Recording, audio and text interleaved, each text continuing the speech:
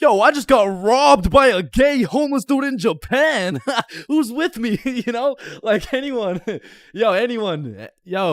Yo, is this not relatable? Bro, ain't no That fucking is way. not What? How the fuck does that even happen? Not again, bro. Now, I'm not gonna lie. Japan is one of the safest countries in the entire world. And apparently there's only 3,065 homeless motherfuckers in the entire country. So in order to get robbed by a homeless dude in Japan, you either need to be unlucky as fuck or just a complete dumbass. But way back when this story took place, I was a certified dickhead, bruh. At the time, I had the critical thinking skills of a newly born chimpanzee mixed with the spatial awareness of a fucking Joe Biden on top of the decision-making skills of Joe Biden's son.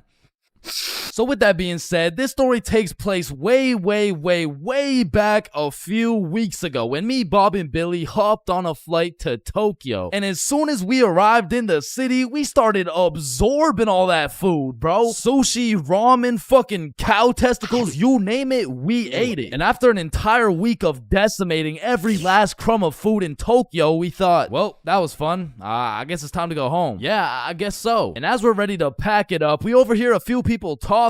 Oh, hey, konnichiwa. we come from the United States of America. How do we go to Osaka? Yeah, man. Osaka has some of the best food in Japan. Just take this train right here and you're there. Wow, you're English. Very good. I'm from Washington, dipshit. Oh, I see. Washington dipshit. Is that Chinese or? Holy shit, did you hear that? Yeah, no, that guy's fucking clueless. No, I'm talking about Osaka. Apparently the food's even better over there. Oh shit, yeah, but don't you think we had enough food already? I mean, shit, we are in Japan. Fuck it, bro, let's go. So we hopped on the train and got off in Osaka. And like the certified fat asses me and the boys are, we were looking around for some food. And the moment we seen all-you-can-eat Wagyu beef for just 30 bones, we all knew what had to happen. We walked in that bitch and wasted no time. We were running through that meat like Tiana Trump in her prime. Cause sometimes we were burning the meat, sometimes we were taking it raw. But at the end of the day, the meat filled us up and made us happy. So we thanked the owner, left the shop, and headed back to our hotel. And man, I was full as hell.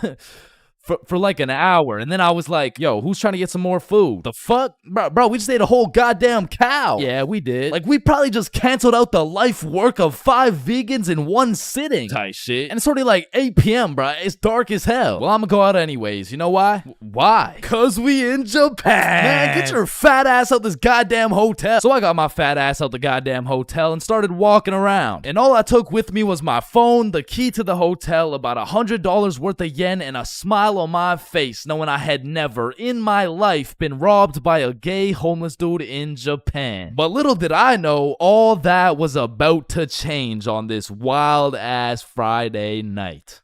Now, if there's one thing I learned about Japan, it's that everyone there is very kind, extremely polite, and a raging alcoholic. I'm talking they clock out of work at 6 p.m. and they clock into the bar at 6:02, and they don't leave until...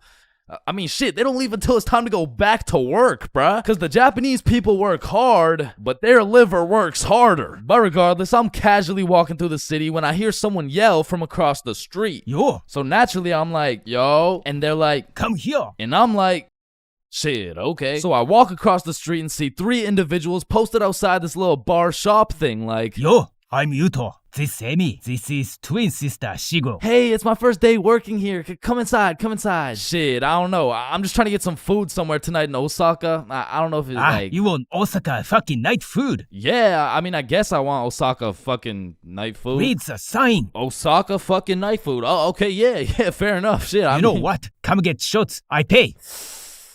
Shit, we in Japan. So they take me inside and everyone there is just happy as fuck. They got Rihanna playing on the speakers, dudes bringing out shots, and the chef was turning up so hard, dude started twerking, and damn, that boy was cooking. Bro, what? Shit, I mean, like, he was cooking with the food, like... Man, fuck. But the vibes were just so good and inviting that I felt like I just got welcomed into this Japanese family. And so we all cheers and take the shots. And now I'm drinking. And I'm drinking with only one goal in mind. And that's to keep up with my newly found Japanese family. And so to prepare my stomach, I get me some Osaka fucking night food. And it was scrumptious. But as I'm slurping up this kebab, I see Emmy come back with 3 more shots. And she's like, you want one? Shit. we in Japan. So we take the shots, and I'm talking to Emmy, and one way or another, we start talking about our alcohol tolerance. Yeah, I'm not gonna lie, it takes a lot for me to get drunk. Not as much as me. Whoa, is that a bet? Yeah, it is. Bitch. So we're drinking everything in sight. Vodka, soju, sake, tequila. It's a competition. Now, I made the bet in the first place because I'm twice her size. But one thing I forgot to account for was the fact her entire lineage had been training generations for this very moment. So she's taking these shots to the face like... well, shit, like Tiana Trump in her prime, and I'm going shot for shot with her. And after taking about 8 shots, I was feeling it, bruh. Yo, let's go play darts. I mean, I never really played darts in my life, but shit. We in Japan. So we pull up to a darts bar, just me, Emmy, and Yuto. And I had never played darts a day in my life. But you ever just try some shit and you're just inherently good at it? Yeah, right? Yeah, that shit was not me, bro. I was dog shit. I was out there looking like I was drunk as hell. I was drunk as hell. Because in order to play, each person had to buy a soju. So now I'm about 12 shots deep, throwing darts, trying to hit a circle the size of a pea, while this little Japanese girl's pushing me and shit. Because to her, this was a game. To me, this was survival. Because every time you lose, you gotta take a shot. And if I keep taking shots like this, these shots about to start taking me, bruh. And sure as hell, I lost the first game. I took my shot and Emmy's like, how drunk are you right now? And I can't let her know I'm losing this bet. So I'm in that bitch like, drunk? Nah. Shit, where I'm from, we brush our teeth with a bottle of Jack. Okay, then loser takes 2 shots. Yeah, let's do it. So one thing leads to another. Now I'm 16 shots deep, and Emmy's like, I'm gonna go to the washroom. I'll be right back. And then Yuto's like, Yo, Chains, we must talk. Oh shit, yeah, what's up? Now Yuto had a strong accent and very limited English, so it really went some like, Emmy, bomble. Huh? Emmy, have bomble. Yo, Yuto, no, I don't speak Japanese, dog. No, Emmy, use bomble. Swipe left, swipe right. Bumble. Oh shit, Emmy uses Bumble. Okay. Yes, and she texts the Bumble guy. Come here. Oh hell nah, bro. I'ma have to abort mission. Me too. You too? Hi, Emmy to you dirty. Fuck Emmy. Oh shit, facts, let's do it. So we sneak away to the elevator and we're spamming the up button trying to leave, and this shit is just not coming, bruh. So we both peek around the corner to see if she's coming, and she notices us. Oh shit, guys, we're leaving? Yeah, we are leaving. Fuck. So we all get in the elevator and Yuto whispers in my ear like, when the elevator open, we run. And I'm drunk as shit, but I was the fastest kid in my elementary school, so as soon as the doors open, we hauled ass, bro. And I just kept running till Yuto was like, stop, we go to bar. And I'm just having a great time existing at this point, so I walk into this bar all drunk like, where the hoes at? Oh shit. Oh shit. Where the bros at? Yuto took me to a gay bar, bruh. Now, of course, there's nothing wrong with a gay bar, but it was the fact that after drinking 16 shots, I just sprinted full speed away from a cute Japanese girl to run straight into a room filled with a bunch of sweaty gay dudes. And these motherfuckers were looking at me like I'm some fresh meat or some shit. And it really just had me questioning my entire life. I was in that bitch confused, frustrated, drunk as hell, ready to crash out. I was gonna leave that bar looking like... I would like a fruit explosion. No, Sebastian, what the wrong video? What the fuck? Oh, hey, is that Diddy? So you're trying to see a fruit explosion, huh? No. So I left the gay bar, called up Emmy, we link back up, and the first thing she says to me is, fuck you. Fuck me? What? Nah, fuck you. Why'd you run from me? Bruh, you were inviting Bumble dudes and shit. What? No, what are you even talking about? I mean, Yuto said, like, you know what? Don't even worry about it. Okay. Well, let's go to the club. And I'm like, shit, we in Japan. So we're at the club doing club shit, and after an hour or so, she's like, let's take some shots. And I'm like, shit, we in Japan. I am blackout drunk, bruh. I don't even know how many shots deep I am at this point, but all I know is I'm so drunk, I gained the ability to fucking teleport. So I'm in the club, and as soon as I blink, I'm in a bar. Then I'm in a club, back to a bar, to a new club, McDonald's, bar, karaoke club, bar, love hotel. Love hotel? Man, what?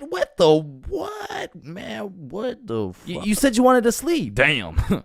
Yeah.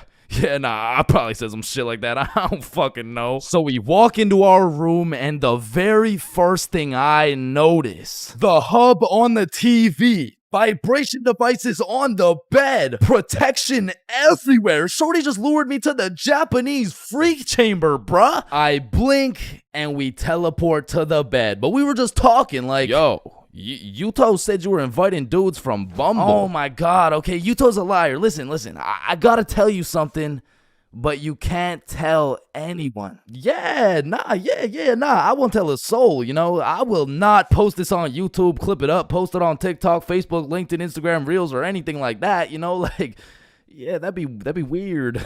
Okay. So Yuto's homeless. Wait, what? Yeah, like, he just goes to the gay bar and then goes back to a dude's house and sleeps there. Damn. Oh, man, I didn't even know. And then he steals their money. Wait, he what? Yeah, he just steals their money. Wait, but it's just the gay dudes, right? Yeah, it's mostly just the gay dudes. I check my pockets. The money's gone. Fuck.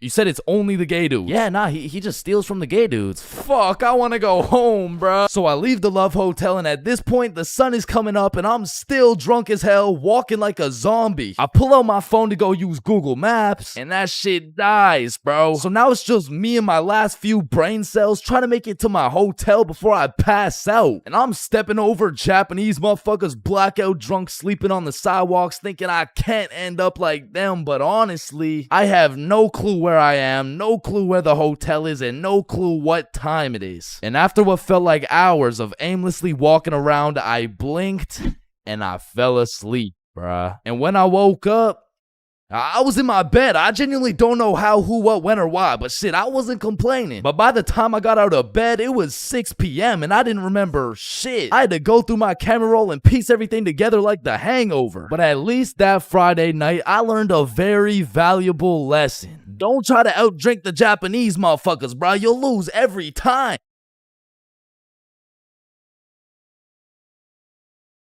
5, 4, 3, 2, 1. Happy New Year! Oh my god. Yeah, let's go.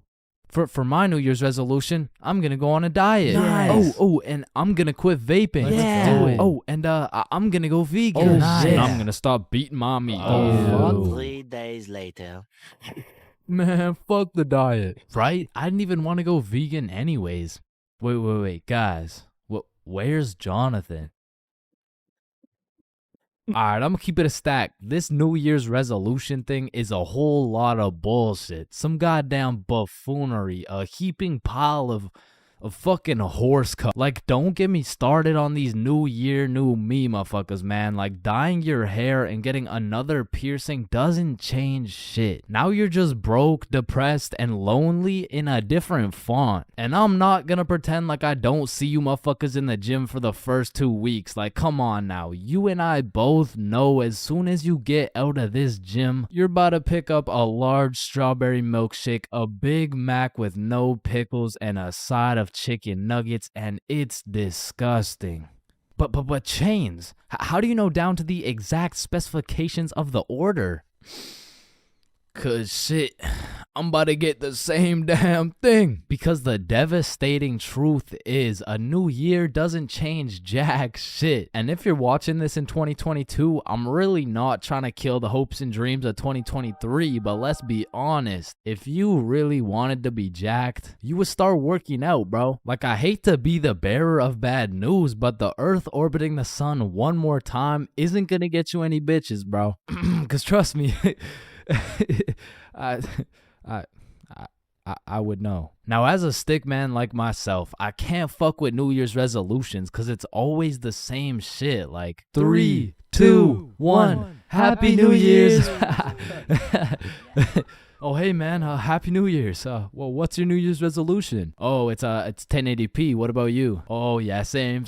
But did you see Ethan, bro? Nah, what's his? Yo, he's got 4K. Yo, what's up, dudes? Oh, look at the quality on this guy. Damn, wait, do you hear that noise? Yeah, what is that? Oh shit, it's Chains. He got 480p again. Shit. Why is it 480p again? God damn. That whole New Year's resolution bit was unfunny as fuck. Like, corny as shit. Well, speaking of corny jokes, New Year's seems like the time when motherfuckers feel like it's okay to start whipping out the most overused and unfunniest jokes of all time. Hey, Chains, watch this. Happy New Year. Hey, Chains, I haven't seen you since last year.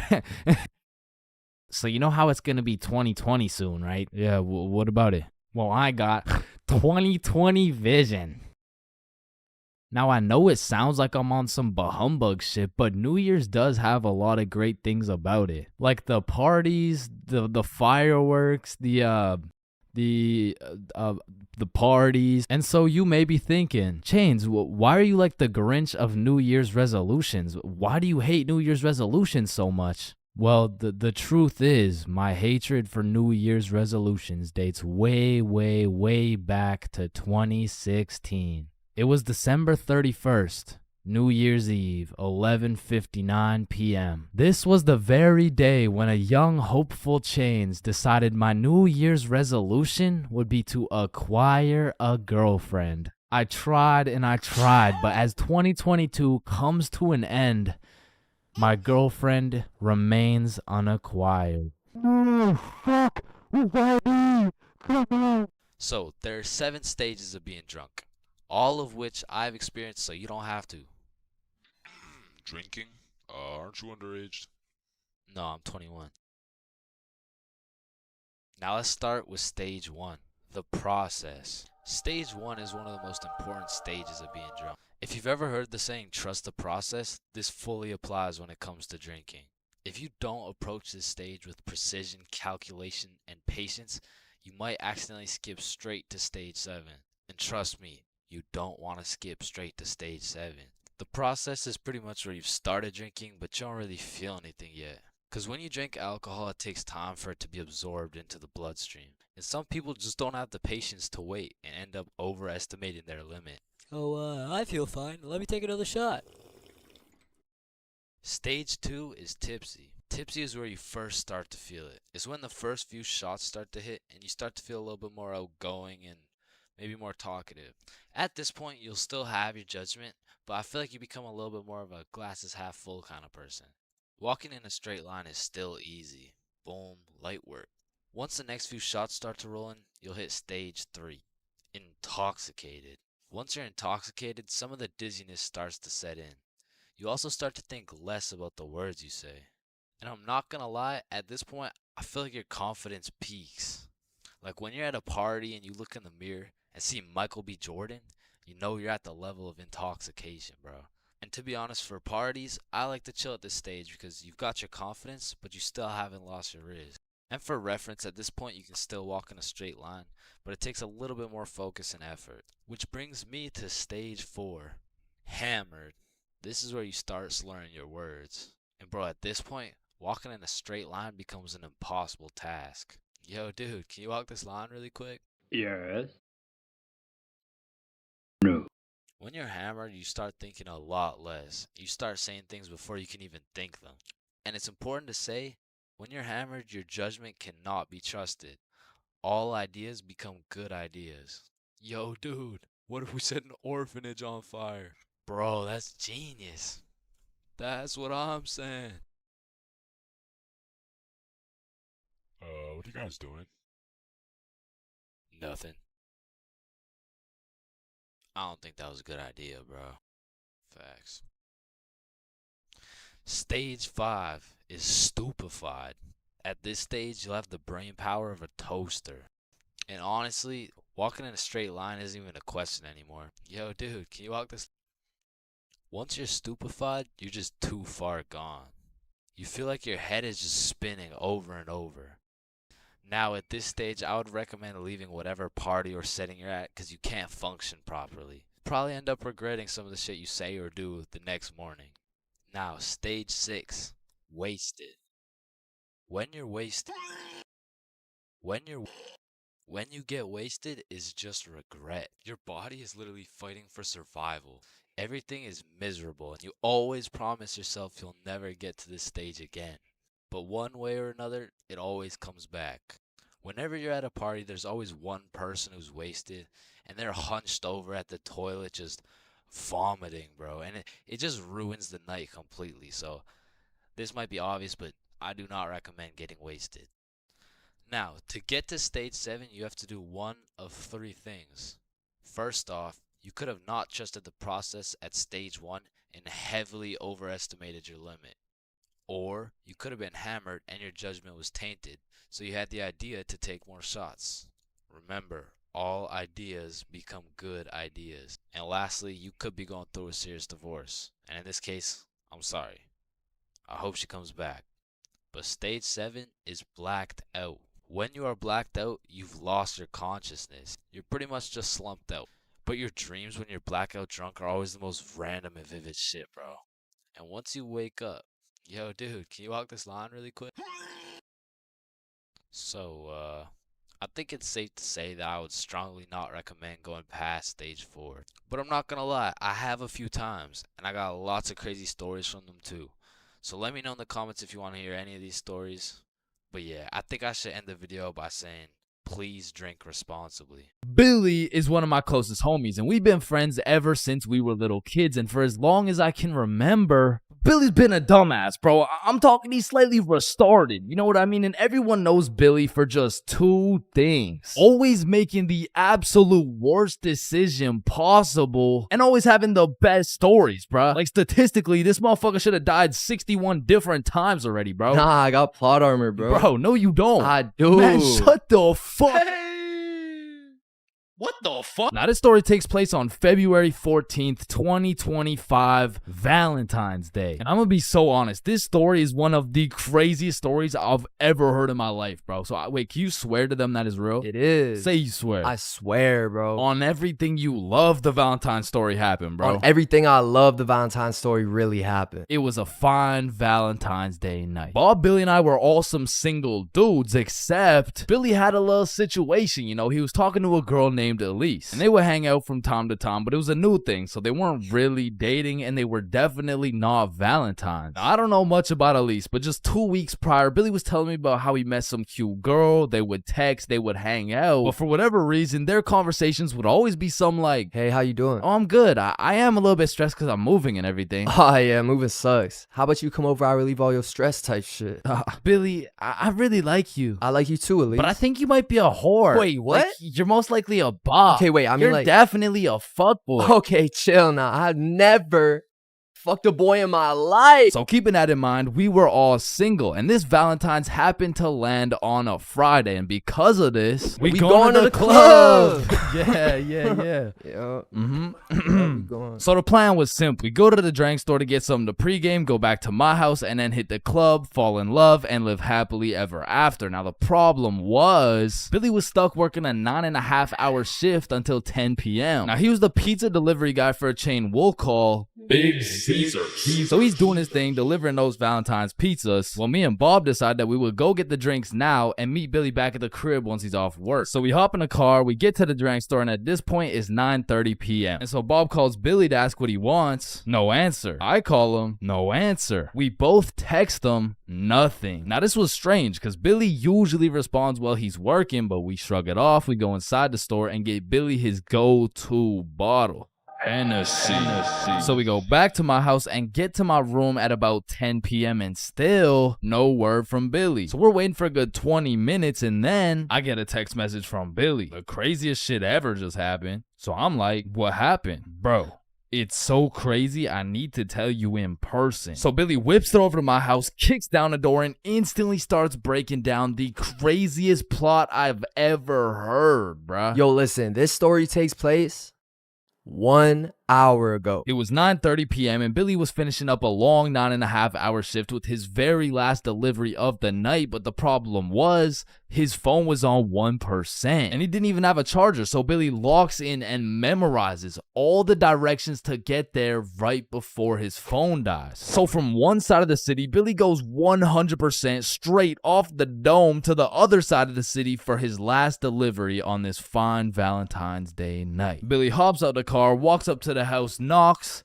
and they open the door. Hey man, happy Valentine's Day. Oh, thank you. Thank you so much. But I didn't order a pizza. Oh shit, are you sure? Gerald, did we order a pizza? Fuck no. Yeah, no, we didn't order a pizza.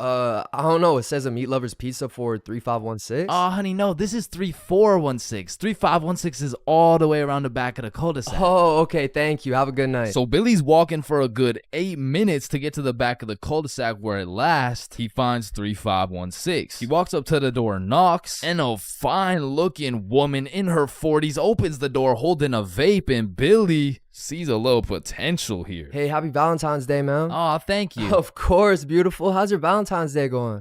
You know, it's okay. Why's this okay? You ain't got no special plans? Well, honestly, my husband's out drinking at the bar, so... Bro, this was the perfect situation for Billy, bro. There's so many things he could say to make a move right here, and out of the infinite combinations of words he could put together, he says... Well, a man's got a drink, you know?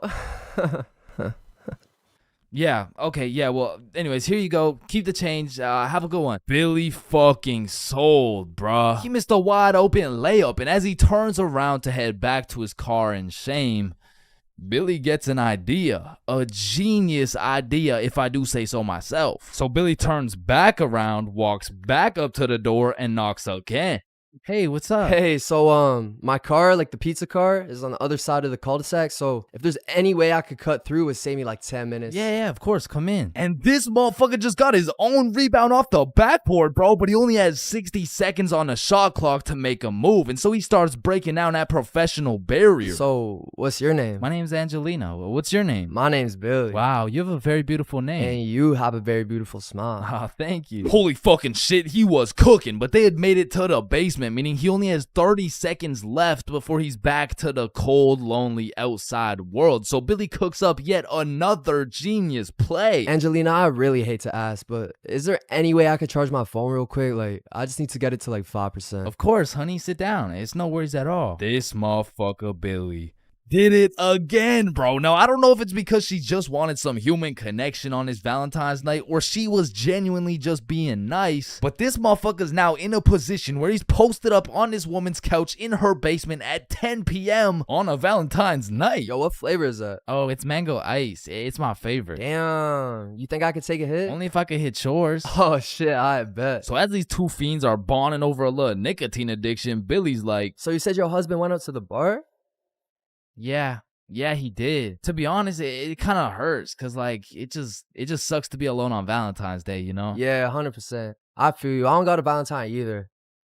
Type shit. Now, at this very moment, Billy's about to shoot a shot farther than a three-pointer. Farther than a half-court, full-court football field. This was a blindfolded shot from Mars by a 6-year-old kid with Down syndrome, bruh. I mean, shit. We could be Valentine's tonight. Oh, that's so sweet. But my daughter's upstairs. Ha, shit, yeah. I get it, but like this couch low-key spacious though. I mean, it's not that spacious. Really? Billy, you're funny. Now, at this moment, Billy's 0 for 3 with these shots. I mean, the defense line was tough. She's got a whole husband and a daughter who's just posted upstairs, probably waiting for that fucking pizza. But to be fair, Billy was still on the court, but his phone was already at a good 3% charge, so he needs a game-winning shot right now, and so he reaches deep into his bag. I'm talking middle school years. He pulls out a shot I never thought I would see in the big 2025. This flavor's fire. Yo, let me show you a new trick. Yeah? What is it? Alright, so it's called a transfer. Basically, me and you just transfer the smoke. Okay, teach me. You gotta come closer though, alright? This motherfucker Billy switched the shot, bro, against all odds. Just 15 minutes ago, he was some bum delivering her Big Caesar's pizza. All of a sudden, now she's hot and ready, bruh. And so Billy's making out with some random dude's wife for a good 5 minutes. Then she's like... Is your phone charged? Yeah, I appreciate it. You know, let me charge everything. Of course, honey, it's my pleasure. Alright, I'm gonna text you. Okay, drive safe. And Billy leaves this married mother's house after making out with her as the fucking pizza delivery guy. Bro, what the fuck? Billy, are you dead ass? I swear to God. Bro, that story is fucking insane. I mean, shit. I'm not done, bro. Cause if there's one thing that Big Caesar's taught Billy, it was how to deliver, bruh. So he takes the receipt, boom, takes her number down and texts her. So he drives back to Big Caesar's, goes in, clocks out, hops in a car, drives home, goes inside, showers up, gets out the shower to check his phone. No response. Damn. So Billy tries calling her, straight to voicemail. He changes the no caller ID and calls again, and it rings, meaning she blocked his ass, bro. And I have no clue why she would do such a thing. I mean, like, yeah, she has a husband and like a kid and probably another boyfriend on the side, but damn, say something. And that's the moment when he gets a Snapchat notification. Elise has added you as a friend. Now, Elise is the girl he's been talking to on Snapchat, so why would she even have him unadded in the first place? So Billy's like, you unadded me? And she just hits him back with a WID. Shit, I just got off work. What you doing? Oh, I'm just chilling at home. And then there's a brief pause. Do you know whose house you were just in? Do I know whose house I was just in? I've been to her house before. She doesn't even live close to... Wait. And Billy starts piecing everything together. How Elise was moving houses, all the boxes laid out in that woman's house, how Elise's family loved eating Big Caesars, and the woman's daughter being upstairs the whole time. Oh, fuck. Billy hooked up with his girl's mom. Now, we have no clue what her mom told her, because it makes the most sense that she said something along the lines of, hey, why did the pizza dude take so long? Elise, I think he was flirting with me. Because let's be honest, what is the other option, bruh? Hey, why did the pizza dude take so long? Yeah, no, I mean, I just cheated on your father with the Big Caesar's pizza delivery guy who actually just happens to be your age. So Billy's texting Elise, trying to play it cool, like, oh, I had no clue that was your house. What are the chances? And she just says, yeah, I get my good looks from my mom. And then she blocked him again, bro. Because after telling her 100 times that he's not a hoe, he's not a bop, he's not a fuck boy, I accidentally hooked up with her mom, bro. Billy, you know I gotta make a video about this, right? Yeah, I know.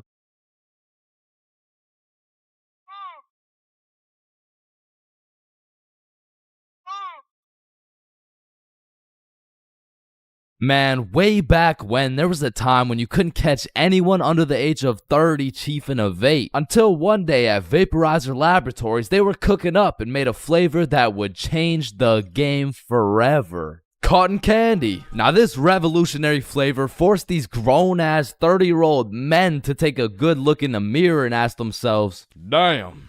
What do I look like as a grown-ass man sucking on this goddamn cotton candy stick? So they do what any responsible adult would do. They give it to their children. I mean, shit, kids love cotton candy. All of a sudden, business is booming for Vaporizer Laboratories, so they start cooking up even harder. Boom, Sour Patch Kids juice. Boom, applesauce juice. And boom, baby food juice. These babies will be sucking that shit like a soother. Kids' first words will be looking like, yo.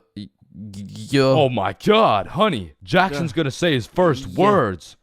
Yeah. Oh, let's hear it. Yo, Pops. Well, let me bum a hit off that 50 Nick Guava Ice, G. Yo, just wait till they drop that breast milk flavor, bro. Shit, these newborn babies won't even know what hit them. They'll be returning customers for life, which will probably be like 12 years max. Now, the reason I say all this is to let you know that vaping not only intruded my high school years, but also my years in middle school. I was first introduced to these bad boys at the ripe age of 13. And with a little bit of that good old peer pressure, I folded, bro. Like, what was I supposed to do, bro? Like not take the hit?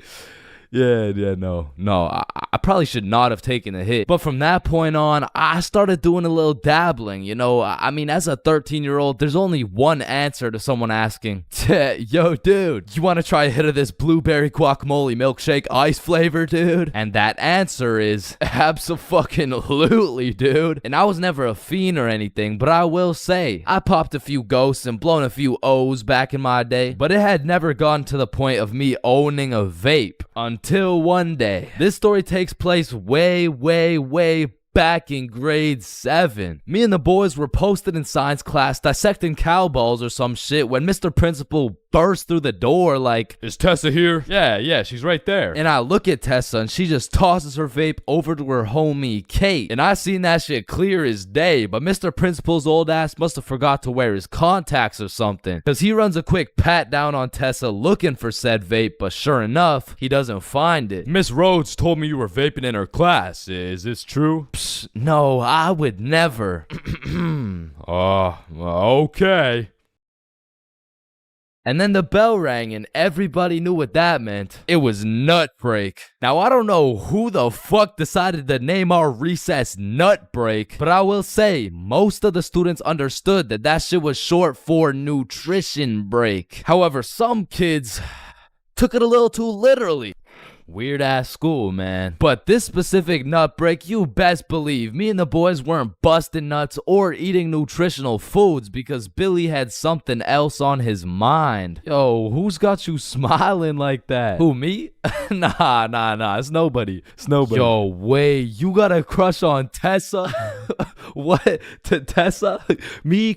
Yeah. Yeah, I got a crush on. Yeah. Oh shit, go talk to her, bro. Talk to her. No. Bro, it's simple. She's new to the school. She's probably looking for some friends. So just walk over and introduce yourself. You're right. I'm just gonna do it. Yes, sir. Hey, did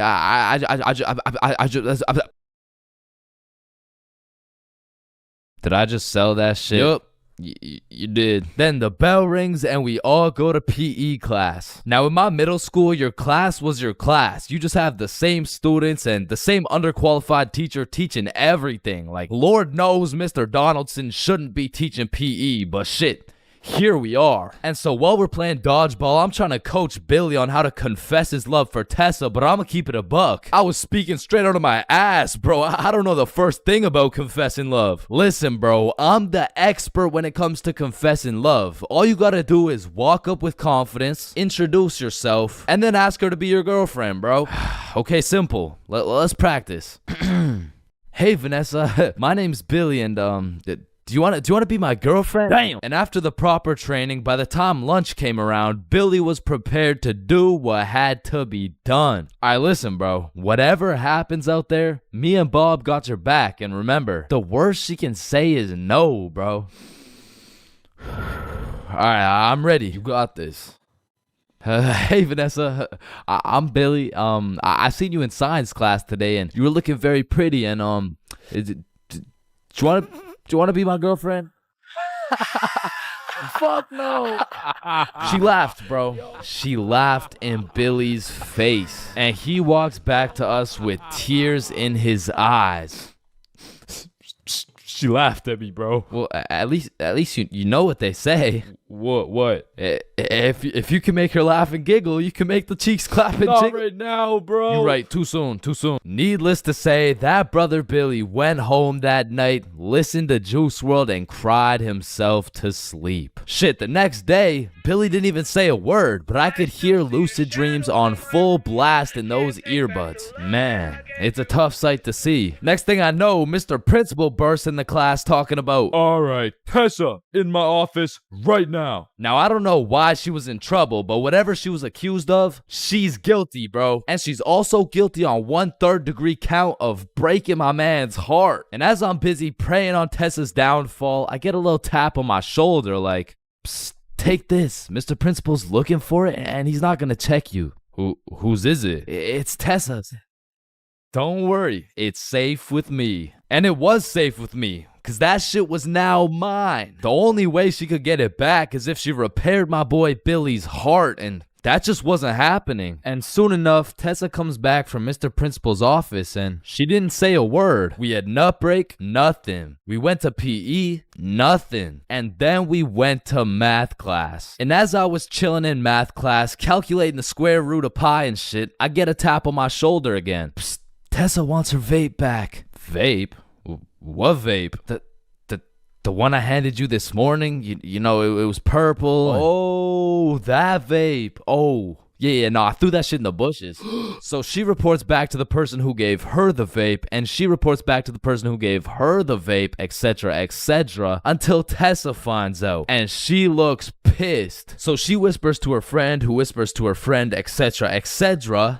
What bush did you throw it in? Oh, the one out back. And to put it in perspective, the bush out back was fucking massive. It was this huge conglomerate of straight prickle bushes, and so pretty much her vape was gone, bro. And I went to sleep that night with a smile on my face, knowing I not only saved Tessa's lungs, but also Billy's heart. The next day I went to class, sat down with the boys as always, but something was different. Tessa and her homies were nowhere to be seen. I shrugged it off and continued to make some groundbreaking studies in science class until I hear Billy like, bro, no fucking way. So I turn around to not only see Tessa and her friends waist high in prickle bushes looking for this vape, but I also see Mr. Principal forcing them to do it. Now this was truly a beautiful sight to see revenge play out this perfectly. Like Billy was sitting at the window the entire class watching him do a whole search party for this vape that was posted in my pocket. And just when I thought Billy couldn't get happier, the next day Tessa and her friends had to present a PowerPoint to the entire school on why vaping is bad. Vaping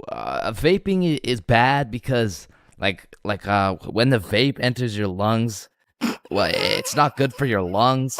Man, karma is real, because not only did Tessa understand how it felt to be laughed at, but the next day my friend came up to me like, can I use that vape for the day? And I wasn't using that shit, so I said, yeah, sure. And at the end of the day, you'll never guess what she told me, bro. Yo, you still got the vape? No, I threw it in the bush out back. When you link a girl and you both bring a friend, man, what could possibly be better than a 2-man mission? 3-man mission. And when you go on a 3-man mission, you need to be able to trust those homies with your life, bro. Cause I don't know why, but 100% of the time you go on a 3-man mission, somebody's gotta take one for the team, bro. Like, it's just inevitable. And if your homie isn't willing to eat the shit sandwich in order to see the gang succeed, the entirety of the gang is eating the shit sandwich, bro. And on top of that, you need your homies to have your back when you crack a shitty ass joke. Cause if you're in a group of 6 people and not a soul laughs, nah, you're done, bro. Like, you're cooked. You're sauteed, bro. Like, pack it up. It's over with. Like, yo guys, what do you get when you mix human DNA with goat DNA? Oh my god, what do you get? Wait, no, let me guess. No, I don't know. What do you get? Kicked out the petting zoo. Fuck, I sold. Actually, that's a really good joke. Facts. Wait, it was? And lucky for me, I got the 2 most perfect dudes for the job. Bob and Billy, so you know we were no strangers to the game. Like, we had 99 chemistry, bro. We were like Jordan, Pippen, and Rodman, setting up these plays, passing, alley-ooping, and dunking that shit. In these streets, they called us the real Big Three. And one day, the real Big Three hopped on a plane to Mexico. And this story takes place way back. Like a month ago. And this story doesn't just contain one 3-man, not 2 3-mans, but 3 different 3-man missions. And with these 3 different chances, will me, Bob, and Billy be able to find love in Mexico? Or will we get set up and kidnapped by the cartel? Find out coming up on this episode of Billy, Bob, and Chains. Wait a minute. So, boom, we get to Mexico and we're staying at an Airbnb. So we start with all the essentials. We unpack, get some food, check out the rooms, download Tinder, play some music, get settled in, shit like that. And some of you may be thinking, damn, Chains, Tinder? Shit, I didn't know you were down bad like that. And let me just clear this up, all right? I'm not, okay? I'm down horrendous. And you really don't know me at all if you thought I was gonna leave Mexico without running a 3-man with the homies. So I'm just doing what I gotta do. Don't hate the player, hate the game. So we got there on a Monday, and for the first few days, we're exploring, we're trying some food, going to the beaches. It's great, a bunch of nice and relaxing shit. But at night, it was grind time, bro. I was swiping more than a girl with daddy's money, and I was shooting more shots than Drizzy Drake at his local middle school. So by the time Thursday rolled around, I secured the first 3-man mission of the trip. And when I told the boys, they were hyped as fuck. I mean, Bob was so excited, dude almost made a facial expression. So before we went out, we had to get teed up. And lucky for us, we spent half our food budget on a few bottles of vodka. So we're absolutely down in that shit until our Uber pulls up. We hop in the Uber and get dropped off by some bars where we plan to meet the girls. Now keep in mind, at this point, all I've seen of this girl is pictures. And you know there's a brutal catfishing epidemic going on. So let's just say it's completely in the realm of possibility that I set up a link with 3 big buff Mexican dudes. And Lord knows I'm crossing my fingers. Like hopefully there's like no big buff Mexican. I don't want the big buff Mexican dude. So my heart dropped to my balls when I got a tap on my shoulder and turned around to see a not so buff Mexican dude with another not so buff Mexican dude with the 3 girls. Oh, hey. Oh no, don't worry. These are just my friends, by the way. Hey. Oh, shit. Okay, yeah, what's up? And not only was I relieved that she wasn't a jack dude, but she was fine, nice, and she spoke English. Same with Bob's girl and Billy. Yeah, nah, he had to take one for the team for sure. Hey, bro, I'm sorry, but this is just the way the cookie crumbled. Shit, bro. Can we get another cookie? It's too late, bro. It's already crumbled. And Billy took that shit like a champ, bro. So all 8 of us go to a bar and we're just talking, getting to know each other and shit. And I notice Billy just keeps the tequila shots coming. I mean, we were only 10 minutes into the conversation, but this dude is 10 shots deep at this point. And all of a sudden, this dude starts laying down that Google Translate riz, and he's dropping hard eye emojis and shit, and I'm like, damn, respect. I mean, he's taking this extremely well. And after about 30 minutes of talking to this girl, I look over at Billy and I start to see some wild ass emojis being thrown around. Like, oh shit, Bob. Yo, I think Billy forgot he's the one taking one for the team. So me and Bob cut him off of the tequila, and then my girl is like, hey, do you guys want to come over to our place? Yeah, Hell yeah! Is he alright? Yeah, he's fine. So we hop in their whip and go to their crib. And at this point, it's getting kind of late. So we're just chilling, listening to music and things of that nature. When me and Bob realize Billy and his girl are nowhere to be seen. So I turn to Bob and I'm like, yo, should we stop him?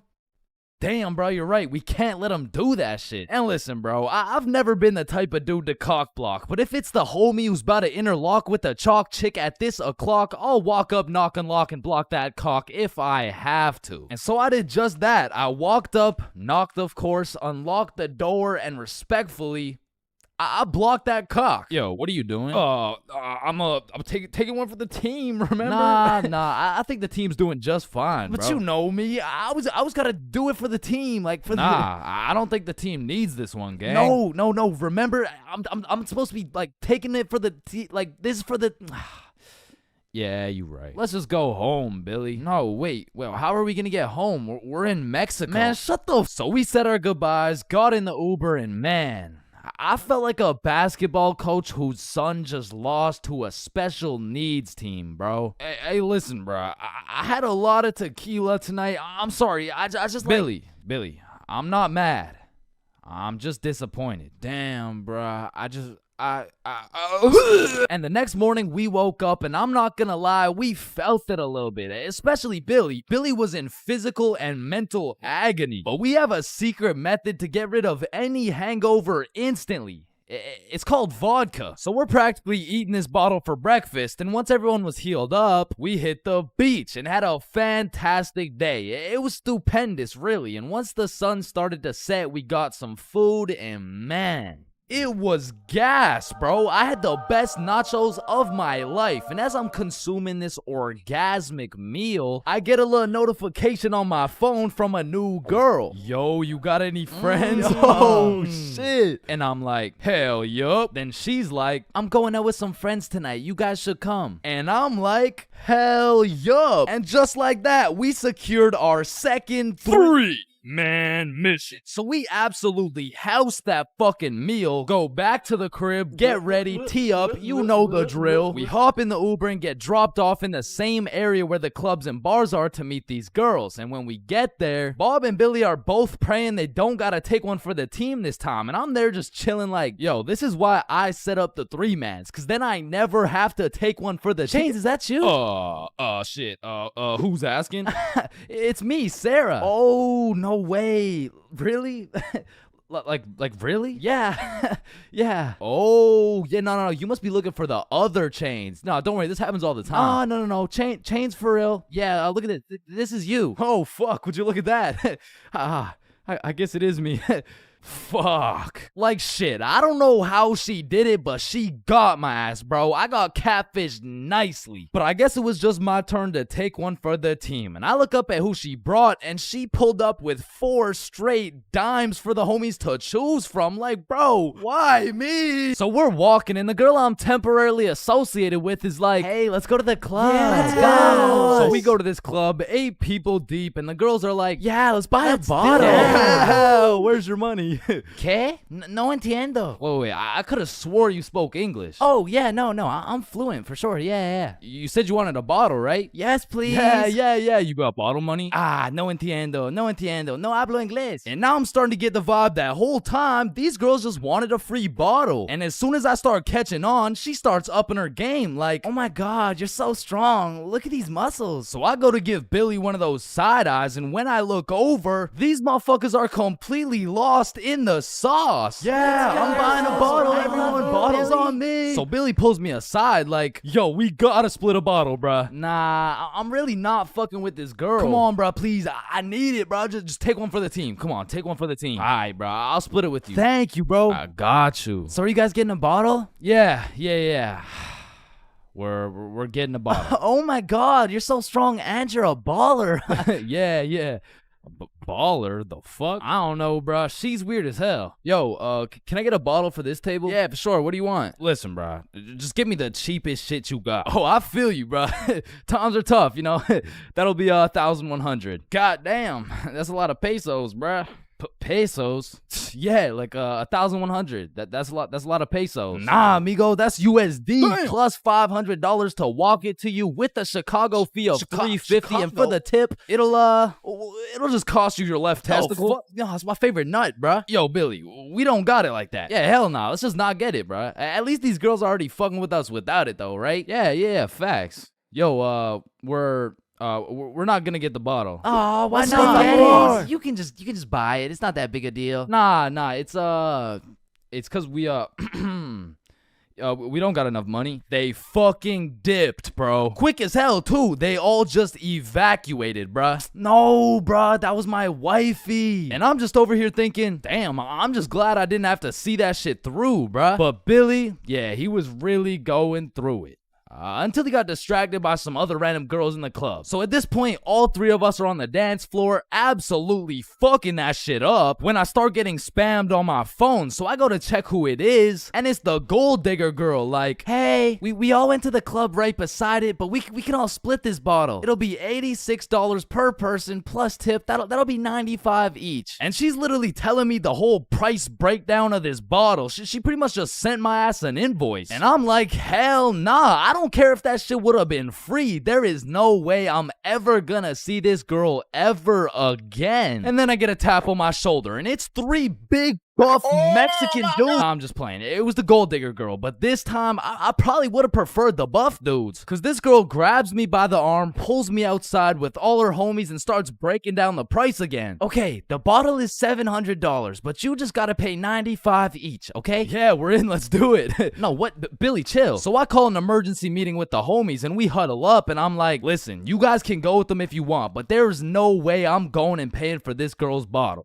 Fuck that, bro. You're right. We could find something better for sure. So we jump ship. Absolutely abort mission. Yo, what's that over there? I'm not stupid. I'm not falling for that shit. Nah, is that Jeff Bezos handing out free bottles to catfishes? Wait, what? Where? So we evacuate and start roaming the streets when I get a tap on my shoulder. I take a deep breath, turn around, and it's the girls from the OG3, man. Like, oh my God, Chains, what are the chances? Yo, what's up? And me and Bob are hyped, but Billy's over here having traumatic anime flashbacks and shit. You guys should come with us. We know the best spot here. Oh shit, bet. Fuck. So they take us to this club bar thing, and it's fucking bumping, but as soon as we get inside, Billy disappears, bro. And I don't even blame him. He's staying as far away from this girl as possible, not because he's scared of what she's gonna do, but because deep down, he's scared of what he might do. But regardless, me and Bob continue to respectfully obliterate the dance floor for about an hour straight, and then the girls are like, hey, it's getting kind of late, so we're gonna head out now. I bet. Wait. Yeah! And once me and Bob had officially decimated the dance floor beyond repair, we realized there's an upstairs that leads to a balcony. So of course me and Bob go to explore that shit. And as we walk out onto the balcony, we see Billy with this one girl who looks our age, who happens to have a friend who also looks our age. And once again, Billy is absolutely laying down that Google Translate riz, but this time he's really cooking. So me and Bob start talking to her friend named Mia. I get her Instagram, and then Billy's like, all right, let's go. The Uber's here. Uber? Uber to where? Oh, yeah, no, my bad. I forgot to tell you, but Camilla and Mia are coming back to the B&B. What the fuck? Don't you think we gotta discuss shit like that? Nah. Bro, what? All right, Uber's here. Let's go. So Billy and the girls go to the Uber, but me and Bob stay back to discuss what the actual fuck is going on right now. Yo, this is a bad idea, right? But we can't let him do this shit alone. Shit, Bob. Do we even have a choice?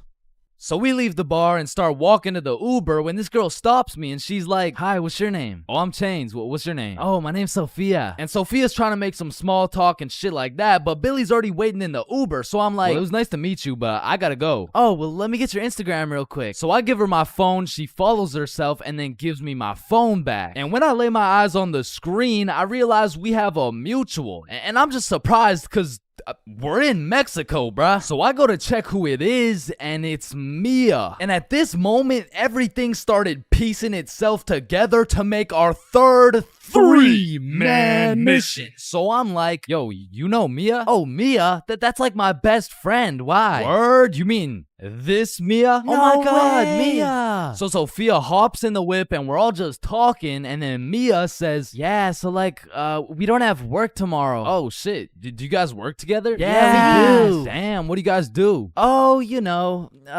we dance. What, where do you guys dance? Like in the club? Oh shit. Yeah. That's what's up. Yo, how old are you guys, by the way? 21. 24. 25. Damn!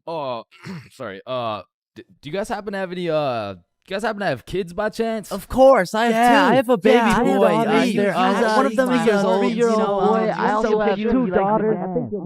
Oh, fuck. Yo, Bob, you think it's too late to, abort mission?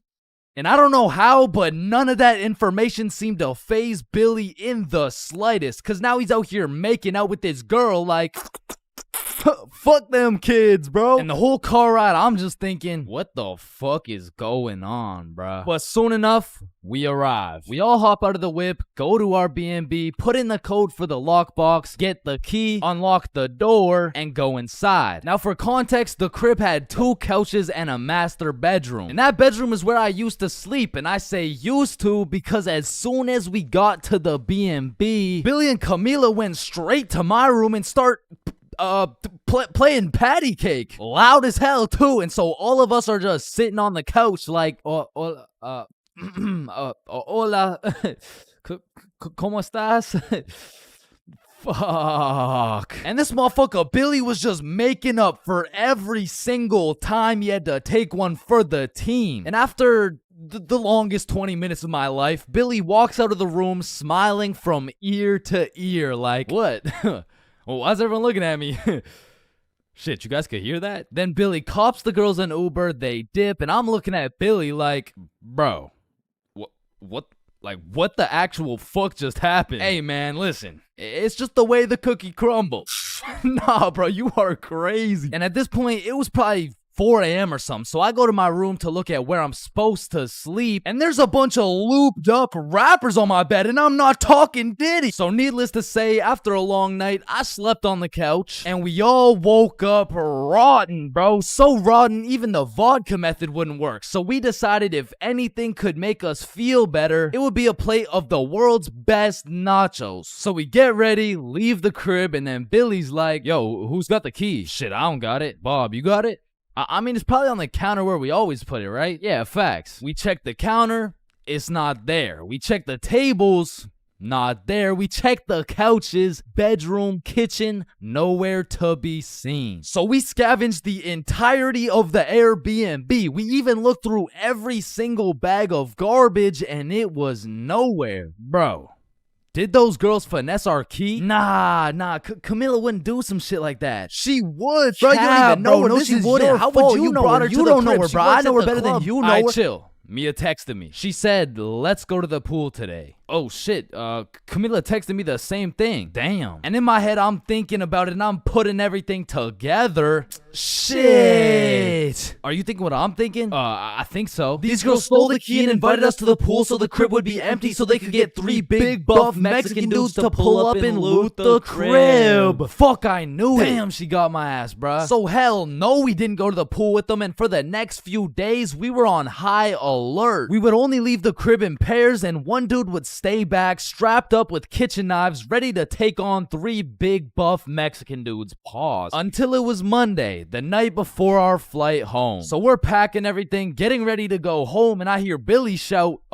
Chains? Yo, what's up? Yo, guess what I got, bruh? Chlamydia? No. Gonorrhea? What? No. Herpes? No, it's in my suitcase. Your suitcase got herpes? No, it's the key. How the fuck? I don't know. Yeah. I'm not gonna lie, I think everybody wants to be cool. Like, being cool is just like it's just cool, bro. Like, there's nothing like it. And I know some of y'all are thinking, Chains, with all due respect, bro, how do you know what it's like to be cool? And my answer to that is just look at me, bro.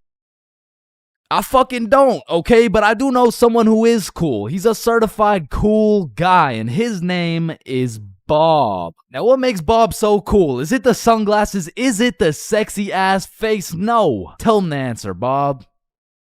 He doesn't talk. The answer is Bob doesn't talk. And a crucial role in being cool is the element of mystery. Now, it's interesting because if we take a look at Jake over here, Jake doesn't talk either, and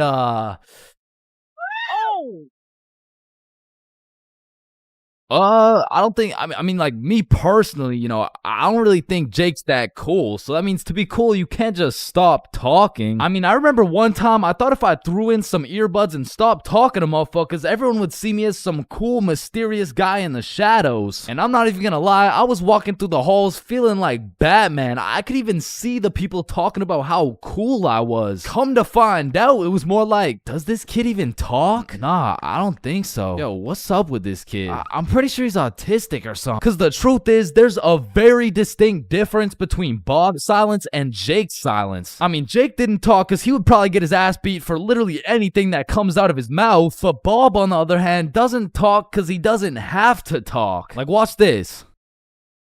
Oh my god, Bob. I love you, Bob. Now, just for science reasons, let's just see what happens when I do the same thing, you know? Why not? What's the worst that could happen?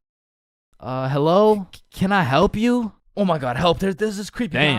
At least she didn't. Get on the ground. Hands behind your back, buddy. Now, it's important to note that being cool is subjective. Like, for example, some people think I'm cool, you know? Like, in this big-ass world, surely there's someone out there. No, there isn't. Nobody thinks you're cool. Shut up, loser. Okay, well, what I was trying to say is you're gonna find someone cool who I don't find cool, and I'm gonna find someone cool who you don't find cool, and that just leaves us with the question, what is cool? So to answer this question, I need you to think of the coolest dude on the earth, and I'm about to guess, okay? You got it? Yeah, alright, I'm not the fucking Akinator. I'm not about to guess who you're thinking of, but I can guess with 100% accuracy who you're not thinking of, and that's Mark Zuckerberg, okay? How did I know that? Because if you think of Mark Zuckerberg as the coolest guy in the world, you're fucked, alright? Like, there's no helping you. Like, click off the video. It's wraps for you, bro. But how could Mark Zuckerberg possibly help us get cooler? I mean, look at the guy. He's practically oozing uncoolness as we speak. But that's important because if being cool is subjective, we need something objective to look at, and objectively, Zuckerberg gets no bitches. Like, let's just look at the numbers here. I mean, this guy's the CEO of Meta, but he's also the CEO of being a uncool lizard nerd guy. And if there's one thing I've learned in my studies of coolness, it's the art of minding your own goddamn business, okay? Like, let's compare George to Bob, who, let's just say, both aced the math test. Hey, Chains, what'd you get on the test? Fuck, I got like a 65%. Oh, that's really good for you. That's good for you. Yeah, I actually got 100% plus the bonus question. Oh, wow, nice, bro. Billy, what'd you get on the math test? Math test? The dog. I could have swore that shit was chemistry. Nope, it was math, and I got 103%. Bob, what'd you get? God damn, 110. There was only one bonus question. That's impossible. Oh, kissy face.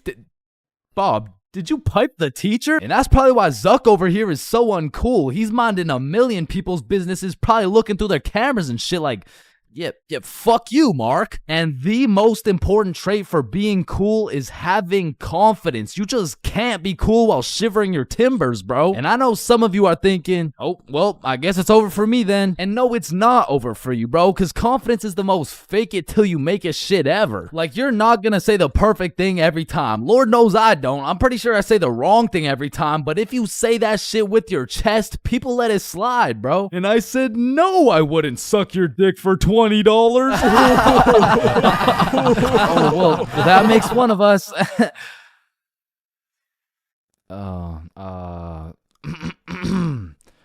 Well, that makes one of us. I love this guy. Now, that's the type of confidence that's gonna take you from a level 1 crook to a level 100 mafia boss. And with that power comes responsibility. Some dudes will become a level 100 mafia boss and start picking on other people because it makes them feel powerful. But a cool guy doesn't yearn for power.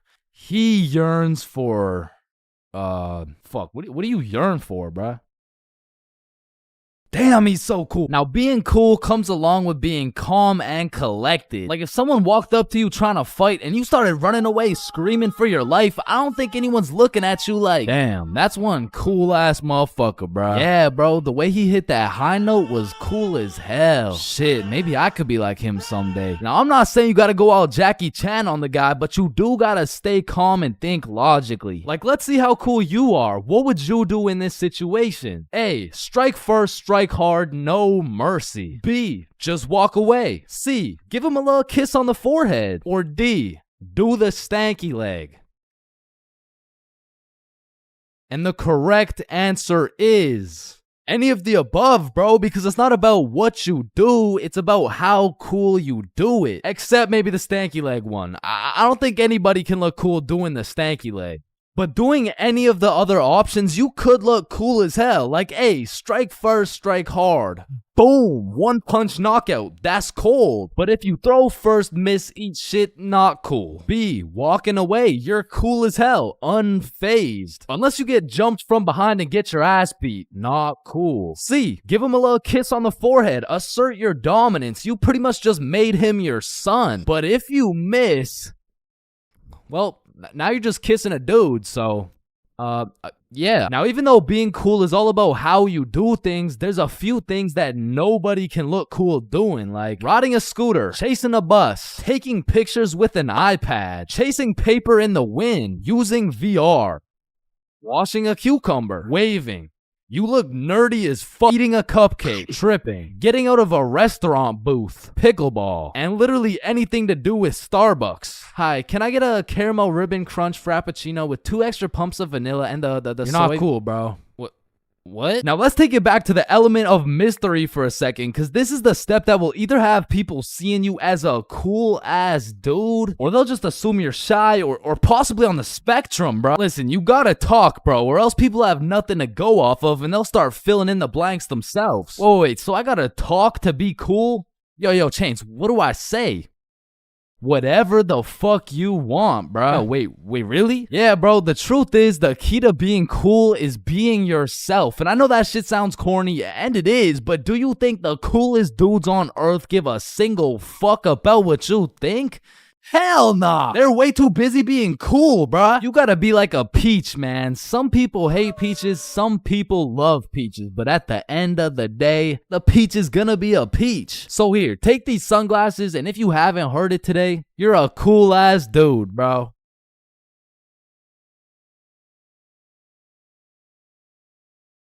Man, family functions have the weirdest dynamic, bro. Like, how have you known these people your entire life, but have still never gone past the surface level conversation? I mean, let me know if it's just my family, but every function is the same. The whole gang links up, and everyone just asks the most generic small talk questions to each other. Hey, how's that new place you bought? Oh, yeah, it's good. And how's the kids doing? Oh, they're good. Oh, and how's the wife? Man, fuck your wife. I don't want to hear any of these NPC conversations, bro. And let me know if I'm getting too specific here, but what about that one uncle who goes by the name of either Bob, Jerry, or Dave? And this dude will just always be saying the most out-of-pocket things imaginable. Oh, how's your daughter Jane doing? Oh, Jane's always been hot, eh? Bob, she's 15. This uncle be at the family function thinking it's Coachella or something. Bob, another beer's a little bit excessive, don't you think? Yeah, football! I'm the youngest person in my whole family, which for whatever unspoken reason, it just means everyone has the go-ahead to flame the living shit out of me. Hey, Chains, still no girlfriend, huh? I guess you're not too good with the ladies there. But I make one joke back and I'm the bad guy. You don't seem too good with the ladies yourself, seeing as your wife just divorced you and she took the kids with her. Am I right? Not only do they feel free to roast your whole existence simply because you were born last, they unanimously decide you will be everyone's personal butler. Hey bud, go get another beer for me. Alright, yeah, for sure. Thanks. Now you better get started on mowing that lawn. Grass isn't gonna cut itself, am I right? Oh my god, bro. And coming into these family functions, you would think your mom is your closest ally. But as soon as she gets the chance, she will expose your biggest secret for a little bit of parent clout. You guys will never guess what I found under Chain's bed yesterday. Oh my god, what is it? Yeah, tell us. What? No way. Sometimes when my family tries to make small talk with me, they just miss the boat completely. So, buddy, how's those swimming lessons going for you? The swimming lessons I took when I was 5? Yeah, right, those ones. They're good. I finished them a little while ago. Oh, is that right? Good for you, buddy. And bro, don't get me started on those recycled ass jokes. Well, looks like you got your workout for the day. Oh, looks like you've gotten so tall. What are you feeding this kid, am I right? Oh, Bob, I think you got some food in your beard. Oh, don't worry, I'm saving it for later. Ah, good one, Bill. Oh, Bob, he's so funny. Thank you. I guess everyone at the function must have Alzheimer's or something, because these jokes will have them cracking up like they haven't heard the same joke the past 15 functions. But cousins, man. Cousins are the saving grace of family functions. Without cousins, you would have no choice but to participate in the tomfoolery of small talk.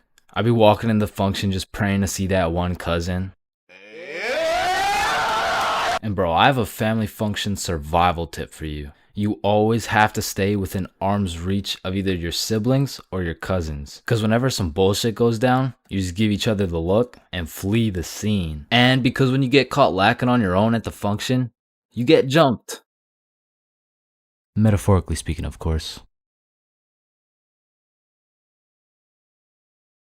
Yo, Chains, I'll pay you $5 if you pull that fire alarm right there. Oh, yo, run. Chains, do you know why I've called you into my office today? No. You see, that little stunt you pulled has led you to a 1-week suspension. God damn it. What does suspension mean? It means for the next week you are prohibited from coming to school. Fuck.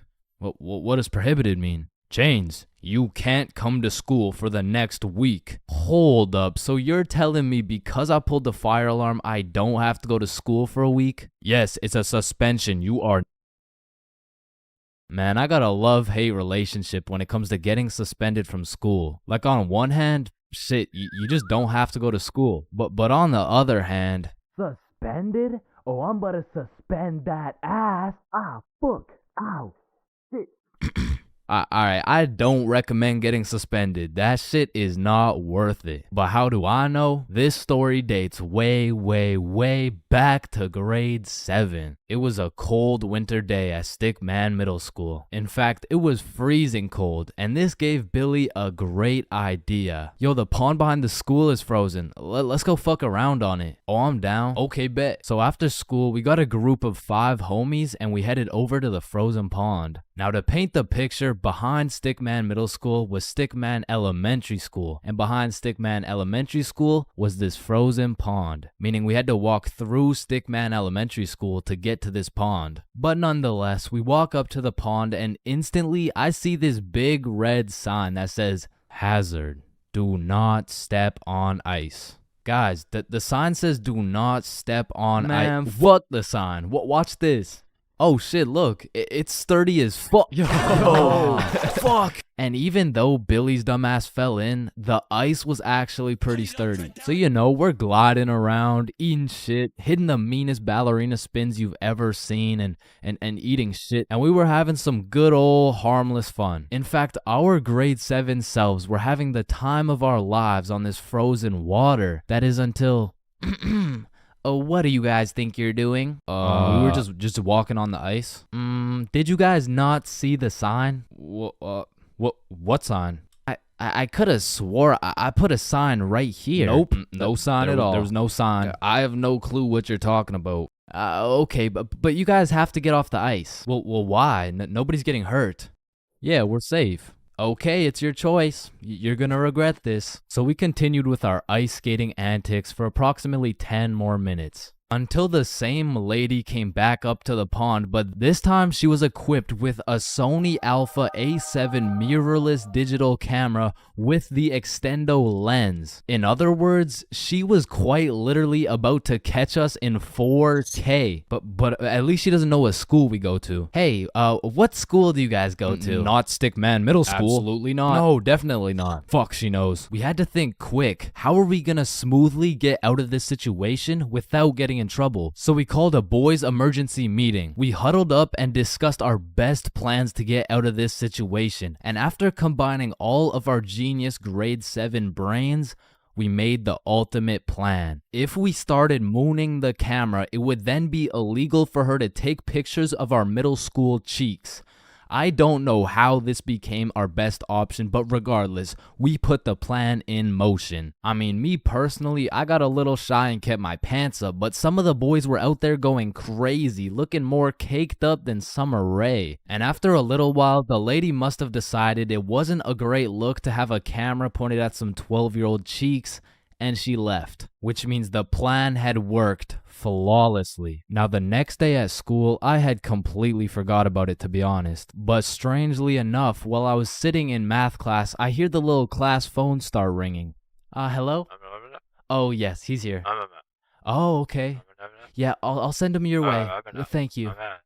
Chains, Mr. Principal wants to talk to you. And at this point, I should have picked up on why I was being called to the office, but I had complete faith in our foolproof plan of mooning this stranger that the thought of being in trouble didn't even cross my mind. That was until I walked into the office to see every single one of the boys sitting in Mr. Principal's office. But mama didn't raise a snitch, so we started capping our asses off. So, what did you guys do after school yesterday? Nothing. I played Fortnite. I was doing homework. Don't play stupid with me. I got a call from Mrs. Principal over at Stickman Elementary. So tell me, what were you doing on the pond yesterday? I wasn't there. It wasn't us. I don't know what you're talking about. I don't even know what a pond is. I see. Well, I've got evidence. And as he shows us this undeniable evidence, you can see this dude Billy's cheeks in the corner of one of the pictures. So I slowly look over at Billy, and he looks over at me.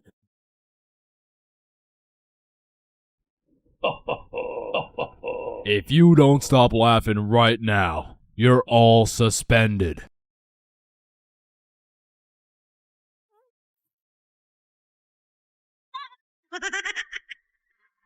That's it. You're all suspended. And as I explained the situation to my mom, let's just say Mama Chains was not happy.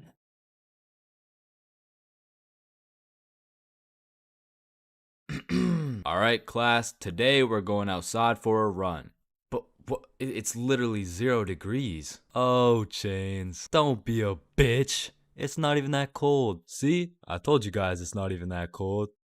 Yeah, for you. Cause you're out here dressed like the Michelin Man. High school PE is something different. And every PE class has 5 different types of people. Like the group of kids who just stand in the corner and occasionally get sniped in the head with a dodgeball. Or the kids who participate and make sure everyone is included. Or the legend who's chilling on Instagram. Yeah, he follows at ChainsFR. There's also the dude who just never shows up. And of course, we got the sweats. These motherfuckers treat PE like they're in the military. These motherfuckers treat PE like they're training for the Olympics. These motherfuckers treat PE like they're gonna get scouted to the league. Which is honestly just funny as hell because, let's be honest, 85.7% of the class doesn't even want to be there. So you'll have some innocent souls zoning out during a basketball game, and all of a sudden they'll be getting posterized like they're playing against Ja Morant. Yeah, bitch! I mean, these kids will come out of PE drenched in sweat, breathing heavy, and with a smile on their face, knowing they dropped 104 points on some kids who have never touched a basketball in their life. And listen, don't hate me, but I do understand the appeal of sweating your balls off in PE, because I too once participated in the sweaty activities. Ow. I know, but there's just something so exhilarating about hearing the snapping of an unsuspecting freshman's ankles. But as I matured, I realized there was only one thing better than shitting on random students, and that was shitting on sweats. I became the anti-sweat. I would act like an innocent soul waiting to get posterized, but when the sweat would come in trying to end my career with a windmill dunk, I stuffed that boy like a Thanksgiving turkey. Pause. And don't get me started on the fitness gram pacer. Whoever created this legal form of torture will catch these hands. Oh, Chains, no, I heard he sadly passed away a little while ago. You could be having a good day and you pull up to PE like, hey bro, you know what we're doing today? I'm not sure, but I think we're playing soccer. No, it can't be. Alright class, today we will be doing the beep test. Fuck.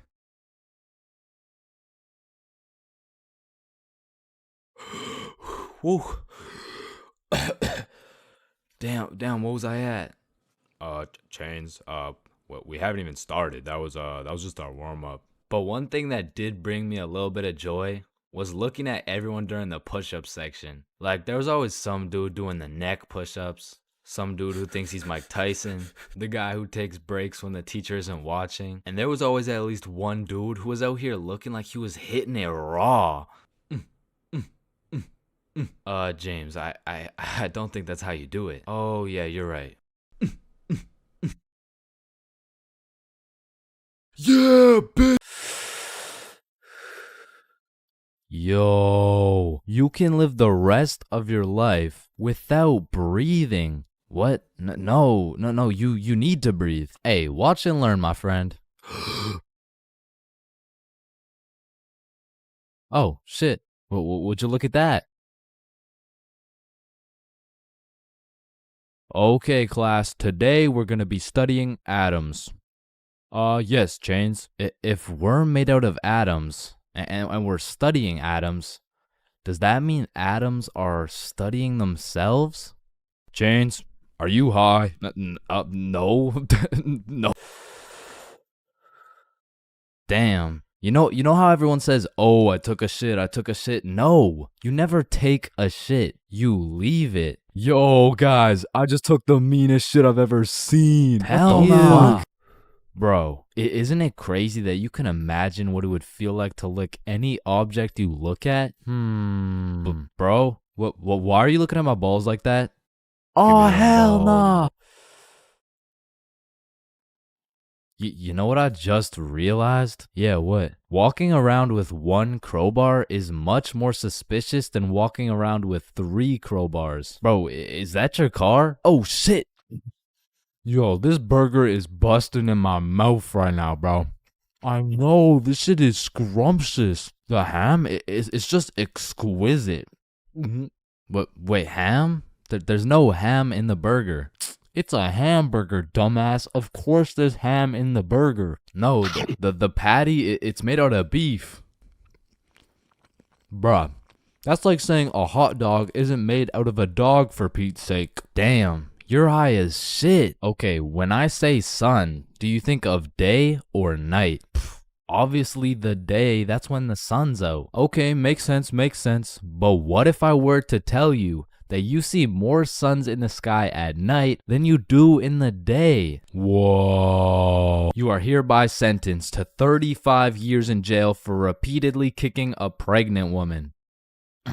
Objection, Your Honor. When you really think about it, everyone in this room has repeatedly kicked a pregnant woman before. Even you, Your Honor. Fuck. Holy shit.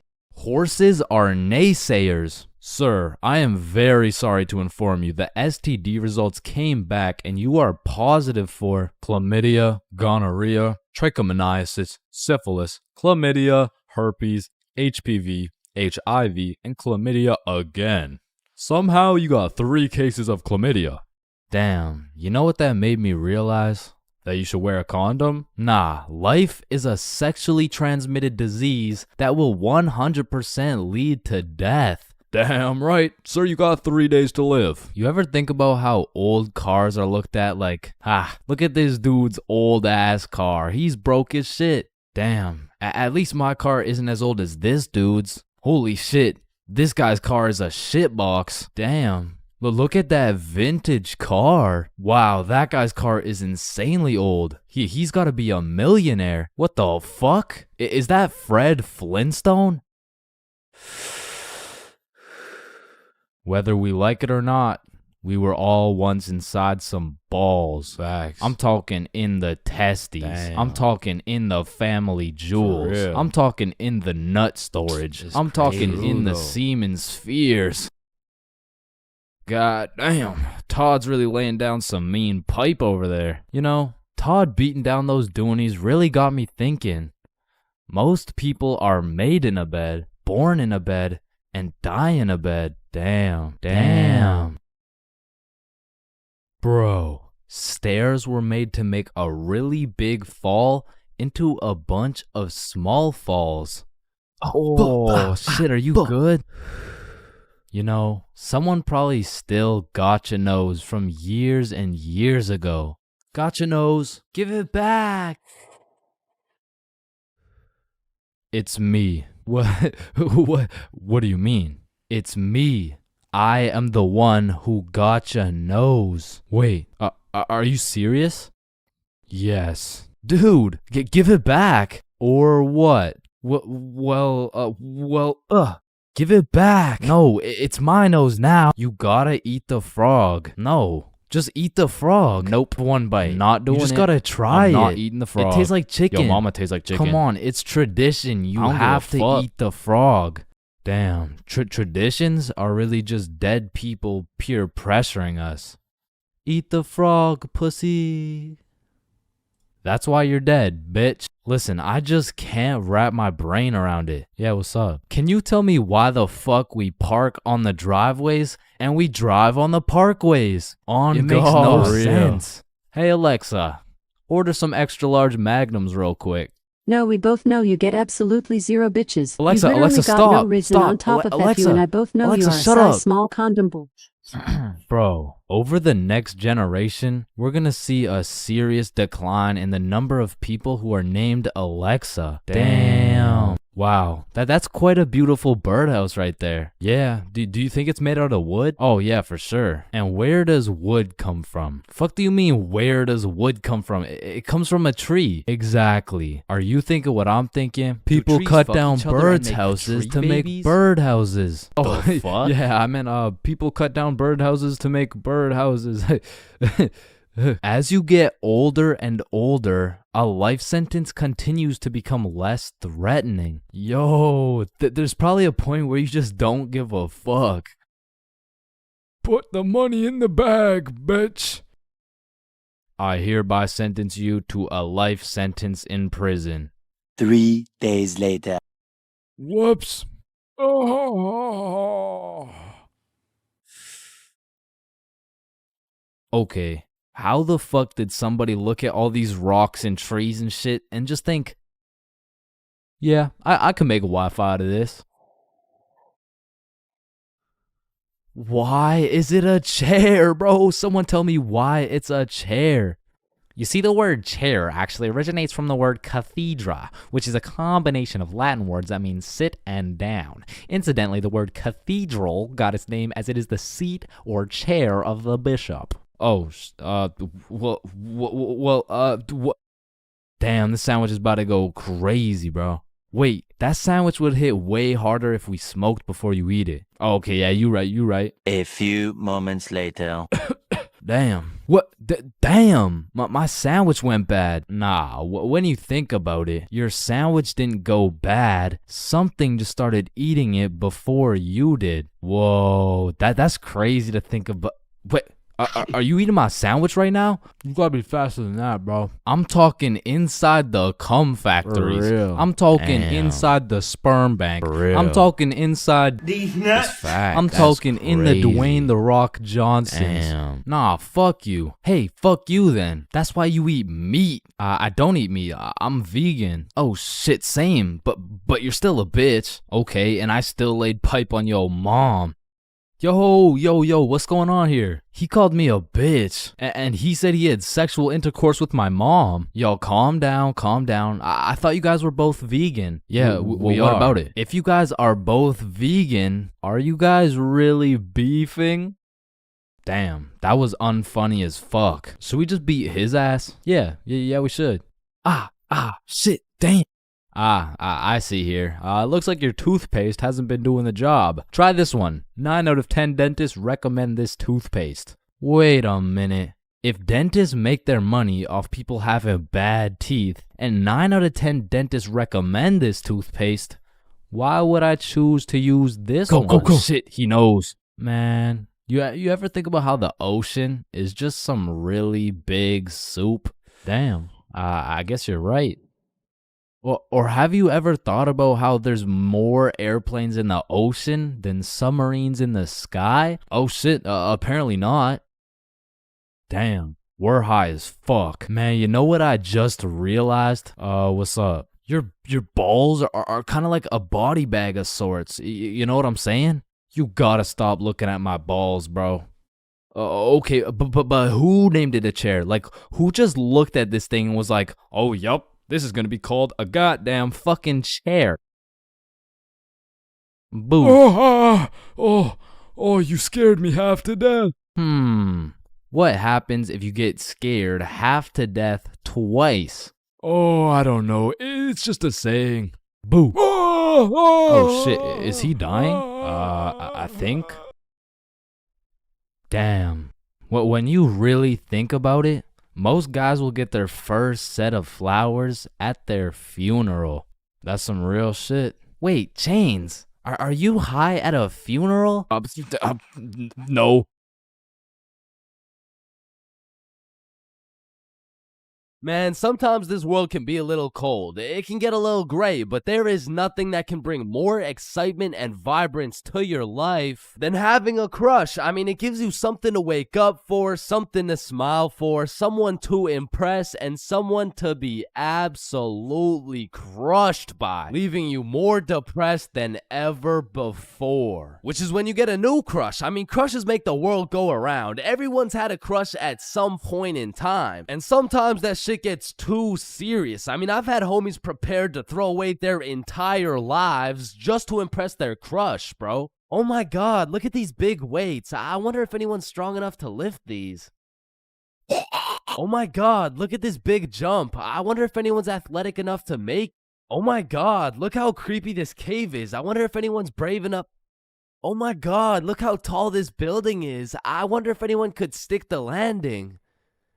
I said, I wonder if anyone could stick the Oh, ew, did he just die? Oh my god, I'm getting the ick. Nope, just getting a few extra reps in. Man, I remember my first crush like it was yesterday, bro. She was 5 years old. But I was 5 years old too, right? Like, so it wasn't actually yesterday, you know, it's a saying, but we were both 5 years old, and I remember sliding in smooth as hell. Yo, shorty, you like Legos? Yeah. How about you and me go Lego my ego? What does that even mean? Shit, I don't even know. I seen it in a commercial once. And after that day, me and Rose hung out all the time. We'd be playing Legos, we'd link up at recess, and I couldn't help but let her know how I truly felt. Hey Rose, I like you. Oh, I like you too. And that shit had me thinking, damn, this life shit is easy as hell. I'm barely 5 years old and I already got a wife to raise my kids. Little did my dumbass know life wasn't all sunshine and rainbows, cause when I came to class the next day, I saw Rose playing Lego with another dude. And that was the day I realized crushes cause nothing but pain. Especially before high school, cause let's just think about the 3 possible outcomes. 1, you have a crush on this girl and you decide to tell her, cause what's the worst that could happen, man? You guys are right. Stacy? Yeah, I have a crush on you. You're ugly as fuck. Or 2, you never build up the courage to tell her and end up watching your crush sit in a tree with the faster kid who had the light up Skechers and the Charizard EX. And we all know what happens when Stacy and Jimmy are sitting in a tree. Or outcome 3, you confess to your crush and it's the perfect scenario. I like you too. Now you've officially started your first middle school relationship, which is probably the worst outcome of all, bro. Cause now you've been sentenced to 14 days of relentless cringe and countless awkward scenarios. And I say 14 days because that shit's lasting 14 days max, bro. Hey, Stacy, do you want to be my girlfriend? Yeah, okay. Oh, yeah, awesome. Yeah, awesome. Woohoo.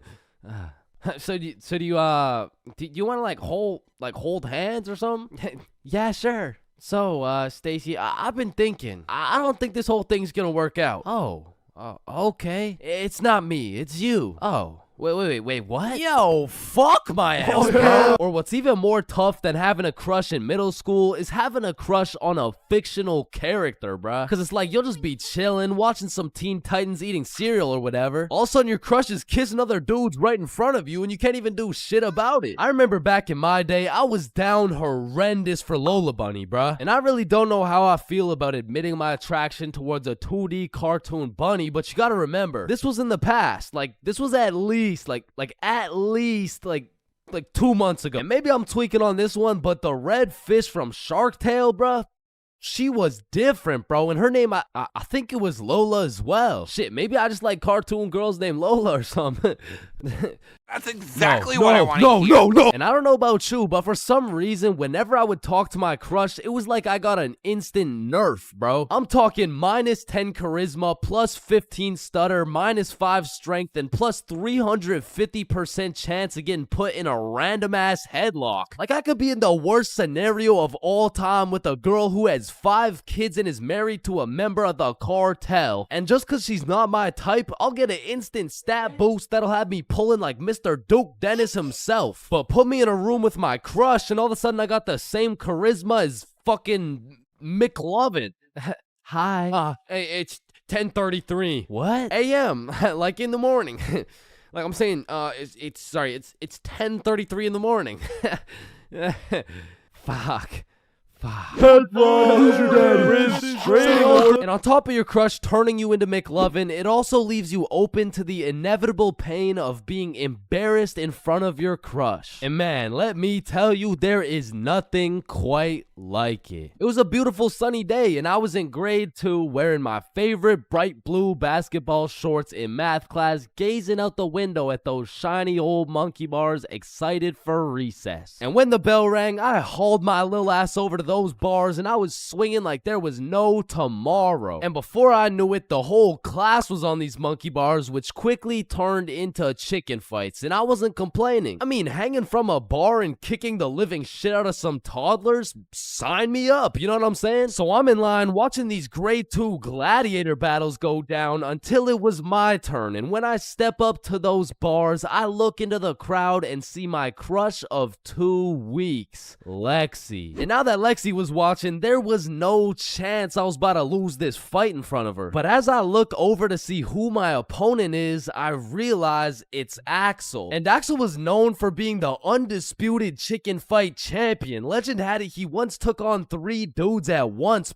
so I knew going into this I had to lock the fuck in, bro. So we climb over to each other and he's kicking my shit in off rip until I hit his ass with my specialty move, the Python squeeze. And in 10 seconds flat, let's just say I folded that motherfucker's clothes with him still in them. And everyone was hyping me up because I just did the exact equivalent of dunking on Michael Jordan in his prime with Beyonce watching. So of course Axel's pissed. Hey Chains, you, me, rematch now.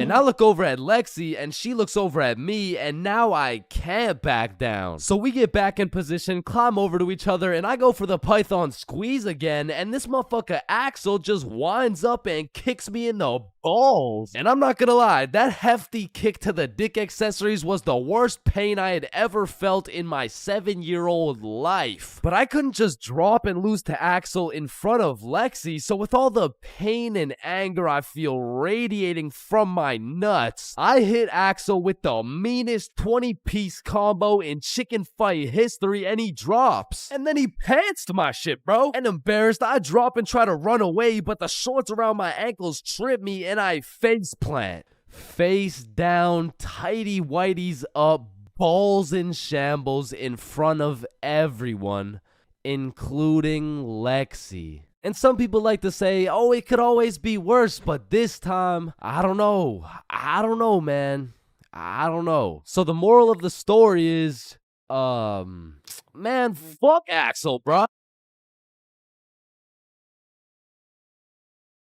Bro, in life, there's so many things you can cheat on. Like, you can cheat on your diet, you can cheat on your girlfriend, you can cheat on your barber, you can cheat on your girlfriend with your barber. Shit, you can even cheat on your taxes. So compared to everything else, cheating on a little math test is not that bad. Like, compared to your taxes, you know what I'm saying? Like, oh shit. Hey, we've all cheated on our barber, but you cannot cheat on this math test. Oh shit. Damn, bro. I know we've all cheated on our girl, but you cheated on me, dog.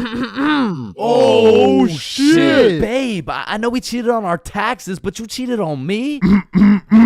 Oh shit. Listen, in our entire lifespan, we've all cheated on something. Whether it's a game of Uno, your girlfriend, or your other girlfriend, it's usually not worth it, because congratulations, bro, you won the game of Uno, but now you have to look yourself in the mirror knowing you're a cheater and a liar that has 3 Uno cards up his ass. But when it comes to school tests, cheating is 100% worth it, bro. And I'm not condoning cheating at all, but let's just think about this logically. Like why are we at school in the first place? We're at school to learn things and skills that we can use in real life. Now, are we really using trigonometry in real life? Well, effectively, this depends on what career. Hell nah, bro. It was a rhetorical question. We are not using trigonometry, but you know what we will use?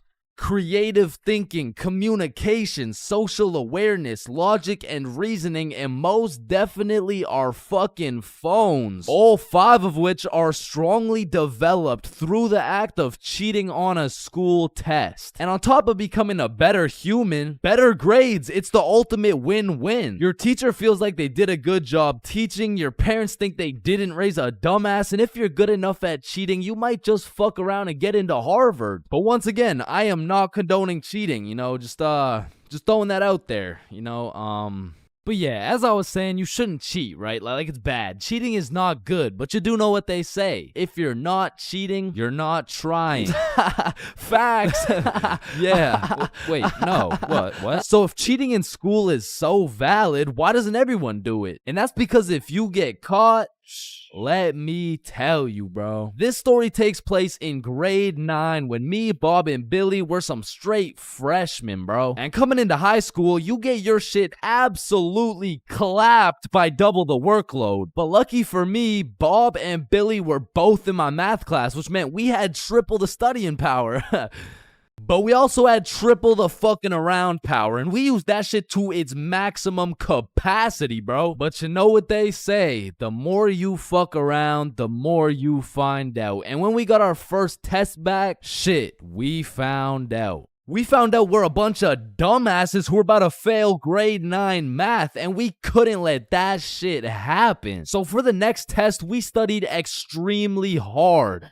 Off George's math test during the test. I mean, we were cheating with maximum efficiency. Like, we had a whole assembly line where Bob would look at George's test, throw up the number, and Billy would pass it along. And all of a sudden, our grades are making the meanest comeback Mr. Matheson had ever seen. I mean, life was great. We went to school, cheated, played some Fortnite, succeeded, browsing history, deleted, and then repeated. I mean, we were just living life with no worries until the polynomials test. I walked into this test thinking, I know what a polygon is, I should be chilling. And when the teacher handed out the test, I was bewildered to see all these fucking letters on my test. Like, is this math class or English, bruh?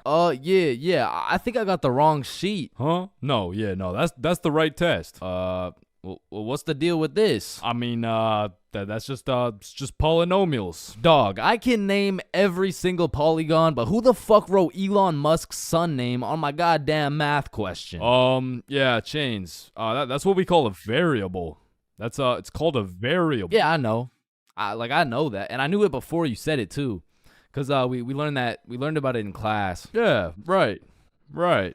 Now, this would have been extremely bad if we didn't have the ultimate method we like to call George. Because George was one of those dudes who loved studying. Like, he'd wake up and go to school, then come home and study till he dropped, bro. Like, if you kidnapped George's whole family and told him you'd only give them back if he answered this equation, this motherfucker would just be happy he got more homework, bro. And cause of this, we had a little deal going with George. If he let us cheat off his math test, we would teach him how to be a normal dude. We were teaching this kid how to dap someone up, how to use slang, and all I'ma say is, this motherfucker should have just stuck to math, bro. Yo, Chains, sauce me a bite, big dog. I got you. Shit, Chains, you just busted in my throat, gang. Hey, yo. George, what you just said right there sounded gay as hell.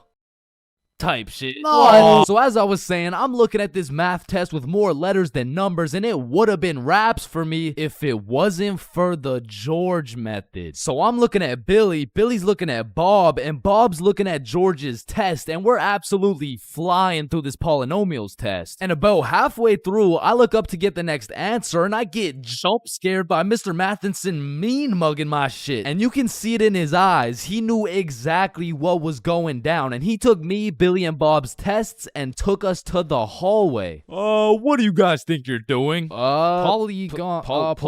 I'm pretty sure it's like Why did I see you three throwing up your fingers during our test? Well, you see, Mr. Matheson, we're gang affiliated. No, bro, what the fuck? All right, you three, cut this shit. I caught you cheating. All 3 of you are getting zeros on this test, and I don't want to see it happen again, or I'm contacting your parents. All right, it won't happen again. You're right.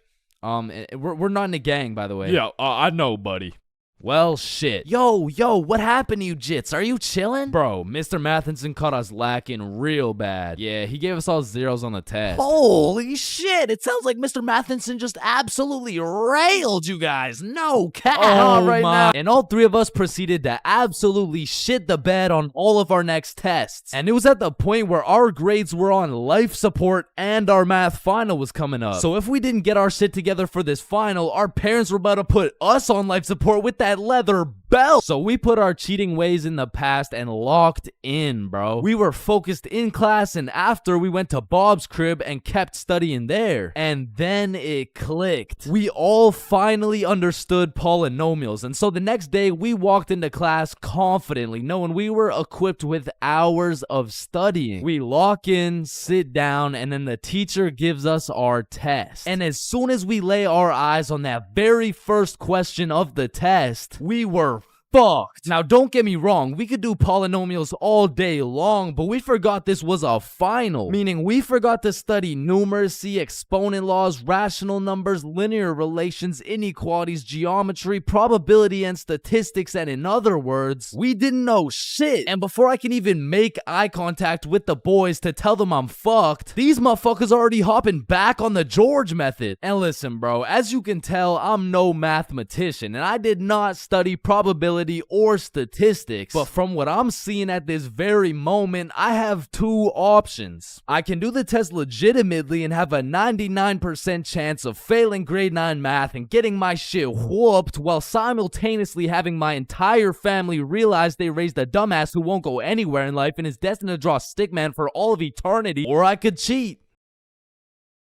So we're out here hitting the George method, and I'm being extra careful because if we get caught lacking twice, it's complete and utter wraps for us, bro. So we're grinding out the method, then the teacher looks up, boom, we're locked in on our own tests. He puts his head down, back to the method. And there was a few times in there I thought we were cooked, but we just kept it pushing. But still, we were low-key running out of time, and I had a whole page to complete. And God bless this random ass dude's soul, because he raises his hand to ask a question, and as soon as the teacher turns his back on us, it's crunch time, bro. It's like double XP right now. Bob was out here throwing up these numbers so goddamn fast, I thought he turned Crip for a second. And then the bell went off, and we were all done, bro. We hand in our test, and then it was time to wait. A few classes go by, and then the teacher hands out our math finals alongside our report cards. And nervous as hell, we all check our report cards, and we all passed, bro. So we all go home happy as hell to show our parents our report cards and the fact that we passed. Chains, you got a 54 in math? Yup, Mom, I sure did. You raised one hell of a smarty pet. Oh, fuck. But at the end of the day, even if we all got our shit whooped, maybe the real treasure is the friends we made along the way.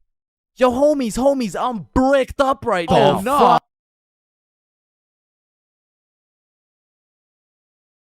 Alright, listen, I'm creating something I like to call the internet. Yo, what does it do? On the internet, people are going to be able to search up literally any question they have. They're going to be able to watch videos for educational purposes.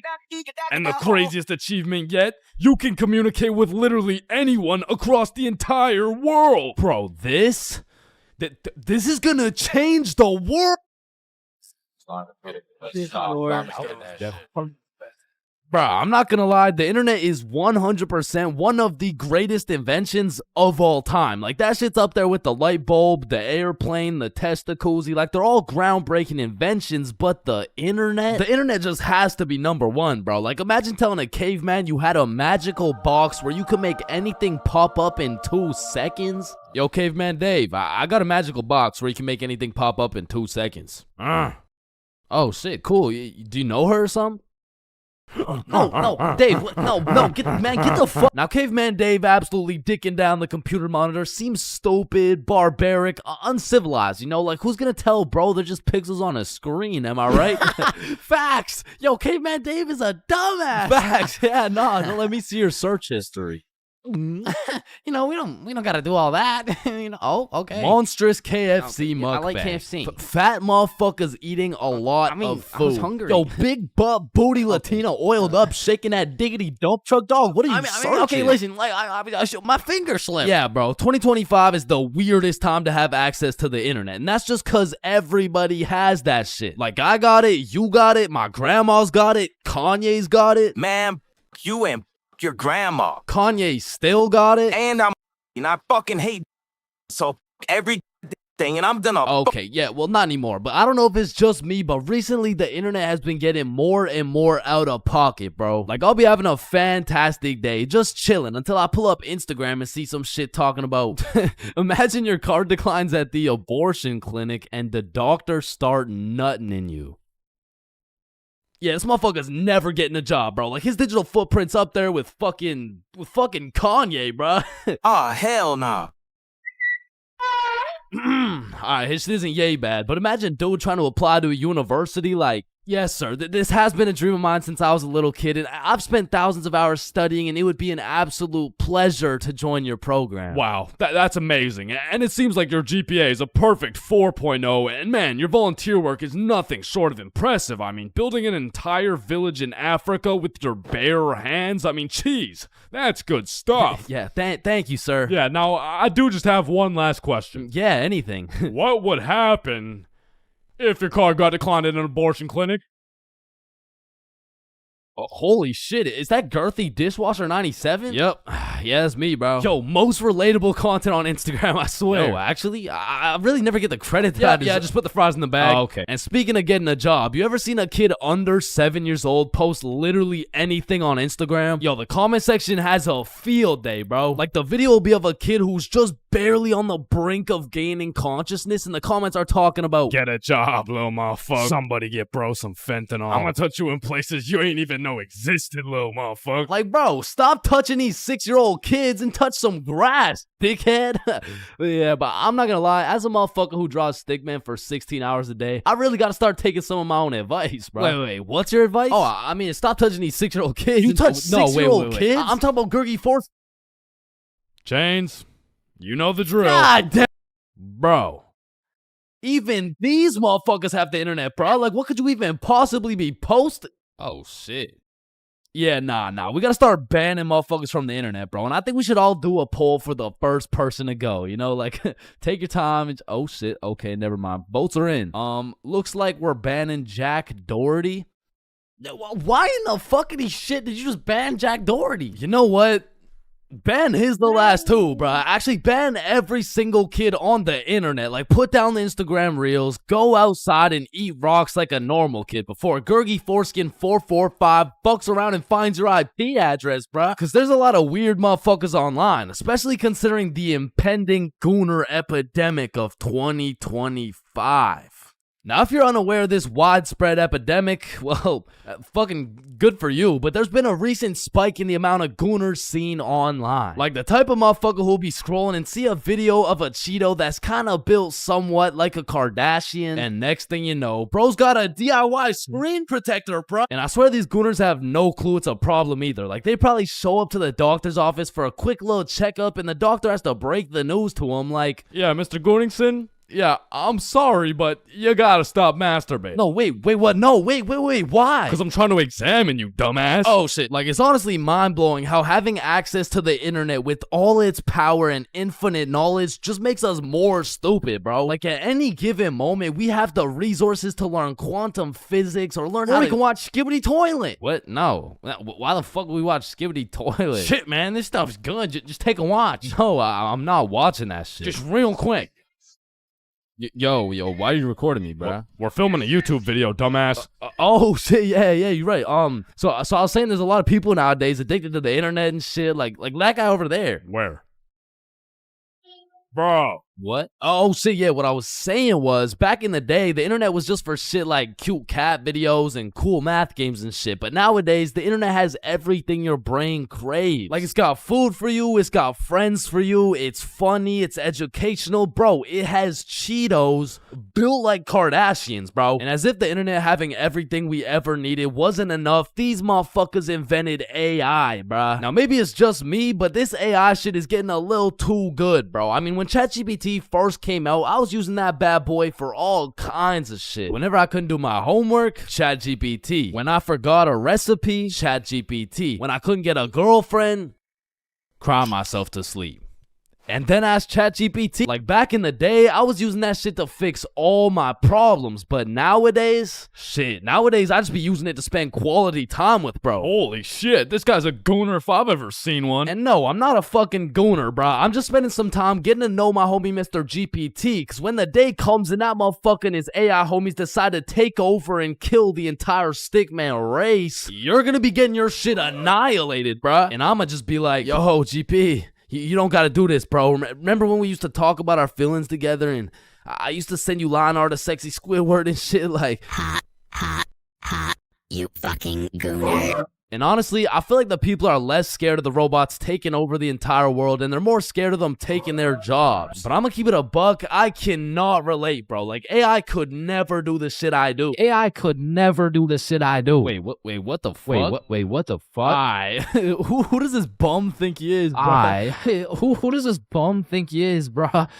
I mean, yo, alright, that shit doesn't even sound like me, bro. Yo, that shit doesn't even sound like me, bro. So you want to copy everything, huh? Yeah? Yeah, you sure you want to do this? Yeah, you sure you want to do this? Yeah. Alright, let's go. Alright, let's go. I like little kids. Yo. Like, you loading or something? Like, what's going on? You gonna repeat it, or, you know? Undercover police has Vaj back. Oh, Yo. shit. Ooh. Damn. That's why you don't mess with me. Yo, I'm Jordan Johnson. Mr. Johnson, why did you beat Kyle's ass? Mr. Principal, I never touched Kyle. In fact, I've never seen this kid my entire life. How do you presume he received a concussion, 2 broken ribs, a black eye, a broken nose, and a dislocated shoulder? I mean, he must have fallen down the stairs or something. Okay, Mr. Johnson, how do you explain this? That's why you don't mess with me. I'm Jordan Johnson. What? I mean, you got the wrong Jordan Johnson. Then, what happened to your knuckles there? Shit, these ain't even my knuckles. Listen, I am not one to condone violence, but I'm not gonna lie. School fights are a major part of the high school experience. I mean, there's something about a good old school brawl that just boosts students' morale. Like, there is nothing that gets you through the rest of the day like some kid getting his ass beat in front of the entire school. And truthfully, it's just a community building experience because it gives everyone something to talk about. Yo, did you see the fight? Yeah, bro, Kyle got his shit rocked. Wait, are you guys talking about the fight? Yeah, bro. Man, Kyle got fucked up, dude. Overall, in school fights, everyone wins. Like, the fighter gets some respect and the crowd gets some entertainment. It's a win-win. What about me? But tell me why when a fight breaks out, the entire school will be recording, but not one person can get a good video. It's like when a fight breaks out, every motherfucker recording starts having severe hand spasms. I mean, as the person recording the fight, you literally have one job: to record the fight. Damn, I just missed it. What happened? Oh, well, lucky for you, I recorded the entire thing from start to finish on my brand new Samsung. Check it out.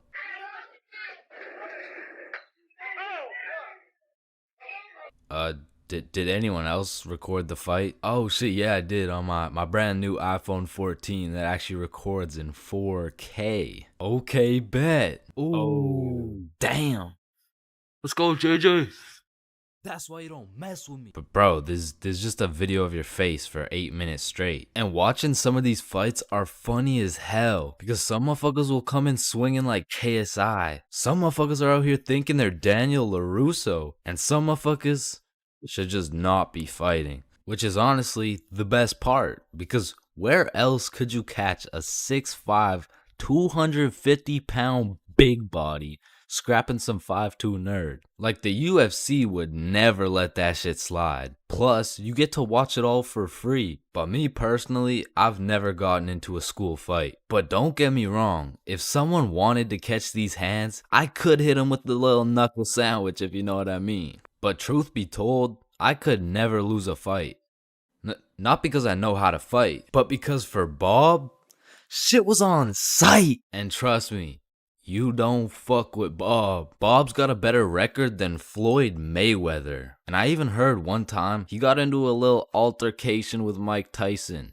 All I'ma say is, he dealt with him. But with that being said, we all know that one kid in school who was born to simply beat people's ass. Like, this dude's life purpose was to run people's fade. And of course, I had someone like this at my school. He was the type of dude who had nothing to lose, so he would instigate a fight wherever he could. We'll just call him Jordan. And honestly, he was holding a solid record. I mean, he was probably 12-0. But one day, Jordan picked on the wrong kid. Hey nerd, take off those stupid glasses. And Bob was a man of little words, so Jordan's buffoonery did not faze him. Hey nerd, I said take off those stupid glasses.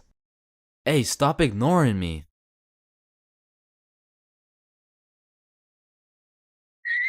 And without saying a word, Bob just ended Jordan's whole career. And ever since that day, nobody messed with Bob. That's why you don't mess with me. I'm Jordan Johnson. We are currently facing a life-threatening epidemic that is threatening the lives of many teens around the world. Oh, what's that? Yeah. Oh, okay. It has been brought to my attention that there's a new strain let loose that is infecting more teens than ever. The strain is propylene glycol formaldehyde. Street name, Guava Ice. So stay safe out there, and back to you, Linda.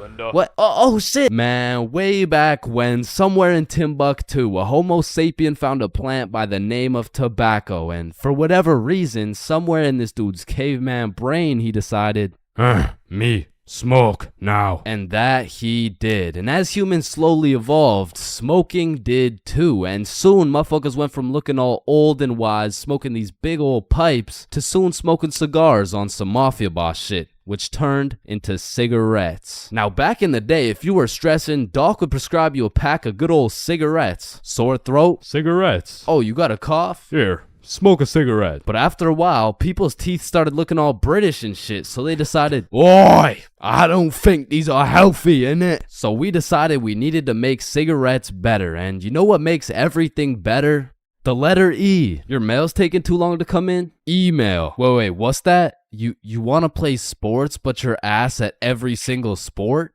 Esports. Oh, you got daddy issues? E-girl. So of course, when people realize cigarettes are killing them, e-cigarettes. Man, one thing leads to another and shit. You got yourself a vaporizer Gen Y GTX box mod with 3 USB charging ports, a speaker, and a 6-inch LED touchscreen that can play Flappy Bird. Like, vaping is just getting a little too advanced, bro. Like, I remember one time I was chilling in the washroom with my homie Billy, and of course a motherfucker walks in with a vape. But this was no regular vape, no. This shit looked like a gadget straight out of fucking Star Wars. Yo, you want a hit? A hit? A hit of your iPhone? iPhone? This is that eSmoke FTX 763 3rd series, my boy. Watch this. Yo, did he just hotbox the whole bathroom in one hit?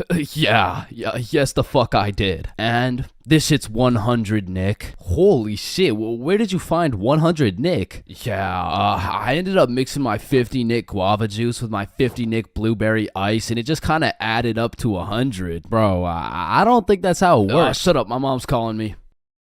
Yo, fuck you, mom. And that was the moment I realized there really is levels to this shit. Level 1. Level 1 is the type of dude who isn't addicted, but he'll occasionally take a hit of somebody's device. But level 2, bro's borderline addicted, but he's still in the denial phase. Bro, are you addicted to vaping? Addicted?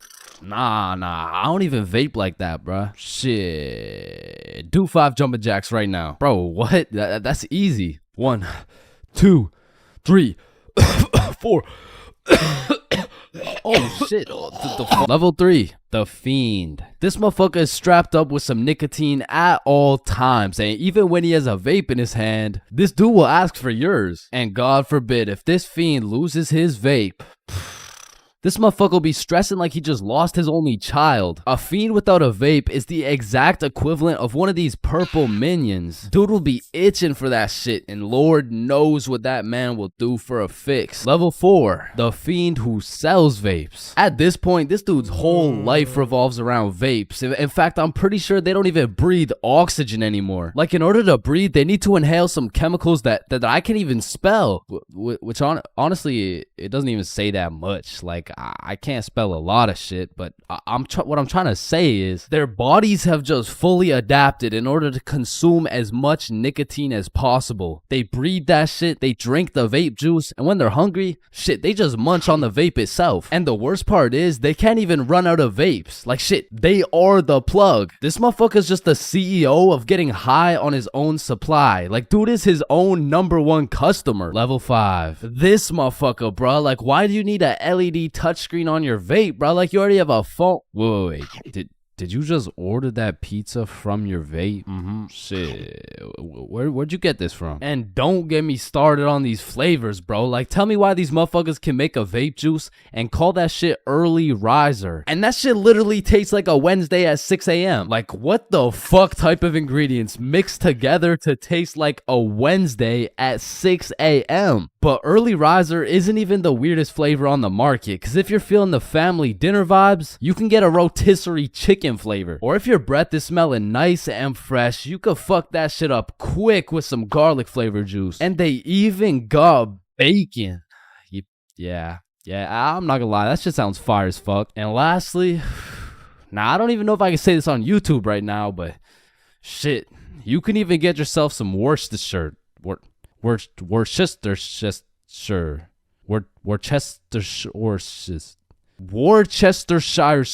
But regardless, I think we all know the home of nicotine, the eternal hot box, the communal vape sesh. It's the high school bathrooms, man. You walk into one of these joints and there's at least 15 dudes hotboxing that shit at like 10 a.m. You come in trying to take a piss and now you got a head rush. You walk over to the urinals, but it's so goddamn hotbox, you start pissing all over the walls. But shit, you can't even piss on the walls in peace, man. You got that one fiend coming over to you trying to suck your device dry, and dude's so down bad for that hit that's not the only thing he'd suck dry. And listen, you may be thinking, Chains, how do you know what you know about vaping? And that's a great question. Back in the day, I was a curious little George, man. And back in grade 7, I was chilling at my friend Becky's house. And when I walked into Becky's crib, I was nothing but an innocent, curious young man. But little did I know, I would leave Becky's crib far different than I entered. So you know, me, Bob, and Billy are posted in Becky's room, and I was sitting with Becky. So Becky asked me, have you ever hit a vape before? Hell no, I hadn't, but you know I had to play it cool around Becky, so I said, yeah.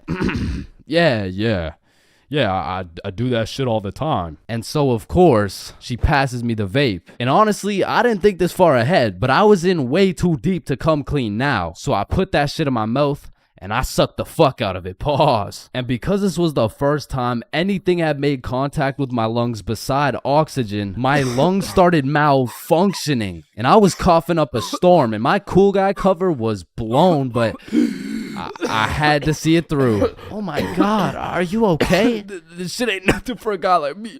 Guys, I think Chains is dying. And as I went on with my life, I would hit a device here and there, and eventually I even learned some tricks and shit. But one day, me and my homie had to run to catch a bus. And so we started running, but the homie doesn't even make it 100 meters, and he starts rolling on the floor, coughing up blood. And I was like, no, fuck that. And you know,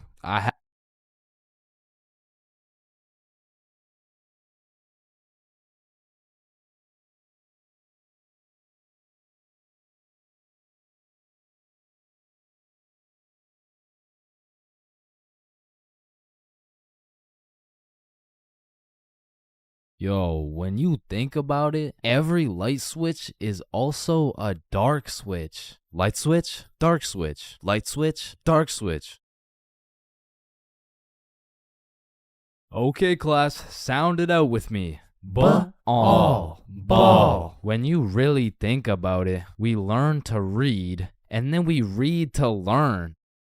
Teacher, yeah, I think Chains is high. What the fuck? This is kindergarten. Fuck, shit, ow, Damn. Any staircase can be a staircase to heaven if you're not careful enough. Baby, I've spent the best 4 years of my life with you, and I can't imagine my life without you. You're a 1 in a million, so will you marry me? So 1 in a million, huh? That means there's 8,017 people just like you. How does that make you feel? Yo, if you cut your leg off, would it hurt? Of course it's gonna hurt, bro. Think about it. Where would it hurt? Your leg. Oh, 'cause you cut your leg off. Yo, what happens if you push down the gas and the brakes at the same time? Shit, let's find out. Oh shit, it takes a screenshot.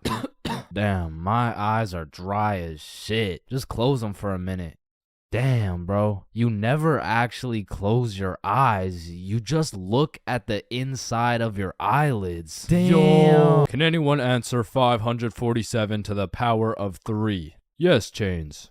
Yo, did you know every single odd number has an E in it? Damn. Chains, are you high again? No.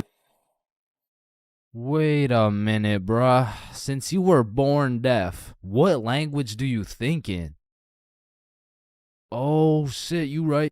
Damn, I just realized squirrels' cheeks are also their nut sacks. You know what I'm saying? That's kind of like your mom. What? The way she had these nuts all up in her mouth. Bro, if everyone in the world all blinked at the same time, nobody would know. Oh shit, that's facts. Oh, I just blinked. Did you?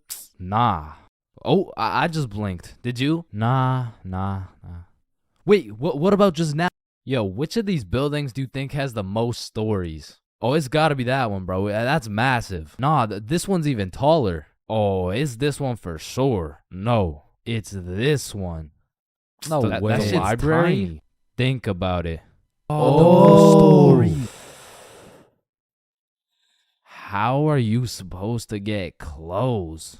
What are you talking about, bruh? Okay, imagine you had no clothes, right? How are you supposed to get some clothes? You go to the store and purchase that shit. Bro, they're not about to let you buy some clothes while your meat's hanging out. Nah, you just cop some clothes real fast. It's simple. Bruh, a young kid walks by and it's raps. So you guys both have the power to read minds? Yep, yes, that's sir. Right. Then if you both read each other's minds, whose mind are you reading? Oh, I don't know. We could try. All right, yeah, sure. Nah, that was not me. That was you for sure, dude. Damn, bro. When you think about it, the hospital is the only building you leave without entering. Damn. And people are having the worst day of their life, the best day of their life, the last day of their life, and the first day of their life, all in one building. Damn. Bro, I'm kind of scared down here. What? Why? But because I'm scared a shark's finna eat my ass. Well, when you think about it, there's more people eating sharks in the world than sharks eating people. Damn. That's actually really crazy to think about. Fuck, yo, every single day, there's some random motherfucker out there who took the biggest shit for that day. Yeah, he's in this room. Bro, it's literally just you and me in the room. Yo, this Taco Bell is bussin'. So he incorrectly assumed his position. You spelled that incorrectly. But spelled what incorrectly? Incorrectly. Yeah, but what's incorrect? Incorrectly. Wait, what? Wait, guys. When you really think about it, the only time incorrectly isn't spelled incorrectly is when it's spelled incorrectly. Shut the hell up. Yeah, shut the fuck up. You know, the number of people older than you never increases. It only gets smaller and smaller. Damn. What? It just got smaller. Yo, pizza's here. Shit, I got the munchies. I'm about to fuck this shit up. Wait, I ordered a mushroom pizza. Why'd they give us cheese? Hey, Any pizza can be a mushroom pizza if you're patient enough. Damn, I guess you're right.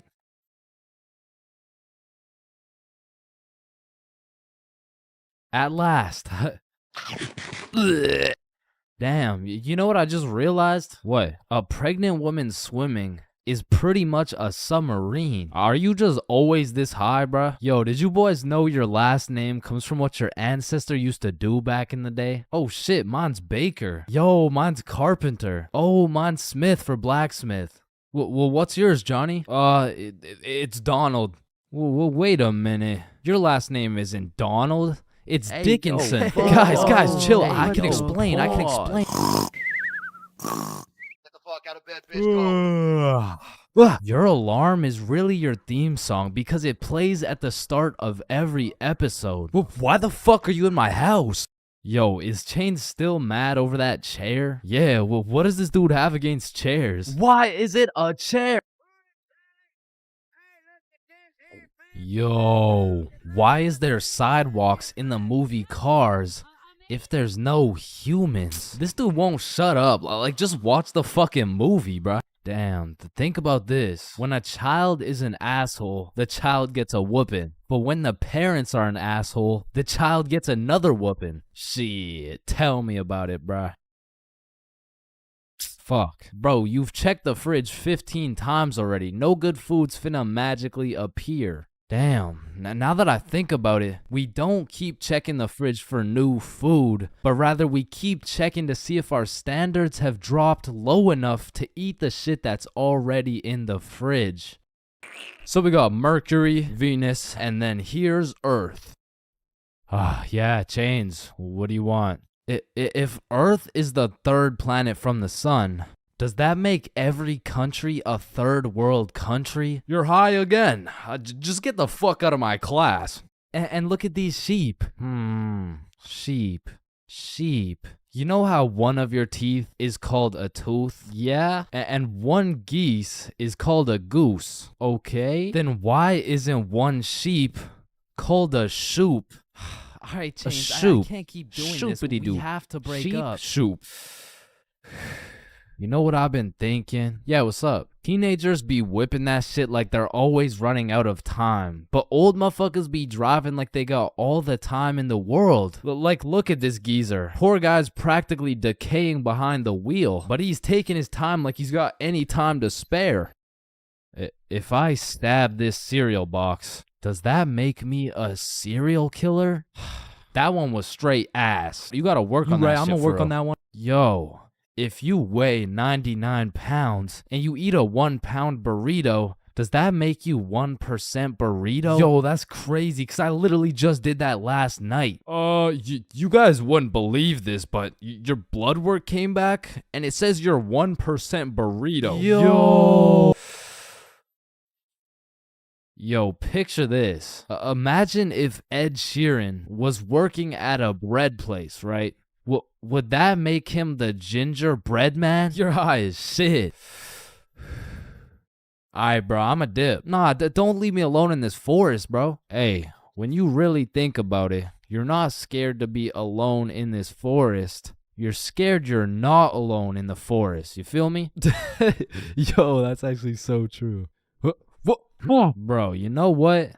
Low key, if you're dead broke, robbing a bank isn't even a bad idea. Bro, there's no way some hobo's about to pull off a bank heist. Nah, but just think about it. Whether you successfully rob the bank or not, either way, you get over 10 years of bills you don't gotta worry about. Alright, fuck it. You got the strap? Yup. Yo, throw on your seatbelt really quick. Nah. What? Why not? Well, you see, it increases my risk of dying from cancer. What are you talking about, bro? That shit makes no sense. Just let that sink in. Oh, yeah, I got you.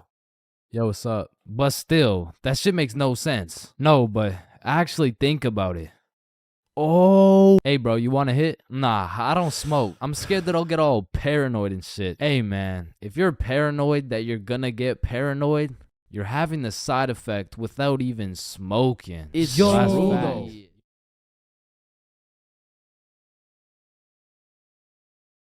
Man, way back when, there was a time when you couldn't catch anyone under the age of 30 chiefing a vape. Until one day at Vaporizer Laboratories, they were cooking up and made a flavor that would change the game forever. Cotton candy. Now this revolutionary flavor forced these grown-ass 30-year-old men to take a good look in the mirror and ask themselves, damn, what do I look like as a grown-ass man sucking on this goddamn cotton candy stick? So they do what any responsible adult would do. They give it to their children. I mean, shit, kids love cotton candy. All of a sudden, business is booming for Vaporizer Laboratories, so they start cooking up even harder. Boom, Sour Patch Kids juice. Boom, applesauce juice. And boom, baby food juice. These babies will be sucking that shit like a soother. Kids' first words will be looking like, yo.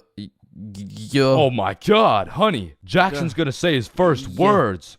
Yeah. Oh, let's hear it. Yo. Yo, Pops. Well, let me bum a hit off that 50 Nick Guava Ice, G. Yo, just wait till they drop that breast milk flavor, bro. Shit, these newborn babies won't even know what hit them. They'll be returning customers for life, which will probably be like 12 years max. Now, the reason I say all this is to let you know that vaping not only intruded my high school years, but also my years in middle school. I was first introduced to these bad boys at the ripe age of 13. And with a little bit of that good old peer pressure, I folded, bro. Like, what was I supposed to do, bro? Like not take the hit? No, I probably should not have taken the hit. But from that point on, I started doing a little dabbling, you know. I mean, as a 13-year-old, there's only one answer to someone asking, yo, dude, you want to try a hit of this blueberry guacamole milkshake ice flavor, dude? And that answer is abso-fucking-lutely, dude. And I was never a fiend or anything, but I will say, I popped a few ghosts and blown a few O's back in my day, but it had never gotten to the point of me owning a vape. Until one day. This story takes place way back in grade 7. Me and the boys were posted in science class dissecting cowballs or some shit when Mr. Principal burst through the door like, is Tessa here? Yeah, she's right there. And I look at Tessa and she just tosses her vape over to her homie Kate. And I seen that shit clear as day, but Mr. Principal's old ass must have forgot to wear his contacts or something, cause he runs a quick pat down on Tessa looking for said vape, but sure enough, he doesn't find it. Miss Rhodes told me you were vaping in her class. Is this true? Psh, no, I would never. Okay. And then the bell rang and everybody knew what that meant. It was nut break. Now, I don't know who the fuck decided to name our recess nut break, but I will say most of the students understood that that shit was short for nutrition break. However, some kids took it a little too literally. Weird ass school, man. But this specific nut break, you best believe me and the boys weren't busting nuts or eating nutritional foods because Billy had something else on his mind. Yo, who's got you smiling like that? Who, me? Nah. It's nobody. Yo, wait, you got a crush on Tessa? What? Tessa? Me? Yeah. Yeah, I got a crush on, yeah. Oh, shit, go talk to her, bro. Talk to her. No. Bro, it's simple. She's new to the school. She's probably looking for some friends, so just walk over and introduce yourself. You're right. I'm just gonna do it. Yes, sir. Hey, did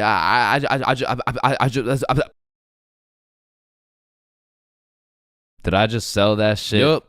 You did. Then the bell rings and we all go to PE class. Now in my middle school, your class was your class. You just have the same students and the same underqualified teacher teaching everything. Like, Lord knows Mr. Donaldson shouldn't be teaching PE, but shit, here we are. And so while we're playing dodgeball, I'm trying to coach Billy on how to confess his love for Tessa, but I'm gonna keep it a buck. I was speaking straight out of my ass, bro. I don't know the first thing about confessing love. Listen, bro, I'm the expert when it comes to confessing love. All you gotta do is walk up with confidence, introduce yourself, and then ask her to be your girlfriend, bro. Okay, simple. Let's practice. Hey, Vanessa. My name's Billy, and do you want to be my girlfriend? Damn. And after the proper training, by the time lunch came around, Billy was prepared to do what had to be done. Alright, listen, bro. Whatever happens out there, me and Bob got your back. And remember, the worst she can say is no, bro. Alright, I'm ready. You got this. Hey Vanessa, I'm Billy. I seen you in science class today, and you were looking very pretty. And do you want to be my girlfriend? Fuck no. She laughed, bro. She laughed in Billy's face, and he walks back to us with tears in his eyes. She laughed at me, bro. Well, at least you know what they say. What? If you can make her laugh and giggle, you can make the cheeks clap and Not jiggle. right now, bro. You're right. Too soon. Needless to say, that brother Billy went home that night, listened to Juice WRLD, and cried himself to sleep. Shit, the next day, Billy didn't even say a word, but I could hear Lucid Dreams on full blast in those earbuds. Man, it's a tough sight to see. Next thing I know, Mr. Principal bursts in the class talking about, all right, Tessa, in my office right now. Now, I don't know why she was in trouble, but whatever she was accused of, she's guilty, bro. And she's also guilty on 1/3 degree count of breaking my man's heart. And as I'm busy praying on Tessa's downfall, I get a little tap on my shoulder like, psst, take this. Mr. Principal's looking for it, and he's not gonna check you. Whose is it? It's Tessa's. Don't worry, it's safe with me. And it was safe with me, cause that shit was now mine. The only way she could get it back is if she repaired my boy Billy's heart, and that just wasn't happening. And soon enough, Tessa comes back from Mr. Principal's office, and she didn't say a word. We had nut break, nothing. We went to PE, nothing. And then we went to math class. And as I was chilling in math class, calculating the square root of pi and shit, I get a tap on my shoulder again. Psst, Tessa wants her vape back. Vape? What vape?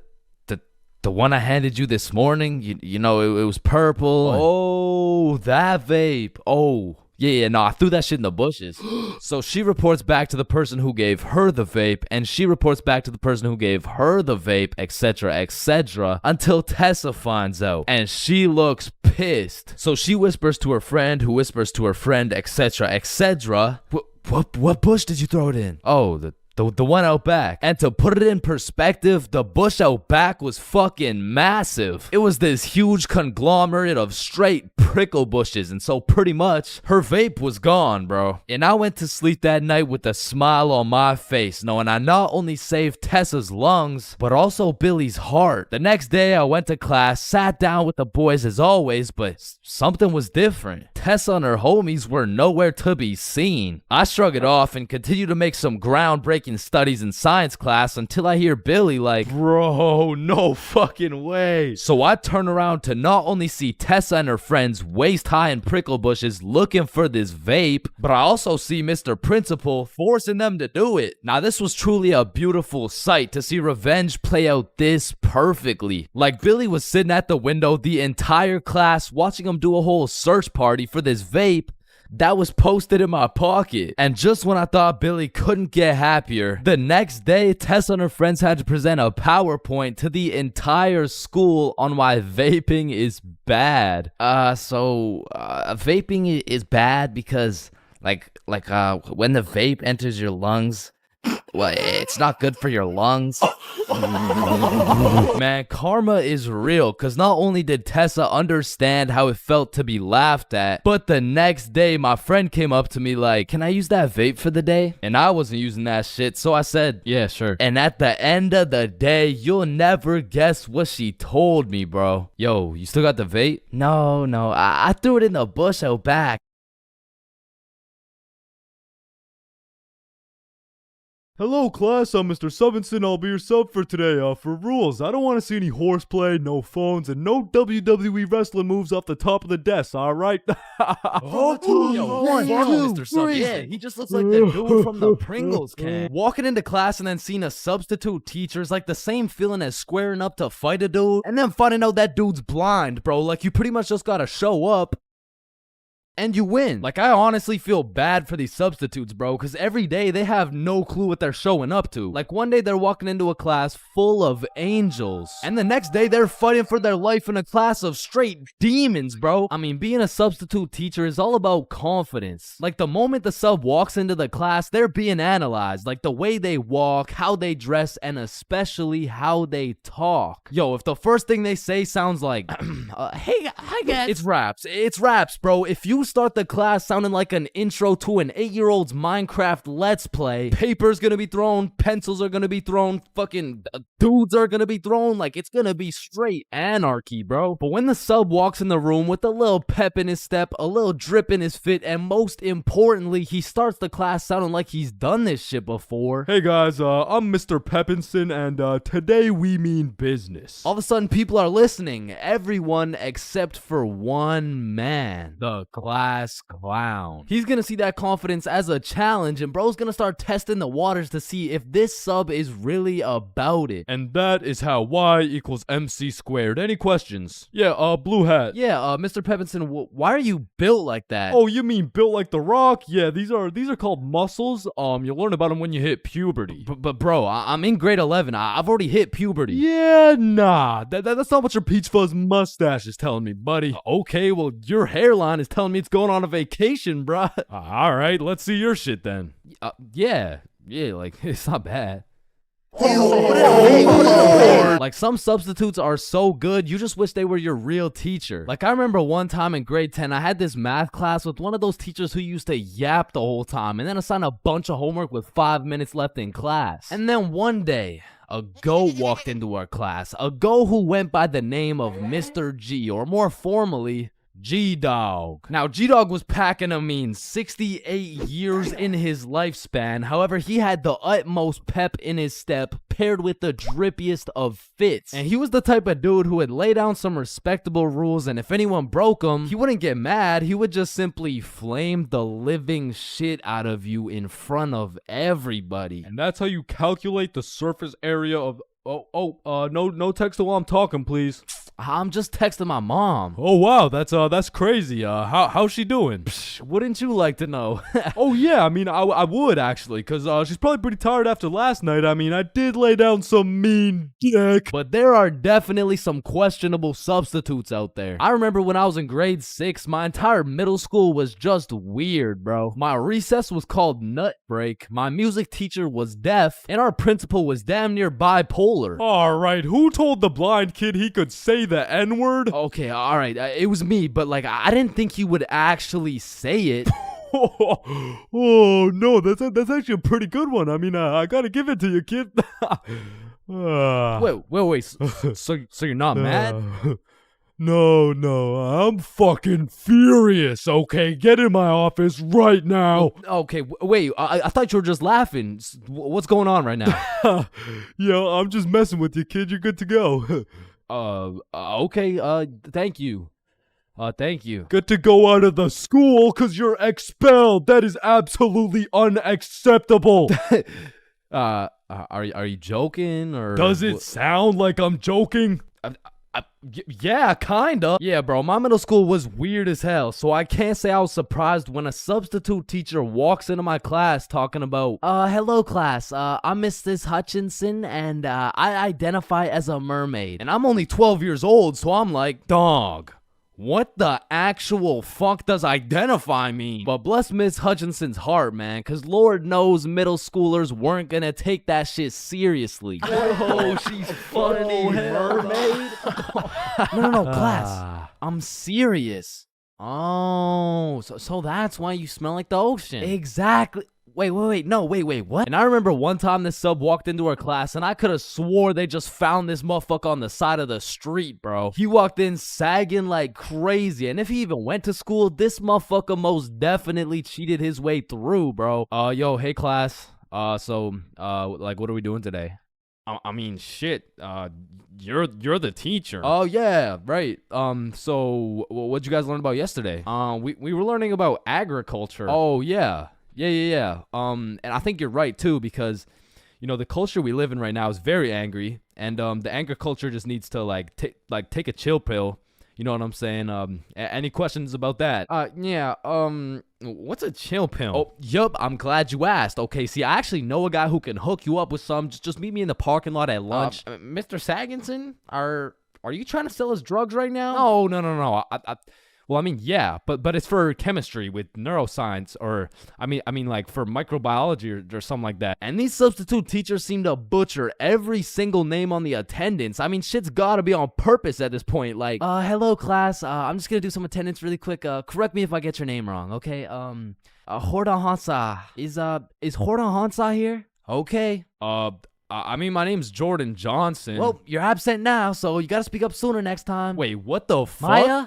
Is Maya present? It's Mia. Wow, quite the name you got there. It's spelled kind of weird, no? No, it's not. It's literally 3 letters. Ariana? Is Ariana here? Sorry, it's Ariana. Okay, and like, what's your point? That's just how it's pronounced. Juan? Is there Juan in the room? It's Juan. No, Juan. And some subs be walking into your class with the most bullshit rules ever. Like, hey, Mr. Subinson, can I go to the washroom? Does your teacher usually let you go to the washroom? I mean, yeah, I think you legally have to. I don't believe it. Sit your ass down and get to work. Wait, Mr. Subinson, respectfully, I'm about to shit my pants here. Wait, does your teacher usually let you do that? What, shit my pants? Yeah. Yeah? Alright, I'll allow it. Hey, who the fuck is this guy? And I feel like there's no greater sense of community among a class than when a substitute teacher comes in. The entire class just comes together to gaslight the fuck out of this poor substitute. I remember one time in grade 10, me and my homie had a sub come in who was giving us this multiple choice test. And my homie was the type of dude who'd be getting 0% on everything, and the way his grades were looking, he just couldn't afford to fail another test. So what he did, I just need to preface, I do not condone. But from the moment the teacher walked in, he acted like he needed a little extra help. You know what I'm saying? And to be honest, he put on a spectacular performance. I mean, someone either needs to get this man an Oscar or a diagnosis, bro. And I just acted normal, but I guess by proxy, I got a little extra help. And I don't know what that says about me, but I do know what it means. It means the substitute teacher walked out of that class happy she was able to help 2 students in need. And it also means me and my homie both walked out of that class with 100% on our tests. We are currently facing a life-threatening epidemic that is threatening the lives of many teens around the world. Oh, what's that? Yeah. Oh, okay. It has been brought to my attention that there's a new strain let loose that is infecting more teens than ever. The strain is propylene glycol formaldehyde. Street name, Guava Ice. So stay safe out there, and back to you, Linda.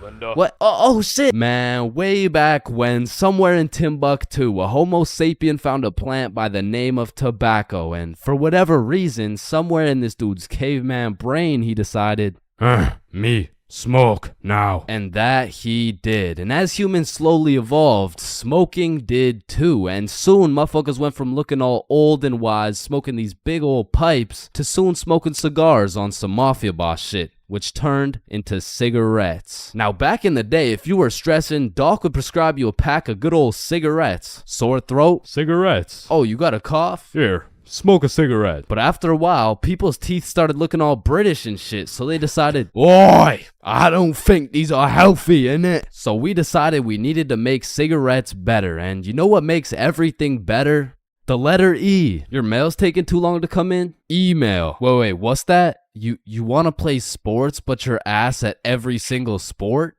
Esports. Oh, you got daddy issues? E-girl. So of course, when people realize cigarettes are killing them, e-cigarettes. Man, one thing leads to another and shit. You got yourself a Vaporizer Gen Y GTX box mod with 3 USB charging ports, a speaker, and a 6-inch LED touchscreen that can play Flappy Bird. Like, vaping is just getting a little too advanced, bro. Like, I remember one time I was chilling in the washroom with my homie Billy, and of course a motherfucker walks in with a vape. But this was no regular vape, no. This shit looked like a gadget straight out of fucking Star Wars. Yo, you want a hit? A hit? A hit of your iPhone? iPhone? This that eSmoke FTX 763 3rd series, my boy. Watch this. Yo, did he just hotbox the whole bathroom in one hit? Yes the fuck I did. And this shit's 100, Nick. Holy shit, where did you find 100, Nick? I ended up mixing my 50 Nick guava juice with my 50 Nick blueberry ice, and it just kind of added up to 100. Bro, I don't think that's how it works. Shut up, my mom's calling me. Yo, fuck you, Mom. And that was the moment I realized there really is levels to this shit. Level 1. Level 1 is the type of dude who isn't addicted, but he'll occasionally take a hit of somebody's device. But level 2, bro's borderline addicted, but he's still in the denial phase. Bro, are you addicted to vaping? Addicted? Nah, I don't even vape like that, bruh. Shit. Do 5 jumping jacks right now. Bro, what? That's easy. 1, 2, 3, 4. Oh shit. Level 3, the Fiend. This motherfucker is strapped up with some nicotine at all times, and even when he has a vape in his hand, this dude will ask for yours. And God forbid, if this Fiend loses his vape, this motherfucker will be stressing like he just lost his only child. A Fiend without a vape is the exact equivalent of one of these purple minions. Dude will be itching for that shit, and Lord knows what that man will do for a fix. Level 4, the Fiend who sells vapes. At this point, this dude's whole life revolves around vapes. In fact, I'm pretty sure they don't even breathe oxygen anymore. Like, in order to breathe, they need to inhale some chemicals that I can't even spell. Which honestly, it doesn't even say that much. Like, I can't spell a lot of shit, but what I'm trying to say is their bodies have just fully adapted in order to consume as much nicotine as possible. They breathe that shit, they drink the vape juice, and when they're hungry, shit, they just munch on the vape itself. And the worst part is they can't even run out of vapes. Like shit, they are the plug. This motherfucker's just the CEO of getting high on his own supply. Like, dude is his own #1 customer. Level 5, this motherfucker, bro. Like, why do you need a LED touchscreen on your vape, bro? Like, you already have a phone. Wait. Did you just order that pizza from your vape? Shit. Where'd you get this from? And don't get me started on these flavors, bro. Like, tell me why these motherfuckers can make a vape juice and call that shit early riser. And that shit literally tastes like a Wednesday at 6 a.m. Like, what the fuck type of ingredients mixed together to taste like a Wednesday at 6 a.m.? But early riser isn't even the weirdest flavor on the market, because if you're feeling the family dinner vibes, you can get a rotisserie chicken flavor. Or if your breath is smelling nice and fresh, you could fuck that shit up quick with some garlic flavor juice. And they even got bacon. Yeah, I'm not gonna lie, that shit sounds fire as fuck. And lastly, now I don't even know if I can say this on YouTube right now, but shit, you can even get yourself some Worcestershire. Worcestershire.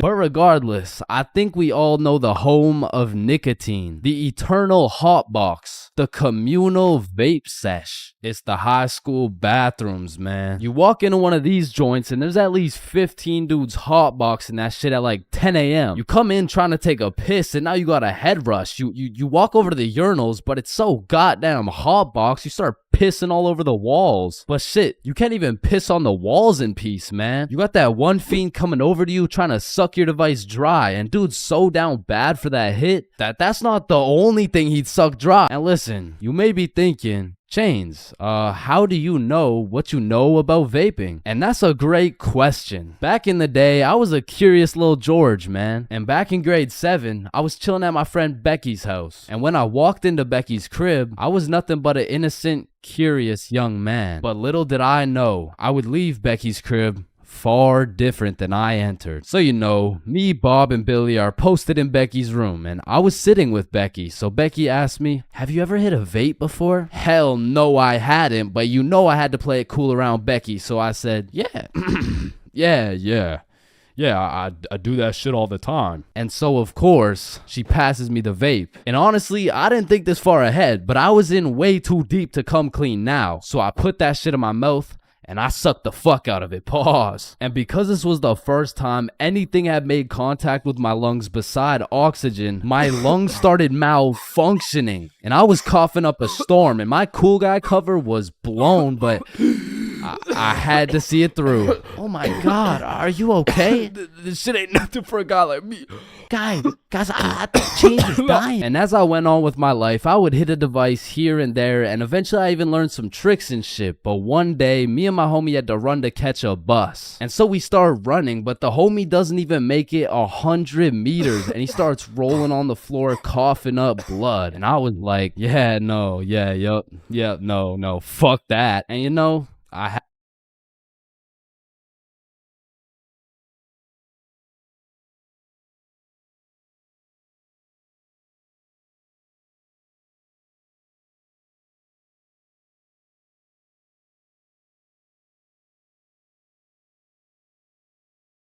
Bigfoot, the Loch Ness Monster, leprechauns, unicorns, two pretty best friends, and love. They don't exist, bro. I've looked far and wide. I've searched the depths of the valleys and the highs of the mountains. And yet still, one of the friends always gotta be chopped, bro. But love too, though, man. I've searched everywhere. I've scoured my hometown. I've gone from the coast of Mexico to the cities of Japan. But one way or another, I always just end up with nobody to love. Or I end up getting robbed by a gay homeless dude. I mean, I was down bad, bruh. It got to the point I thought maybe I just wasn't meant to find a girlfriend. Maybe this was just a face only a mother could love.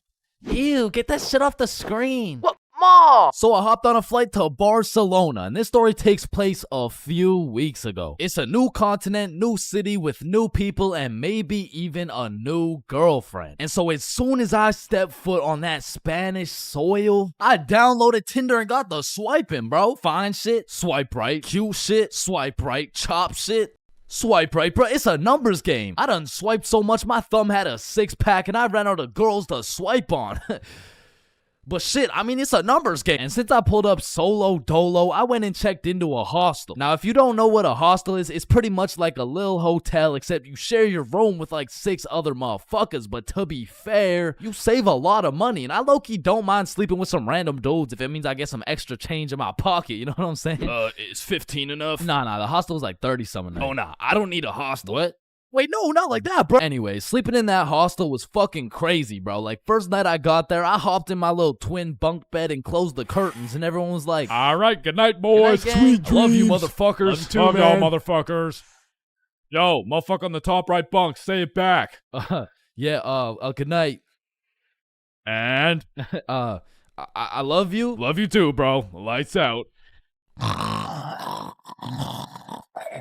So the sun came up and my ass didn't get a drop of sleep. But regardless, I got out of bed, got some coffee, explored the city, hit the beach, got some food, all the normal shit you do when you're in a new city. But after a long day of tourist shit, I went back to my room. I went back to our room. I hopped in my little bunk bed and prepared myself to open up Tinder after letting that shit cook for a solid 24 hours. And when I opened that shit up, yo, I got 28 matches. Yeah. Yeah, thank you, bro. Thank you, man. Yeah. Oh, hell no. Now I'm gonna keep it a buck. Initially, that number 28 was looking mad nice until I clicked that shit and started looking through my matches and realized, yo, this shit is not a numbers game, bro. Like, you know you're cooked when the chuds are sliding on you, saying shit like, hey, yo, I'm trying to put you in chains, for real, and then touch your stick, man.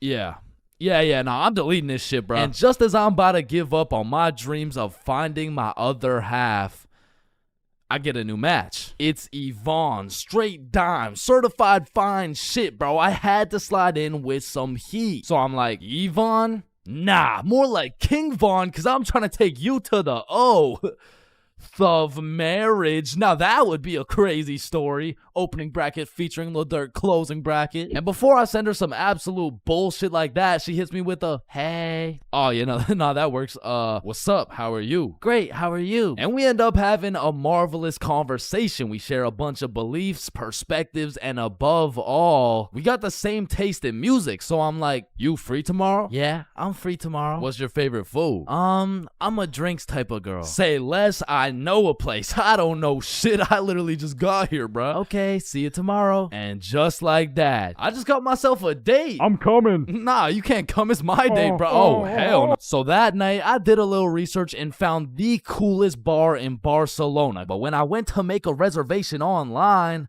they only do in-person virtual queues. So instead, I went to sleep.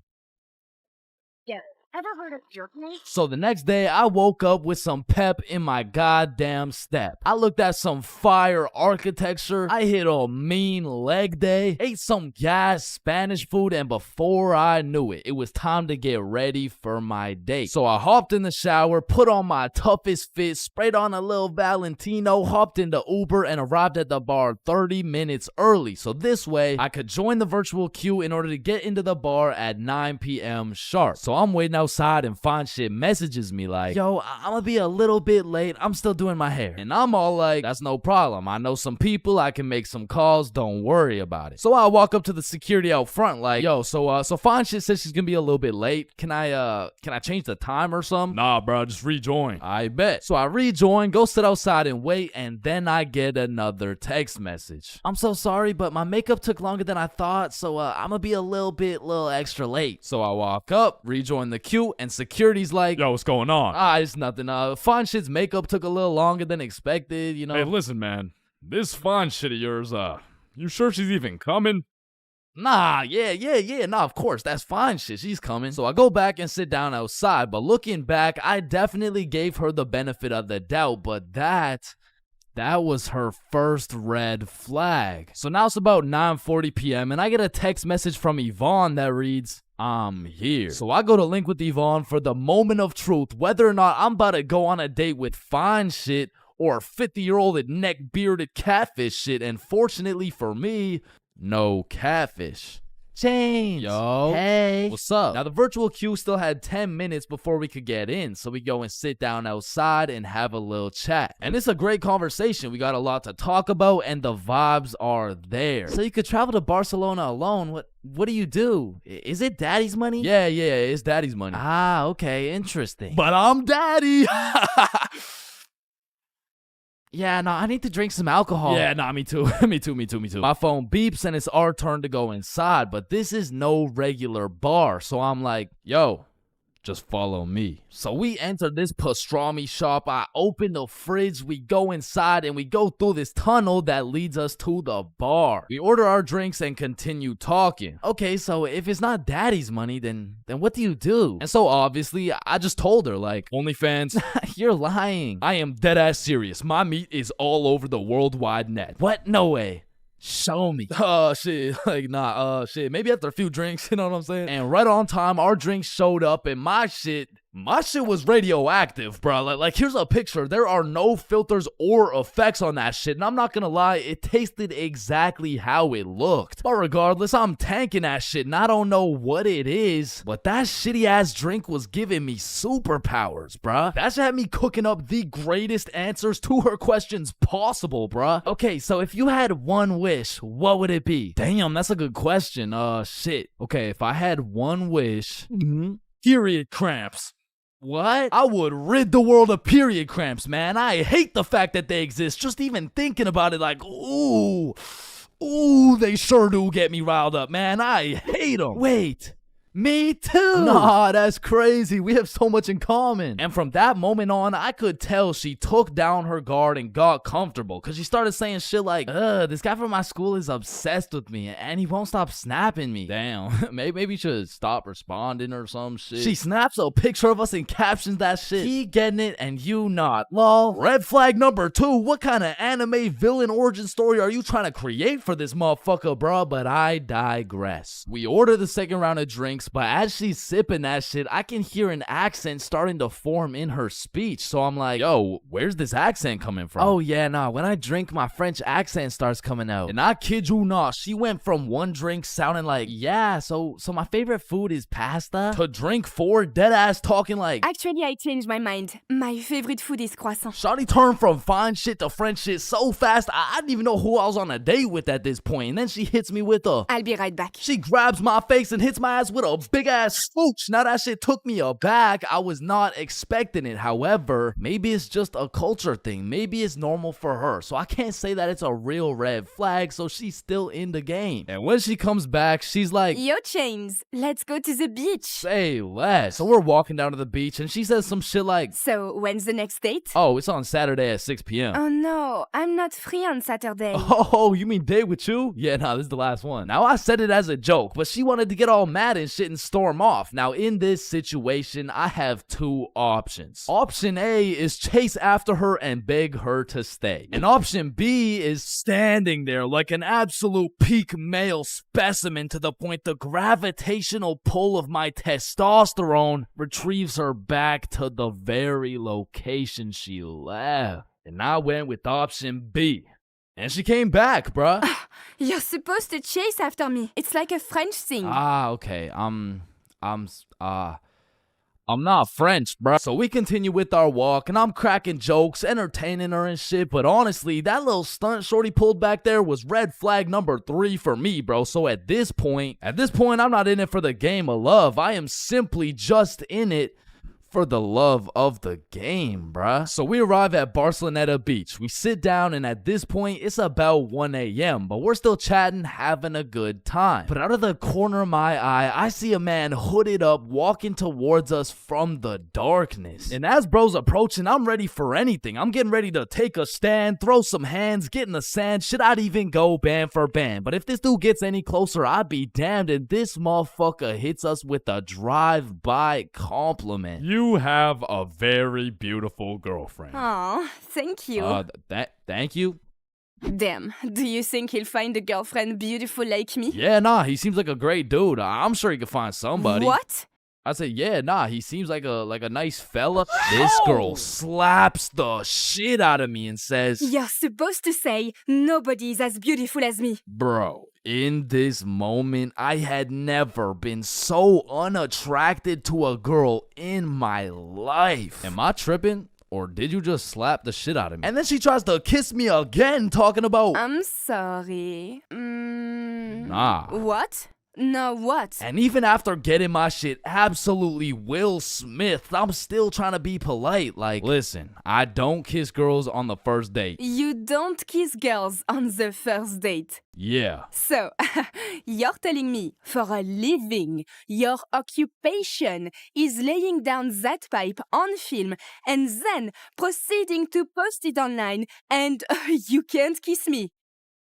Type shit. And she storms off, bro, but I know exactly what to do to solve this problem, so I stand there like an absolute peak male specimen to conjure up that same gravitational pull, and she's still walking, bro. She just kept walking. She got on the bus. She dipped, bro. She left. Damn. And as the bus disappears in the distance, I hear a motherfucker say, yo, you from here? Nah, I'm just visiting. Oh, shit, okay, us too. You know where the good clubs are at? Yeah, I mean, I heard all the good ones are, like, right there, bro. Oh, shit, bet. Okay, we're about to go hit those if you're trying to pull up, bro. Say less. So these two random-ass dudes I just met and I start heading to the club together, and I'm like, yo, where you guys from, by the way? We're from France. Yo, that's crazy. I just had a date with a French girl. Oh, no way. How'd it go? Ah, shit, I think it went pretty good. That's what's up. Yeah. So why's your cheek so red? Oh, I mean, she just slapped the shit out of me. Wait, she what? Nah, I mean, it's probably just a French thing. You know what I'm saying? Nah. Not a French thing. You just got assaulted. Aw, shit. So me and the new French homies pull up to the club and it's jumping, bruh. We start taking shots, shooting shots, airballing shots, and then I get a bunch of voice messages from Yvonne talking about, all the good feelings I had for you are gone. You are a literal piece of shit. Go get AIDS filming for OnlyFans, bitch. Oh, hell no. Wait, let me respond. And I'm drunk as hell trying to say a nice response. Like, it really is the type of shit where, like, like type shit. Like, and the French homies take my phone and start cooking her ass in French. Now, I didn't understand a single word that came out of their mouths, but it sounded like homies just dropped a career-ending diss track on her, and I say that because as soon as she opened it, she blocked my ass, bruh. Hey, bruh, you know what they say. What do they say? Getting blocked's a whole lot better than getting cocked. What? There is no way they say that. Yo, 3-man alert, 3-man alert. So the two homies start laying down that French riz, and that shit hit so hard, I just got a free entry, bruh. Hey, English. Room for one more? So the 6 of us absolutely fucked the club up, went out for some 4 a.m. churros, dipped in chocolate, and man, that shit hit harder than Yvonne, bro. So at the end of the day, even if I didn't end up finding love in Barcelona, there is one thing I did find. I did find out how Chris Rock felt. God damn.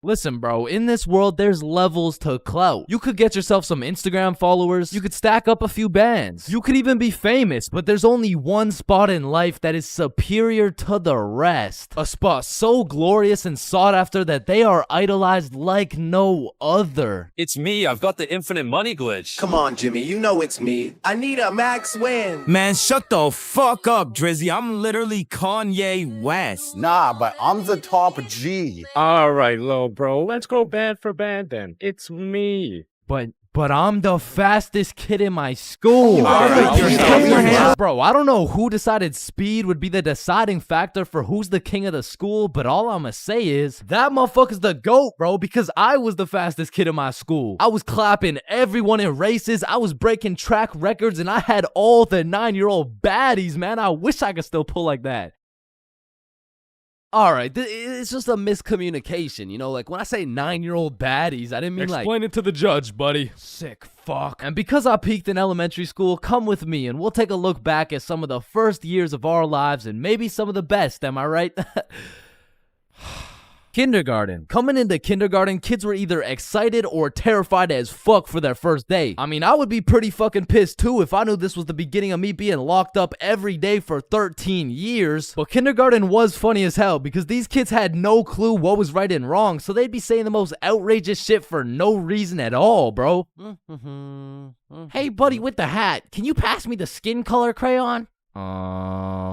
I mean, at this age, kids were just walking NPCs, and I can't even blame them. I mean, they haven't developed consciousness yet, bro. Like, at this age, recess consisted of catching bugs, playing on the monkey bars, and fucking eating sand. And I've talked about the high school bathrooms and all the wild shit that happens in there, but to be honest, the elementary school bathrooms blow that shit out the water, bro. Because these kids aren't hitting vape tricks, no, they're hitting toilet trick shots, trying to set some world record for the farthest piss taken from the toilet. And let's just say even Stephen Curry couldn't splash that 3-pointer. So essentially, motherfuckers was just pissing on the ground. Like, you need to walk into that bathroom 110% alert, or else the next thing you know, you're getting that R. Kelly treatment, bro. And I remember my kindergarten had those green, yellow, and red cards to show how good you were that day, but there was always that one kid with the permanent red. I'm talking the teacher didn't even bother to change his shit the next day, because everyone knows as soon as he walks into class, he's doing some fuck shit. For me, it was this kid we'll call Dennis, because he was a menace, bro. He was always loud, always throwing shit, but besides being a menace, he was also a truth speaker, a fact spitter, for better or for worse, because this little guy had no filter. Okay, Leah, you're up first for our show and tell. Okay, I brought my favorite painting of mine. This right here, this one's me, and this is my dog, Peanut Butter. That shit is ass. Dennis, what did we say about saying the truth out loud? I mean, not the truth. I'm talking about, like, he was the only dude I knew who could talk over the quiet coyote. I mean, to this day, if I see one of those things, I just can't I just can't talk over it. I mean, maybe he's gonna eat me. I don't fucking know. But there was one thing that could shut Dennis up, and one thing only. Boy-girl seating arrangements. Dennis always had so much to say until you put him beside Isabel and Leah, and all of a sudden it's like, hey, what are you drawing? Nothing. Aw, is that your dog? Maybe. Shit, he's just like me for real. Like, to this day, you know? Oh shit. And then we go outside for lunch, and don't get me wrong, eating sand for fun was great and all, but as kids got older, everyone started to play games, some of which consisted of tag, manhunt, soccer, basketball, grounders, red ass, kickball. jump rope, tetherball, and what is possibly the most goated game of all time, Foursquare. This game was legendary, bro, but this shit used to get heated as fuck. I mean, kids were making truces, making whole clans, and that right there was real beef. Like, if you caught the ops lacking at nap time, it was on sight, bro. Psst, what? Oh, no, wait. You're a poopy head. But man, crushes were everything in elementary school. Like, if you told anyone you had the smallest crush on a girl, word's getting out fast, and the entire class is gonna be organizing a wedding for tomorrow. But some kids just didn't use their words, like this one girl in my elementary school who most definitely had a crush on me. I mean, once again, I was the fastest kid in my elementary school, so...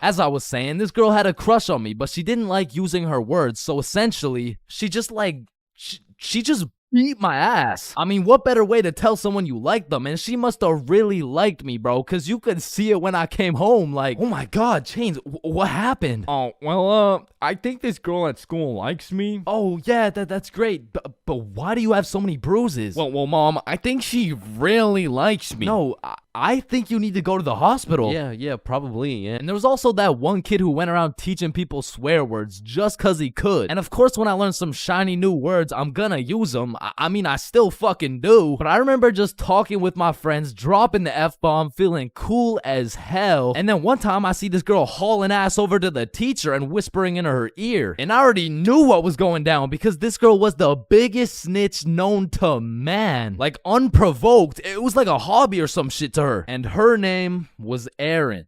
Like, her real name was Erin, spelled E-R-I-N. Yeah, how's it feel to get snitched on, buddy? But getting in trouble in elementary school was tough because they would act like you were committing war crimes for the smallest things. Like, when I got snitched on for swearing, I was in grade 4. I was a big boy, you know what I'm saying? But my teacher was pissed, bro. Chains, you can never say that word. It's horrendous.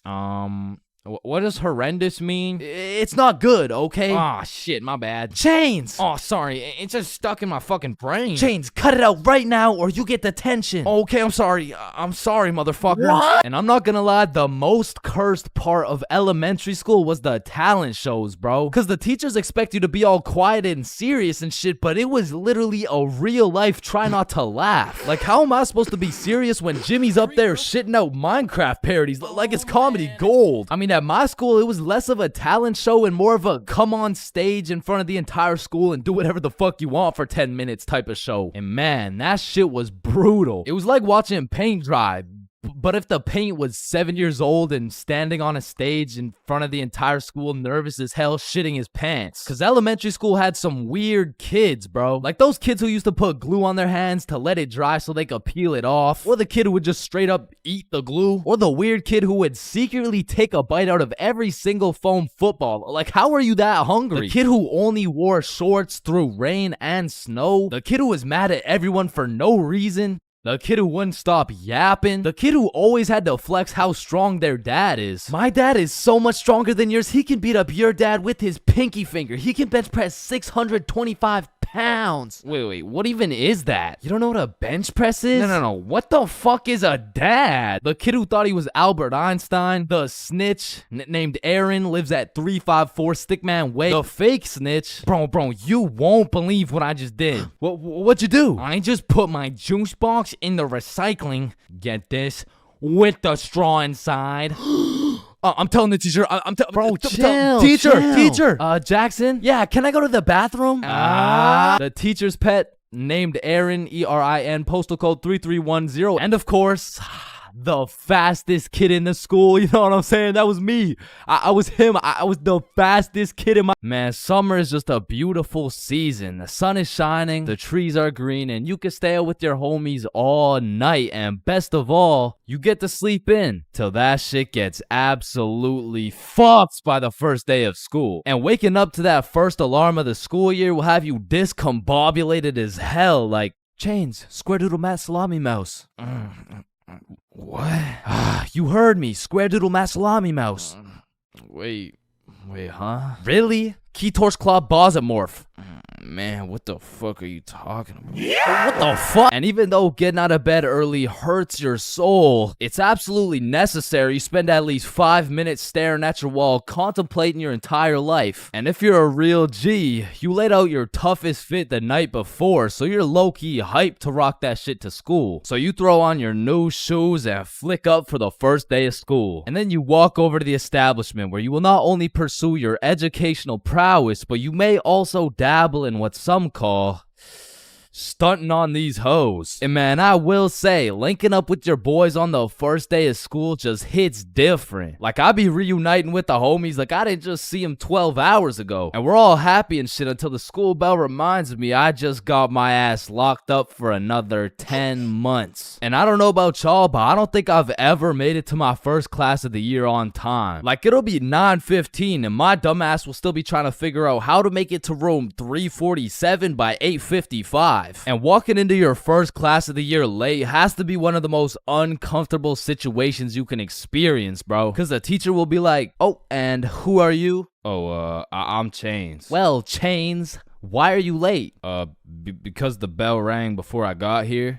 Alright, whatever. We waited for you before we started introductions. Oh, no, you shouldn't have. Well, you're welcome. We just wanted you to feel... No, like, you really shouldn't have. Like, I don't want to do this shit. And tell me why all these teachers have been copy-pasting the same icebreaker games since preschool. Like that one where you have to start with an adjective that starts with the same letter as your name. Like, how do you have a group of legal adults in a circle, awkward as hell, talking about, hi guys, I'm Super Sarah. Hey y'all.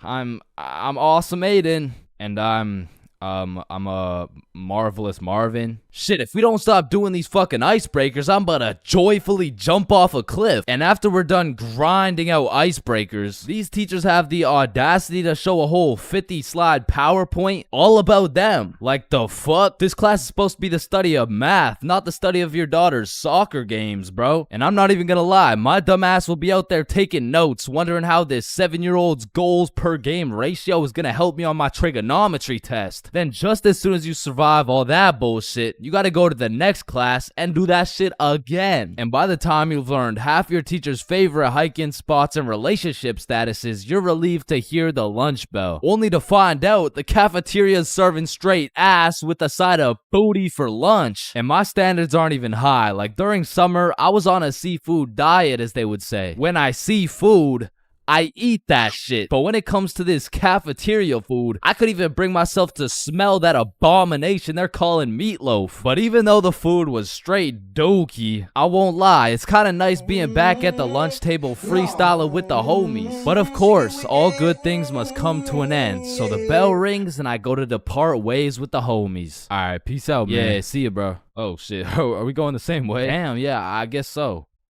Alright, peace out for real. Yeah, see you, bro. Shit. Alright, my class is right here. Bro. Me too. Oh, shit. Let's go. Alright, class. I'm going to be taking some attendance. Correct me if I get your name wrong. Jason. Here.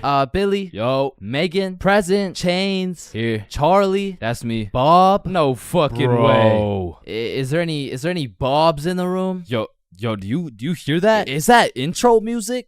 Does anyone here know a Bob? Oh, man, nothing beats a class where you got all the boys sitting together. Like, from the jump, you already know you're all about to fail the fuck out of that shit, but it's gonna be fun as hell. Alright, so, everyone introduce yourselves and tell us what you did over summer break. My name's Bartholomew. My name's Bartholomew, and I'm not gonna lie to you guys, I had a pretty rough summer. I mean, I crashed my car, my girlfriend broke up with me, someone robbed my house, my grandma got jumped the other day. No, bro, not the grandma. You three in the back, disrespectful. And what's crazy about the first day of the school year is how these teachers will act all nice, talking about, it's so lovely to see all your beautiful faces, and it's also nice to see you, Aiden. Wait, what the fuck? We're gonna have an amazing, fun year, and guess what? there's no homework today. Knowing damn well they're about to make up for it with twice as much homework tomorrow. Like, they'll for real be handing out kindergarten-ass coloring sheets the first day, and then tomorrow you're getting your ass whooped by some calculus worksheets. And I didn't even talk about the motherfuckers you'll be seeing in the halls on the first day. Like, I don't know what these dudes be going through in those 2 months, but motherfuckers be going from Arthur Kennedy to AK real fast, bro. Oh shit, is that you, Arthur? Oh, gee, don't be dropping the government name like that. Government name? But that's just your first name. Hey fam, it's AK. Aight, man. What you been up to, bro? Hey fam, I'm trapping, trying to make it out of the mud, you know? The mud? You live in a gated community. Oh shit, that's the ops right there, fam. Get down. The ops? That's just fucking Edward. Or the way these new freshmen be walking like they're scared a senior's gonna slap the books out of their hands and take their Fortnite V-Bucks gift card. Like, bro, you freshmen are worried about the wrong V card. Like, I don't know why, but the day these kids go from sophomore to seniors, they instantly decide to pull an EDP. Like, bro, you're 18 and she's fresh out of middle school. That's a whole crime. But that's not the only crime motherfuckers be committing on the first day of school. Some dudes be pulling up to school with the most atrocious fits known to man. Like, there's no fucking way you laid out this ramen noodle chicken soup ass fit the night before, slept on it, then woke up and thought, oh yeah, the hoes are gonna love this one. Like, I'm not gonna lie, you could never catch me wearing the types of fit these motherfuckers be wearing, bro. Like, that shit should have never made it out the closet. Like, I don't condone bullying, but all I'ma say is,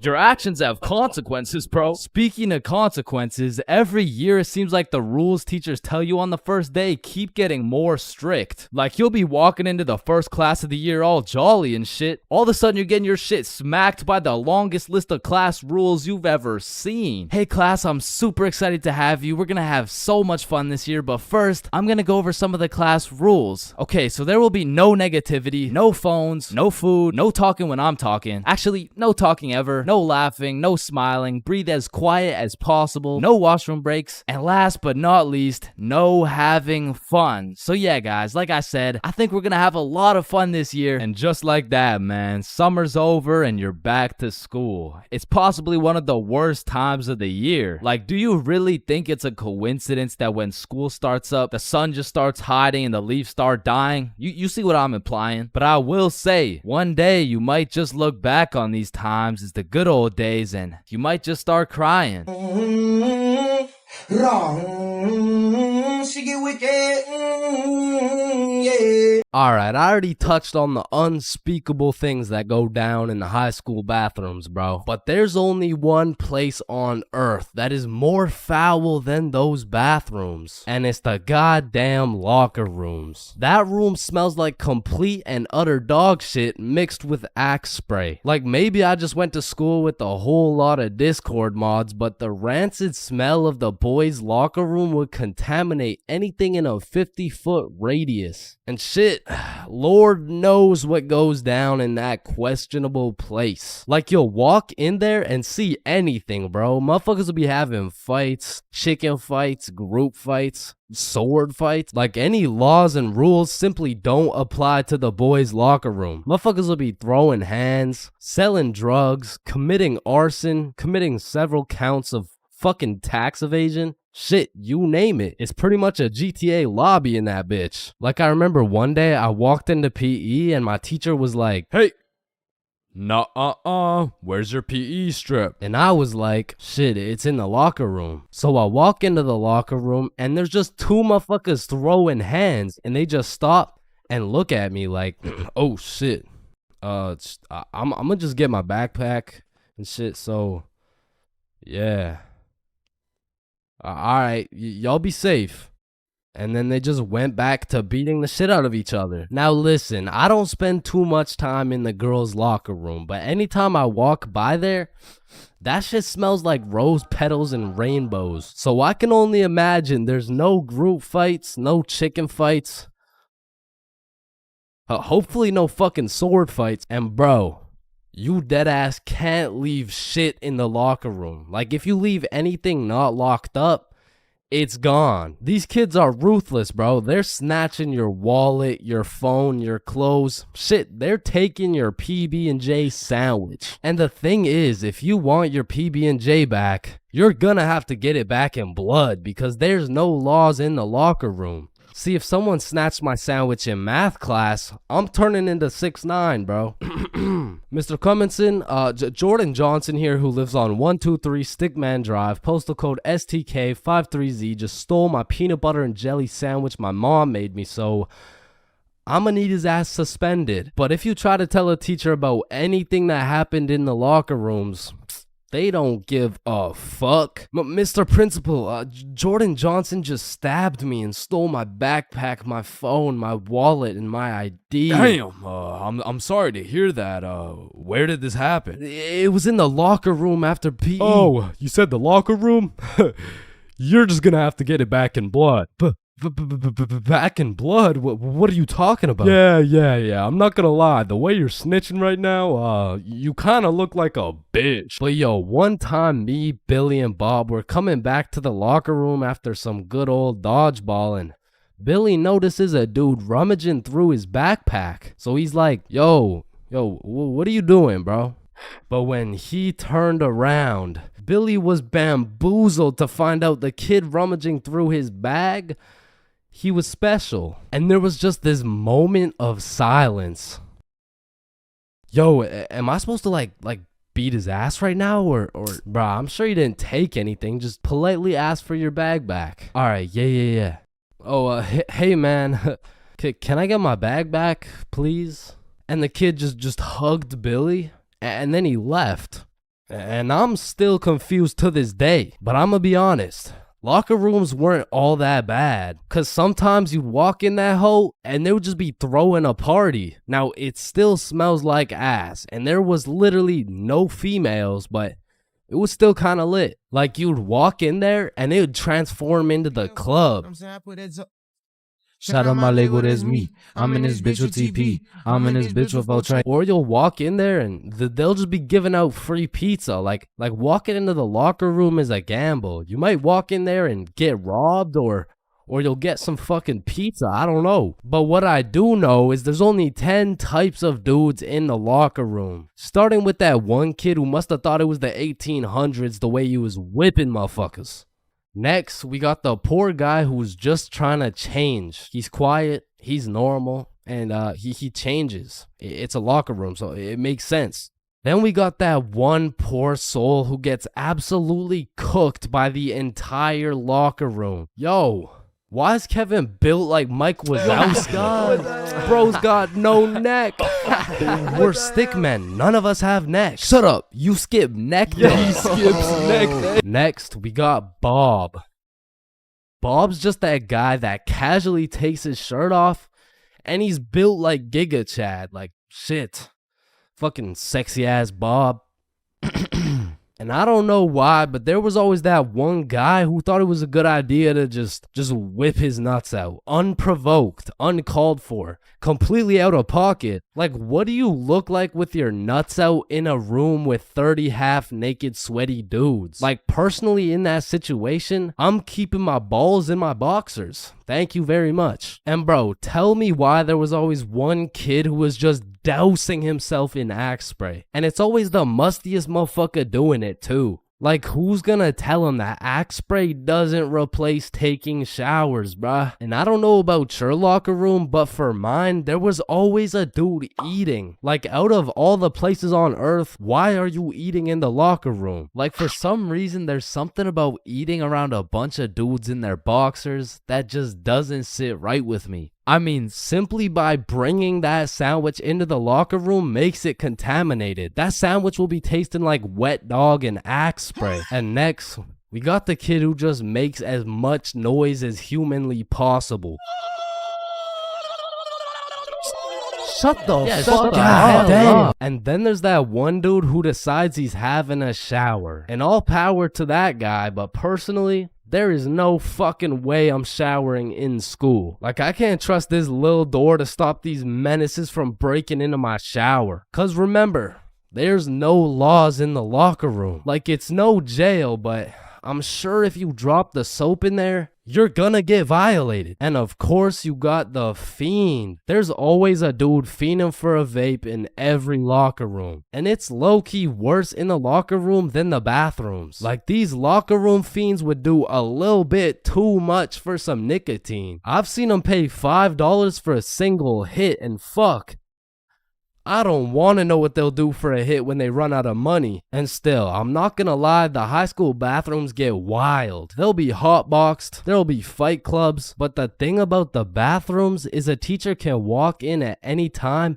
and get every student suspended. Like even the poor kid taking a piss will probably get suspended just by association, which is exactly why the high school locker rooms get so fucking rowdy, because there's truly no teacher strong enough to stop the buffoonery that goes on in these locker rooms. So they don't even try. Shit, I don't care if your teacher is John Cena. There is no single man who can put a stop to the fuck shit that goes down in the locker rooms. But there is one thing that can: a female.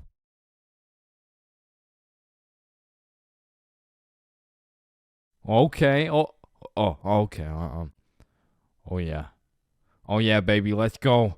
Let's go. Let's go. Now, I don't know why, but there's just some things we all did as kids, and it's not like any of these things actually make sense, but we just did them. Like, did you even have a childhood if you never dug a hole to China? Timmy, we're almost there. Yay, just 2 more minutes. I mean, kids are just some dumbasses, bro. Like, who's gonna tell little Timmy he's not digging through the Earth's core with this little rinky-dink ass shovel? But to be completely honest, out of all these dumbasses, I was probably the stupidest kid known to man. Like, I remember when I was 5 and I was taking my annual shower, you know, and all of a sudden I had realized I was a fucking superhero. It was just the way the water was flowing out of my fingertips. It was like nothing I'd ever seen before. And I was fucking hyped. I mean, from this point on, my new name was Waterboy. Wow. I was pretty fucking stupid, but not everything I did as a kid was completely impractical. For example, I know you used to run up the stairs on all 4s, bro. Like, this was just the most efficient way to get from point A to point B. I used to feel like a fucking cheetah going up those stairs. In fact, going up the stairs in this manner was so efficient, I asked myself, well, why don't people go down the stairs like this? And shit, I figured out why. Or bro, on a hot summer day, I would wait for my mom to whip out the fan, and as soon as she turned that bitch on, me and my brother would turn into the Migos. We were dropping hit after hit, like we were spending so much time talking into this fan, our mom was a little concerned. Raindrop, drip, drop top, smoking no cookie in a hot box, fucking on your bitch, yeah, cooking up dope in a crock pot. Hey guys, you've been there for 6 hours. I think it's time. Ma, let them cook. Bad and bougie. Cooking up dope with the Uzi. Hey. And speaking of cooking, when Mama Chains would whip up some good old craft dinner, I had no choice but to put a piece of KD on each prong of the fork. Like, that shit just simply tasted better, bro. Or whenever I was walking on a sidewalk, I would strategically plan out each footstep to make sure I was not stepping on a crack. Now, the funny thing about this one is I still do that shit. And I know some of y'all are gonna think I'm weird for that, but riddle me this. Who's gonna be laughing when your mom's in the ER with a broken back, bitch? Now, I feel like at one point or another in your life, you just had to check if the fridge light stayed on when you close it. It's really just a part of growing up. Like, one day you'll go grab some milk for your Honey Nut Cheerios and you'll be like, hey, wait a minute. Or what about when you were bored in the car and you start doing parkour with your fingers to the window? I used to hit some crazy combos and then I would go to finish it off with a backflip. Or have you ever fucked around in the living room and you broke a vase or some shit? Whoops. You know, you get a timeout or you receive a little whooping.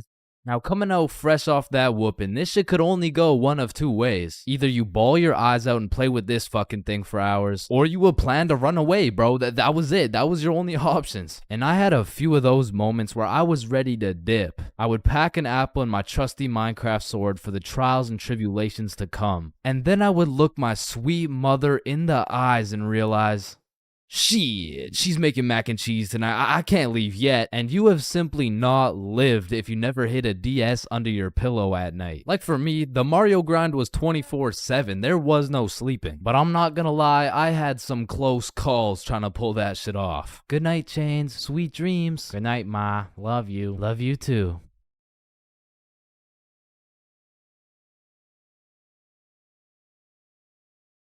Fuck. And goddamn, bro, in grade 1, we would be doing anything but schoolwork. Like, we'd be poking holes in our erasers, injecting heroin with mechanical pencils, drawing this shit, and breaking this shit off mechanical pencils. I'm not gonna lie, you still gotta keep me away from those things, because if I see them, I will break them. And yo, I'm not gonna forget you motherfuckers who used to put glue on your hands and let it dry so you could peel it off. Like, bro, you're weird for that shit. I'm not gonna lie. But I did used to love crafting the biggest marker sword you could and have a duel. And I don't know why, but I always used to carry around this tiny ass pencil. Like, I never actually used it, but I always had it. And I used to flex it too, thinking it was cool or something.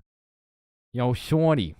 Take a look at my pencil. Oh my god, why is it so tiny? Tiny? It's not that small. And bro, tell me as a kid that you never had the random urge to just do this shit. And you just stay there. I don't know why. And I'm not gonna lie, I have to contribute my entire professional stickman career to drawing on the windows as a kid. Like, Mini Chains was whipping up some masterpieces. They were on some Picasso level shit, which is exactly why you see this high quality stickman content.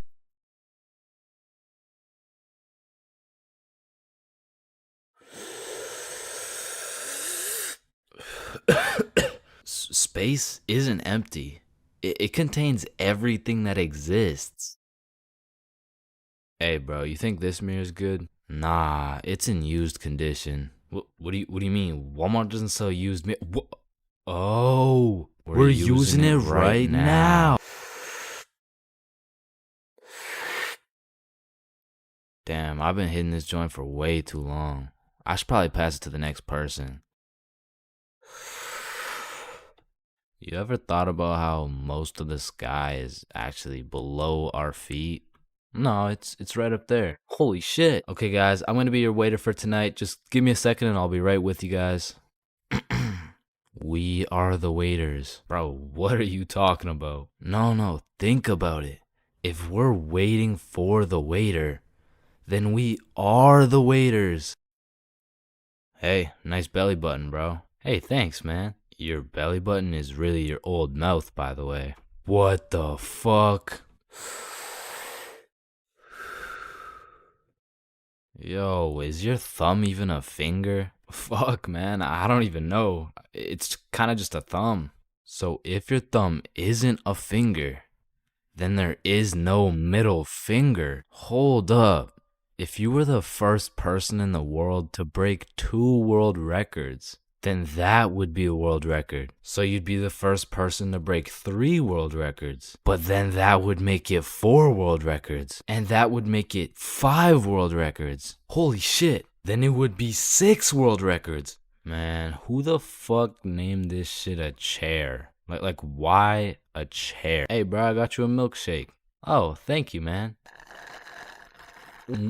Does a straw have 1 hole or 2?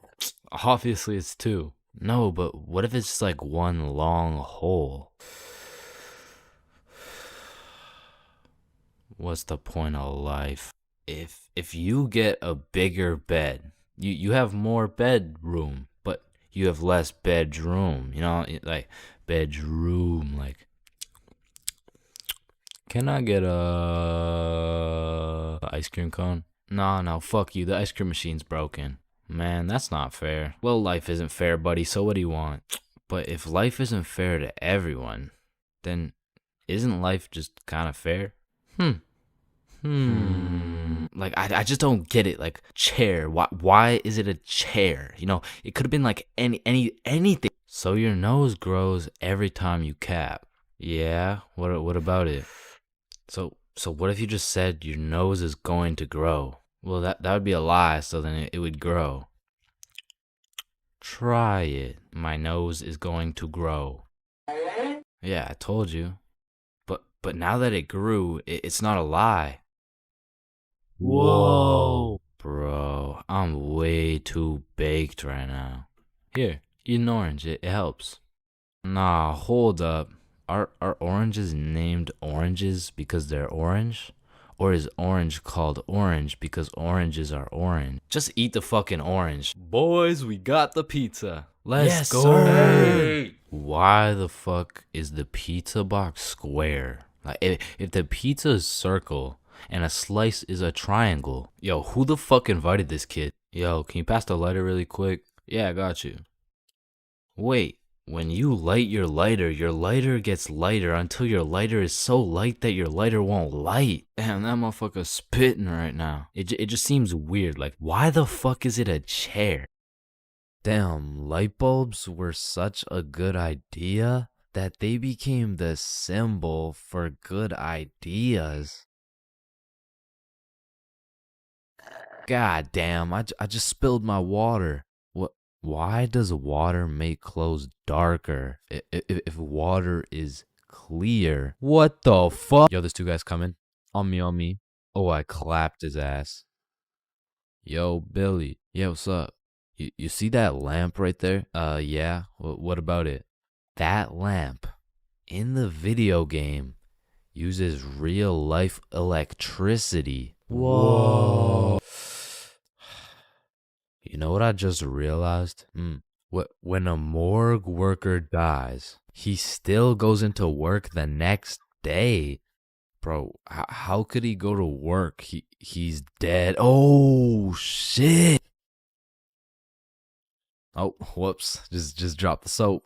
Wait, when you drop the soap, does the soap get dirty or does the floor get clean? Wait, guys.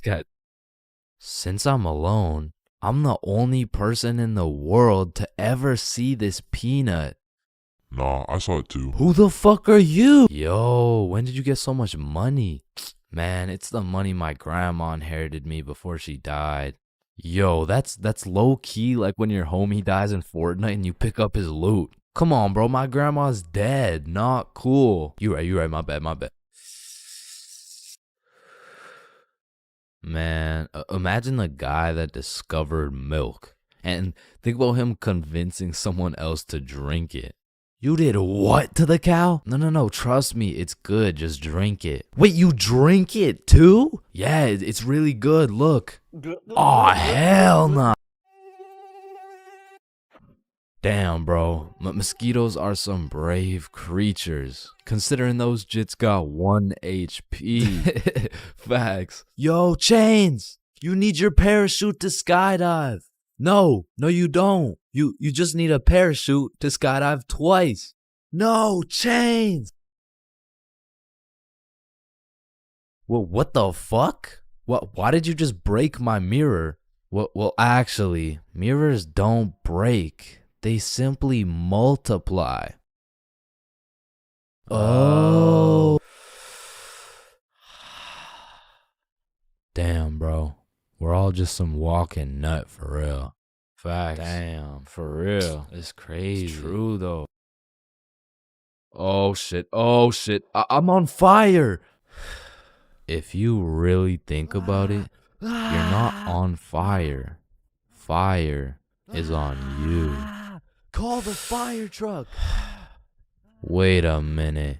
A fire truck is actually a water truck. Oh, god damn, just call the truck. Jesus. Bro, I was on fire. Why didn't you just call the fire truck? First of all, you weren't on fire. The fire was on you. Second of all, it's a water truck. Bro, I got the munchies. We should cook some cookies or something. Nah, you don't cook cookies. You bake them. What? Then why are they called cookies? Shit, I don't know. Cookies are just cookies. No, that's like saying you cook bacon instead of baking it.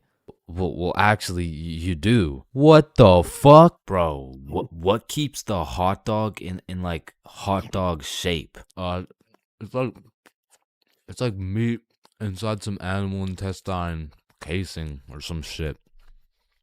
Okay, so it's hot dog meat inside animal casing, right? Yeah. So, hypothetically speaking, once you eat the hot dog, it's still hot dog meat inside animal casing, but you are the animal casing. So, with that being said, when you eat the hot dog, you become the hot dog. Just let me eat my fucking hot dog, bro. And that is why Genghis Khan has the most descendants in human history. I actually know someone with more descendants than Genghis Khan. Well, that's impossible. Who could possibly have more descendants than Genghis Khan? Genghis Khan's dad. Damn, you know Google Maps, right? Yeah, of course. Bro, someone at Google really just said, yup. Let's just have someone drive down every road on fucking Earth. And then they did it.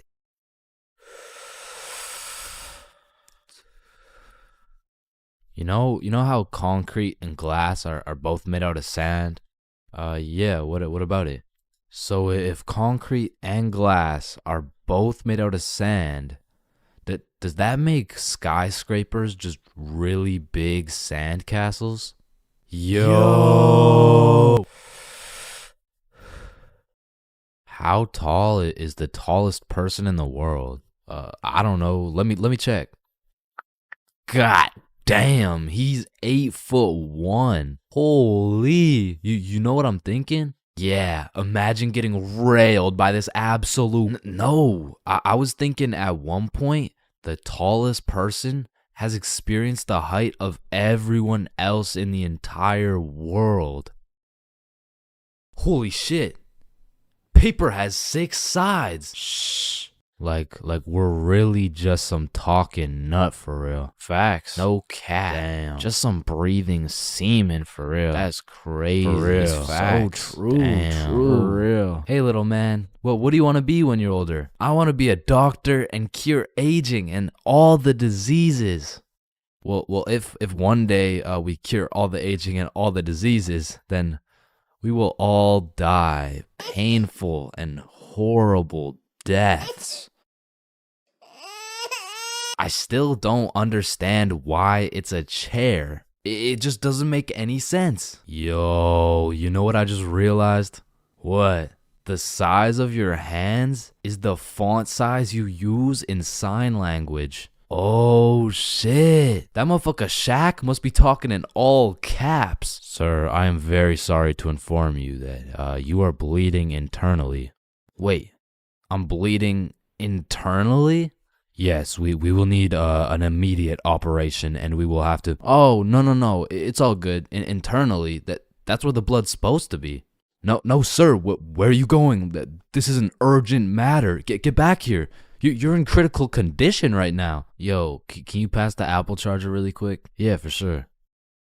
Yo, what if Apple chargers were called apple juice? Whoa. Damn. Yo. Apple juice? Bro. You know what I just realized? You can drink a drink, but you can't food a food.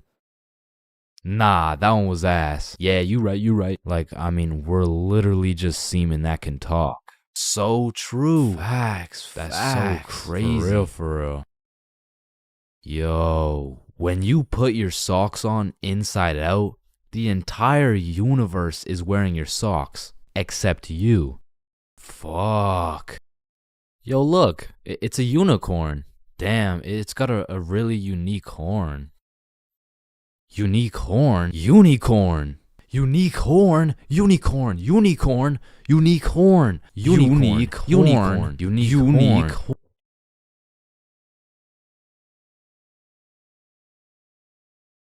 Oh, leaves are called leaves because they leave the tree. Holy shit, I got an idea. Can you pass me the wrench? Rope. Glue. Piece of pizza, please. Tape. A little more tape. Damn. Big ass magnet. Alright, all done. Whoa! This bad boy uses 0 gas. It's completely eco-friendly. Hop in.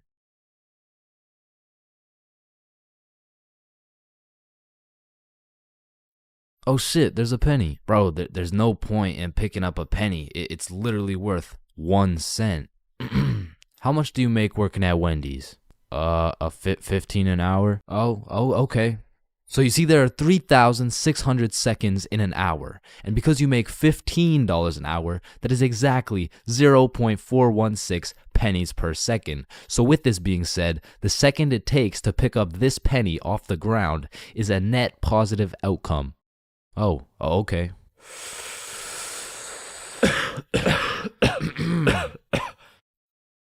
Wait a minute. Are stickmen always naked? Holy shit, we are stickmen. What the fuck? Yo.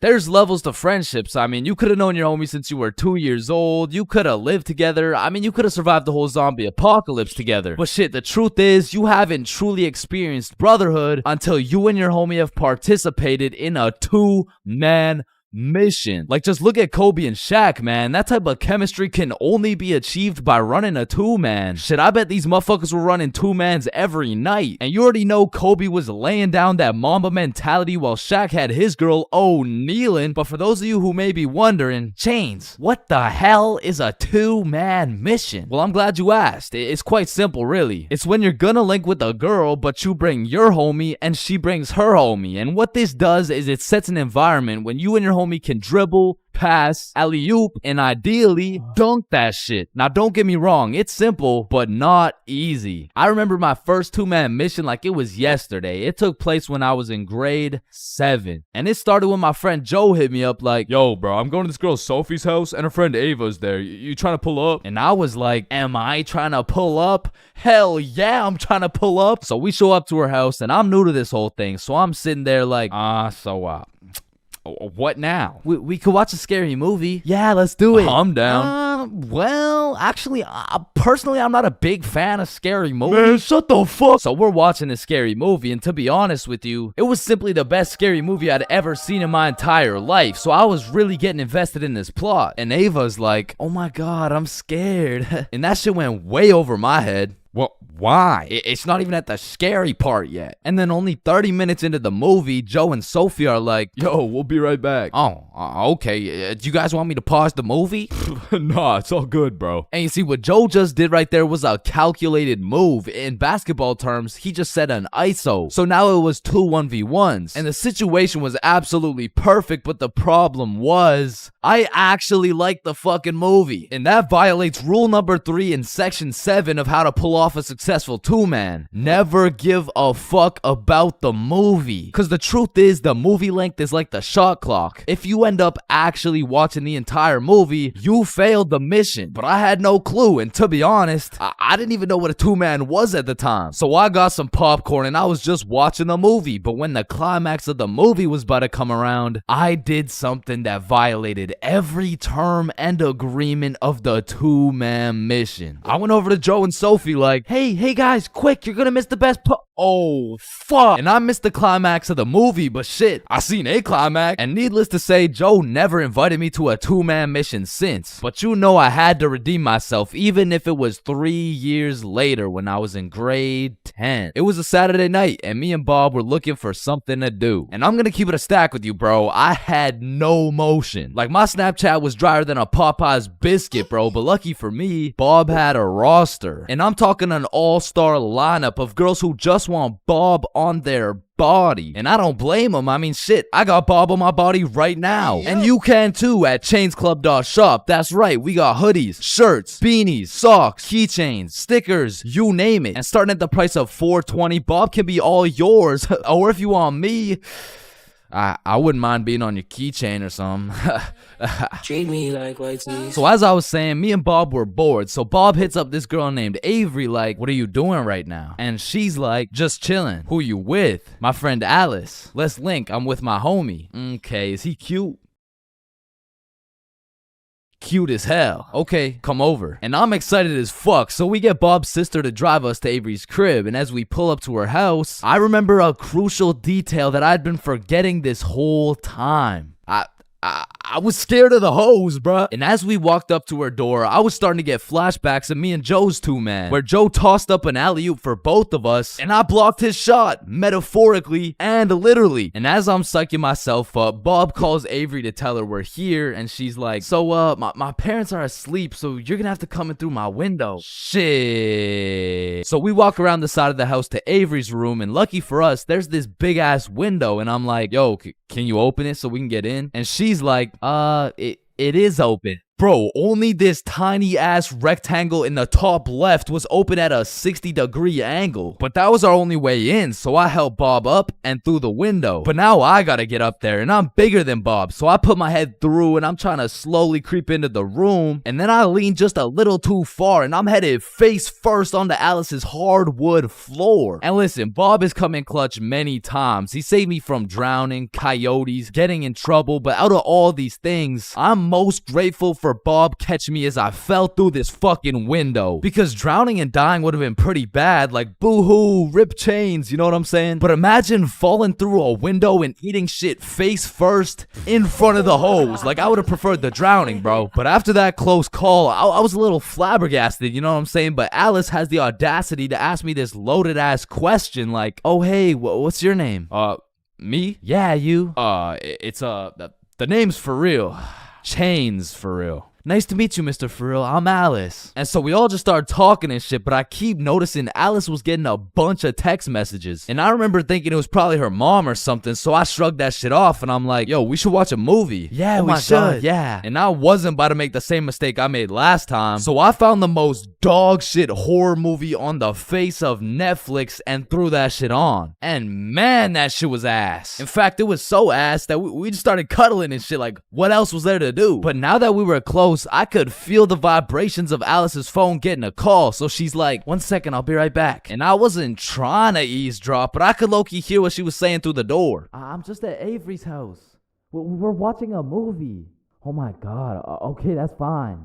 Okay. But when she comes back, she puts a pillow between us. Like the same type of shit two dudes do to make sure they don't fuck in their sleep. And I'm trying to piece everything together, and as I'm coming to the conclusion that this girl has a boyfriend, I hear footsteps coming towards the door. And when the door opens, I'm fucking bamboozled to see a 60-year-old man who looks furious. And I'm just hoping this isn't Alice's boyfriend, because if it is, we got bigger problems on our hands. But as I seen the way this man looked at Bob, I realized he's Avery's dad. And Bob wasted no time jumping out that fucking window. But for me, let's just say that shit wasn't very elegant, because I got stuck for what felt like 5 minutes making eye contact with this grown-ass man. Well, what are you trying to seduce my dad or something? Like get the fuck out. And I'm not gonna lie, we ran, bro. And once we made it home, me and Bob were relieved. But when I go to check my phone, I got a little notification on Snapchat. And I'm expecting it to be Alice or maybe even Team Snapchat or something, I don't know. But I sure as hell wasn't expecting it to be a motherfucker named Ryan Donaldson. And Ryan must have woke up on the wrong side of the bed this morning, because he's like, what the fuck did you do, dude? So I hit him back with a, who dis? And he's like, Ryan Donaldson. Yeah, no, I can see your username, bruh, but I have no clue who you are. I'm Alice's boyfriend, bitch. And Ryan got his shit hit with an instant block, bro. And so the moral of the story is, if you're gonna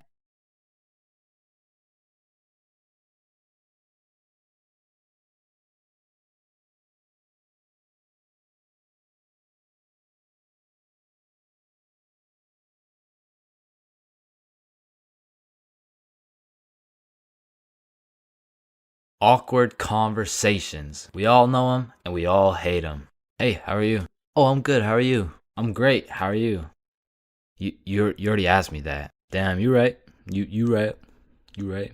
So, how's your day going? My pet frog just died. Damn, that's tough.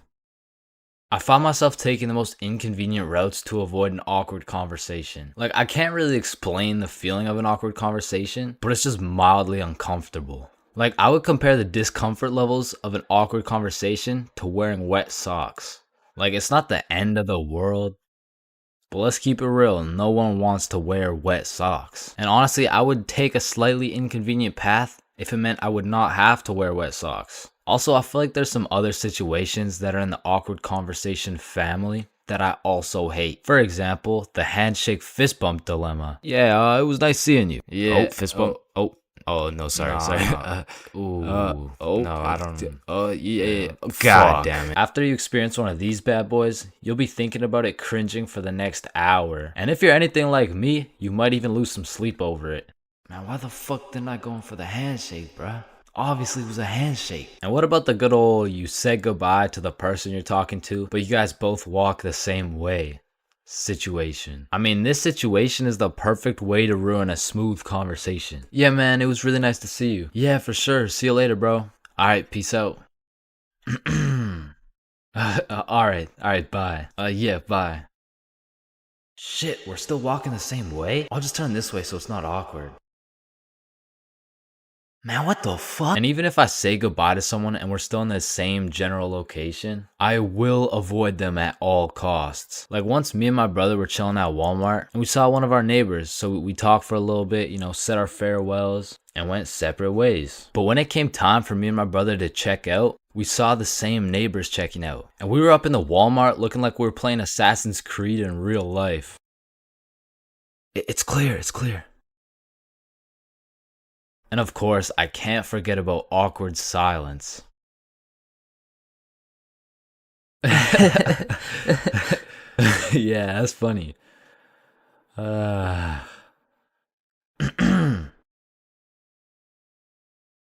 Me personally, I have some procedures in place to avoid awkward silence no matter what. For example, my philosophy is to just say things. Yeah, that's funny. So do you play Minecraft? What kind of question is that? In the end, they may think I'm a dumbass, but at least there's no awkward silence, you know what I'm saying?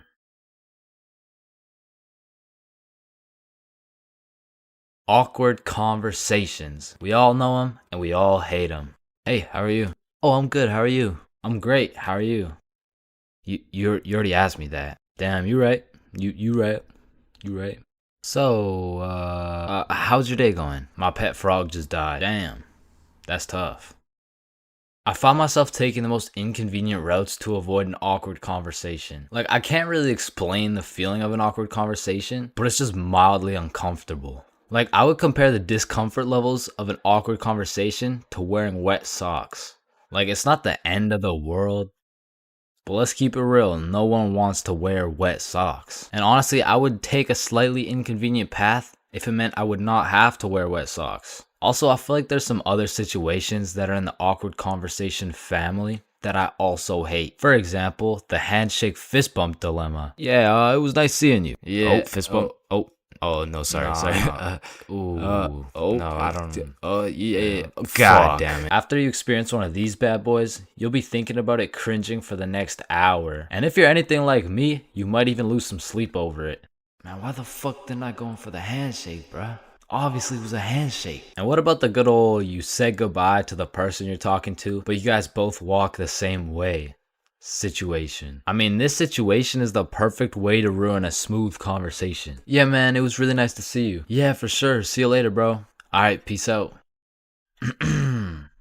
Alright, bye. Yeah, bye. Shit, we're still walking the same way? I'll just turn this way so it's not awkward. Man, what the fuck? And even if I say goodbye to someone and we're still in the same general location, I will avoid them at all costs. Like once me and my brother were chilling at Walmart and we saw one of our neighbors, so we talked for a little bit, you know, said our farewells and went separate ways. But when it came time for me and my brother to check out, we saw the same neighbors checking out. And we were up in the Walmart looking like we were playing Assassin's Creed in real life. It's clear. And of course, I can't forget about awkward silence. Yeah, that's funny.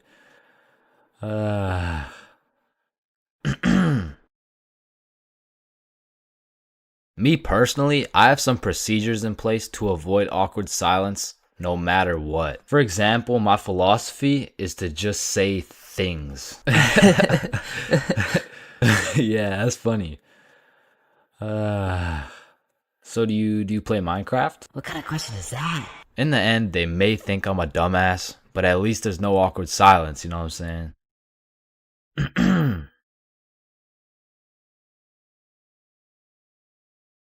Everyone experiences being drunk differently, and it can change from time to time as well. But I'd say most people fall into a few general categories, one of which is the aggressive drinker. These people have to have pent up and saved anger for years. They just decide to let it all loose when they take a sip of alcohol. I feel like they might even just be using drinking as an excuse to sock someone in the face. And the main problem with aggressive drinkers is there's always at least one of them at every function. Sometimes they can be tamed, but if you just let them do their thing, then the function just turns into the Battle of Vimy Ridge, bro. You don't want your friends to be aggressive drinkers, because when they do something stupid, you just have no choice but to back them up, because that's your homie. Coming up next, we have the depressed drinker. I know lots of people who are usually happy and energetic, but when they start drinking, all of a sudden they think I'm their therapist or something. Like, of course I want to help my boy if he's in his feels, but I'm hammered too, bro. I can't help you get your ex back.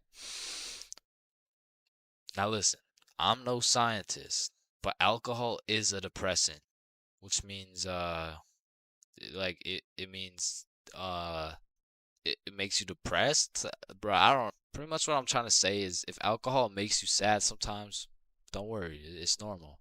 Next up, we have the flirty drinker. Now these types of people are a common appearance at parties.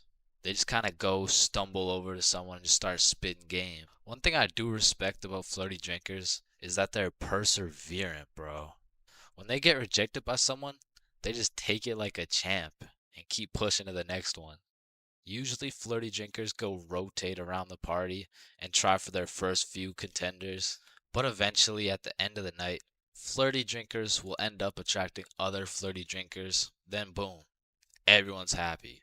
And come on, everyone knows the I love you guy. Man, I love you, man. Nah, like, I don't think you understand. Like, I really love you, man. And whatever you need, I got you, bro. And I just really love you, man. Bro, who the fuck are you? And of course, we got the designated driver. Next, we got the loud one. Hey, bro, sometimes the alcohol just makes people talk way too loud. In some settings, it'll slide.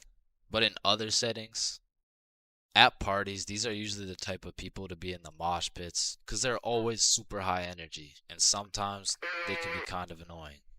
Man, who would be this type of drunk, am I right? Alright, it's me. And if anyone else is this type of drinker, I know you can relate. When you wake up the next morning, not only you get hit with the hangover, but your voice is just completely gone. And I'm not even usually a loud person, but man, alcohol just works its magic and has me yelling like Kais and Nat. Hangovers being this type of drinker has to be one of the worst. I guess next to aggressive drinkers, you know what I'm saying? Anyways, we're moving on. You also might have encountered the philosopher. I couldn't tell you why, but for whatever reason, after taking 5 shots, some motherfuckers just become a philosopher, bro.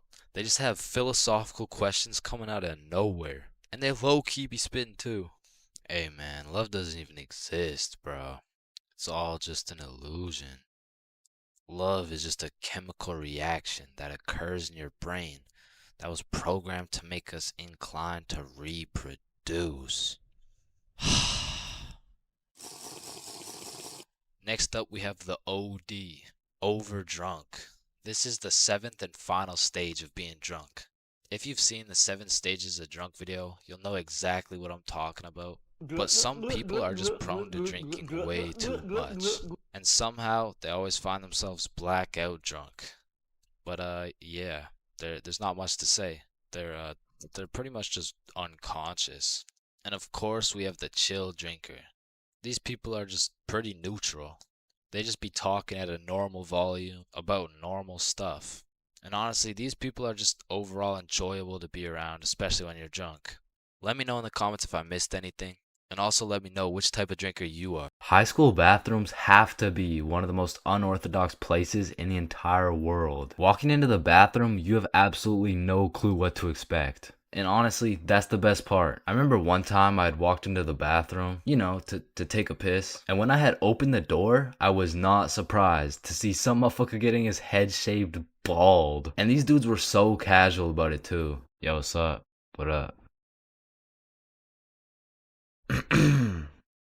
And you know, it's cool and all to be able to be entertained while you're trying to release your bodily fluids. But I mean, sometimes you just want some peace and quiet. Because you truly never know when something like this can happen to you.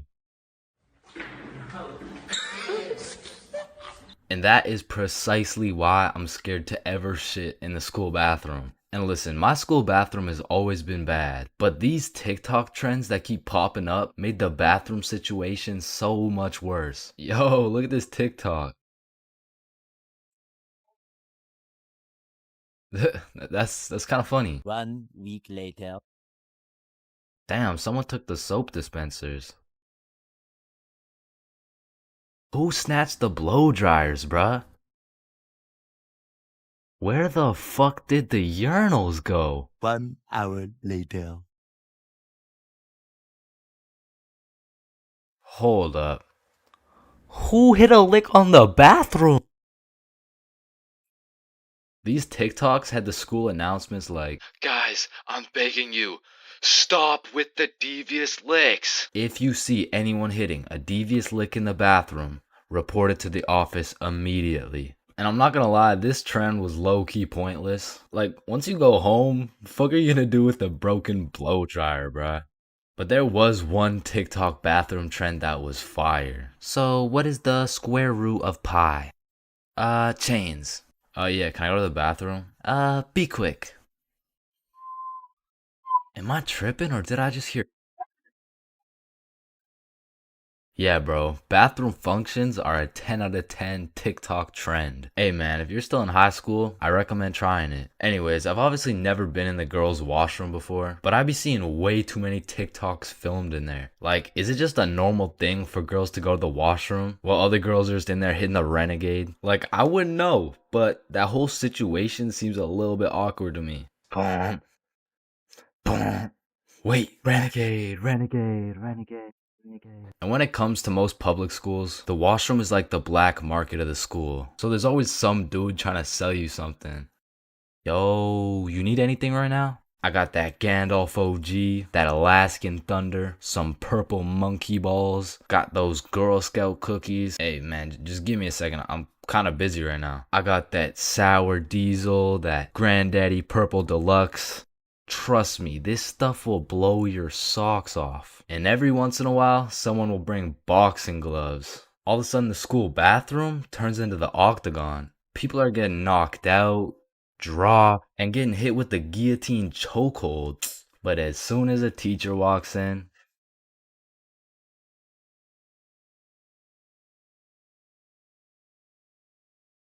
honestly, bro, I'm not scared of much. I'd go skydiving, I'd swim with the sharks, run with the lions, fight a gorilla, beat some ass, and not even get my ass eaten. No, I would not. What the fuck? Wait, no. I mean, I'd even get my ass beaten, bro. But if there's one thing that leaves me scared shitless, it's a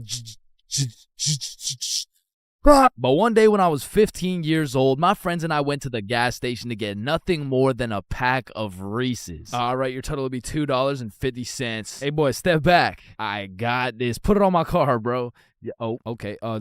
Just let me. Oh, all right. You know, I don't think your machine's working, bro. Hey, kid. I hate to break the news to you. You know what I'm saying? But I think your broke ass needs to get a job.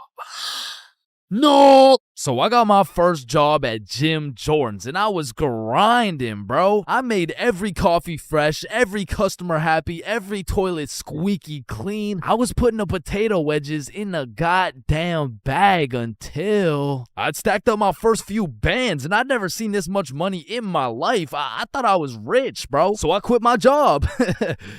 And then the government took some bans. I bought a few Fortnite skins, one ugly ass t-shirt, and before I knew it, I ended up exactly where I started. Damn, dude, you fucking suck. Your broke ass still needs to get a job, bro. Man. Firstly, my name is Chains, and I would love to work here at this summer camp. All right, Chains, do you know how to read? Yes, sir. Do you speak English? I do. Can you count to 10? Indeed. Can you ride a bike? Of course. Do you like little kids? Yeah, no, wait, no, yeah, well, yeah, like, yeah, no. No. Final answer, no. All right, you're fired. Wait, no, I love little kids. All right, you're hired. Now take this helmet and teach those kids how to ride some goddamn bikes. Okay, yeah, thank you. Really quick, how much do I get paid? I mean, as little as legally possible. Now get to work, buddy. My boss threw my ass straight into the deep end, bruh. No training, no nothing. Now, what's crazy is every other worker went to a training camp and was taught exactly what to do and exactly what to say. But one of those dudes quit last minute, and they needed somebody, anybody to fill in, and that's the only reason they hired your boy. Anyways, I grab a bike, go outside, and there I see my group of 5 little 5-year-olds waiting for me. And I can see the hopes and dreams of learning to ride a bike glistening in each and every one of their little eyes. And I didn't want to let these little motherfuckers down, so I wasted no time and got straight to work. Listen, it's simple. You get on your bike and you just start pedaling like, look at me go. Right, guys?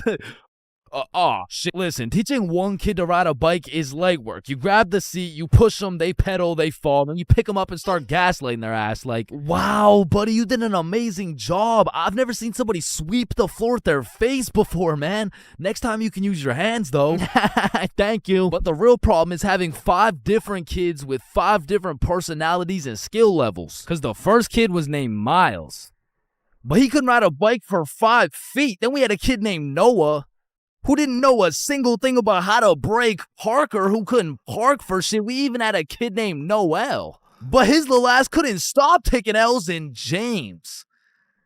But it was just one motherfucker, bro. Like, why is your name plural, bro? Where's the other one at? So my group's out here looking like 5 chimpanzees on bikes with one bigger chimpanzee supervising them. And I look over at my coworkers' groups, and these motherfuckers are out here biking in perfect unison, weaving through cones. I even seen a little kid doing no hands, bro. Hey, James, look, no hands. Oh, shit. Oh, shit. Hey, James, look, no teeth. So after painting the pavement like Picasso, we get under the shade for some lunch break. And talking with these kids was such an interesting experience, bro, because since I was their biking instructor, they just assumed I knew everything, bro. Hey, Chains, why's the sky blue? Shit, I mean, it just... And who even decided that it'd be a Monday today? Oh, that was definitely Abraham Lincoln. Why does my sandwich taste like pennies? That's the taste of blood, my boy. What's the biggest number? Infinity. How old are you? 300. What time is it? 12:37. And why do my parents wrestle without any clothes on? Yeah, mine too. So, okay, time to get back to riding bikes, bro. But this time when we got back out to riding bikes, I set up a cone drill. All right, group, lock in. Here we got an easy cone drill. You know what I'm saying? I'll show you how it's done. So you just want to go through the cones just like this. You know what I'm saying? I like to call this drill. Oh, fuck. Wait, what's it called? I don't know. I think it's called fuck. Are you sure? Fuck. Yeah, nah, it's definitely called fuck. Well, that's a weird name. Okay, who's gonna fuck next? Yeah, bro. I'm not gonna lie, I dead ass fell. Like, there was no type of biking test in order to get the job. All they asked is if I could ride a bike, and I can. But I did not know we'd be doing NFL drills on these fucking bikes. But needless to say, when the parents came to pick their kids up from the first day of bike camp, they were not impressed. Hey, there's my little man. What did we learn today? Oh, you know, we just took the training wheels off. We got started on a few cone drills. He showed us how to fuck. Yeah, okay, man. No, I'm sorry. I'm so sorry. This is a catastrophic miscommunication. And Chains told me I had the best grip. Hey, yo, I'm the handlebars, brother. You gotta specify. Chains says I have so much potential for a kid my age. Okay, yeah, that sounds bad. That sounds really bad. Why does all this shit sound so bad? Me better without any teeth. I'm just trying to cheer him up, man. He told us to always use protection before riding. Okay, that's enough. He just stopped. None of them came back, bro. So I got a new group, and the best part about this new group of kids is that they were already level 4, meaning we'd all just bike to the park, eat lunch, and then bike back. Damn, bro, that sounds easy as fuck. Surely this couldn't go any worse than your first group, right? Yeah, it does. Yeah, nah, it gets worse. It gets so much worse. So for this little journey to the park, I'll pair up with my coworker Natalie. So Natalie's in the front and we got 10 kids in the middle. We'll call them Liam, Ava, Milo, Zoe, Tucker, Cornelius, Jackson, Bradley, Quandale Dingle Jr. the third, and Riley, which is the only name you'll need to remember. So I count up the kids so we don't leave any behind, and as expected, I count 10. So we take off on our journey to the park, and all these kids were really good at riding. You know, out of the whole group, we only had one little fall.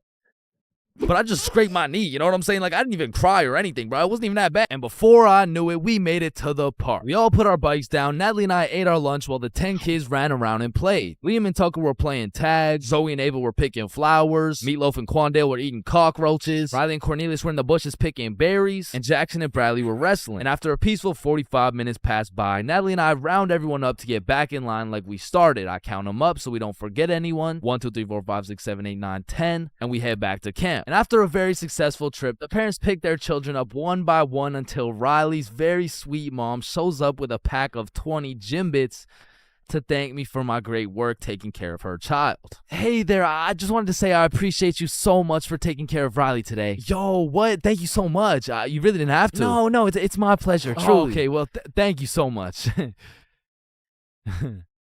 So, where's my little guy? Oh, he's right here. My heart dropped straight to my stomach, bro. And as I'm looking around for Riley, I'm trying to recall the ride home, and I genuinely just don't remember seeing Riley at all. And that's when I remember I last saw Riley playing in the bushes. And this is when my heart goes back from my stomach and drops down to my testicles, bro. To this day, my heart has never dropped so hard. This woman trusted me with her son, and I don't know where the fuck he is. So, where is he? Man, that right there is a great question. What do you mean that's a great question? You know, all the greatest questions in the world make you think, don't they? Yes. Right, and as you ask me this question, I really get to thinking, you know, like, I really get to rack in my brain, and, well, to be quite frank, well, I'm stumped. Okay, what do you mean you're stumped? I don't know where Riley is. What do you mean you don't know where Riley is? Okay, yeah, nah. Let's just put it like this. Do you know where Riley is? No. Yeah, nah, me either. Yeah, ice cream. Holy fuck, he's right there. Oh my god, fuck, I knew it. I knew it. Like, fuck, oh my god, he's right there. Lost you. I knew it the whole time. He's right there. It's April Fool's. Give me these. Yeah, take them. Oh my God, Jesus, God bless America. And that was genuinely the day I realized I can't work a fucking job. I'm not built for that shit, bro. I gotta start a Stickman YouTube channel or some shit.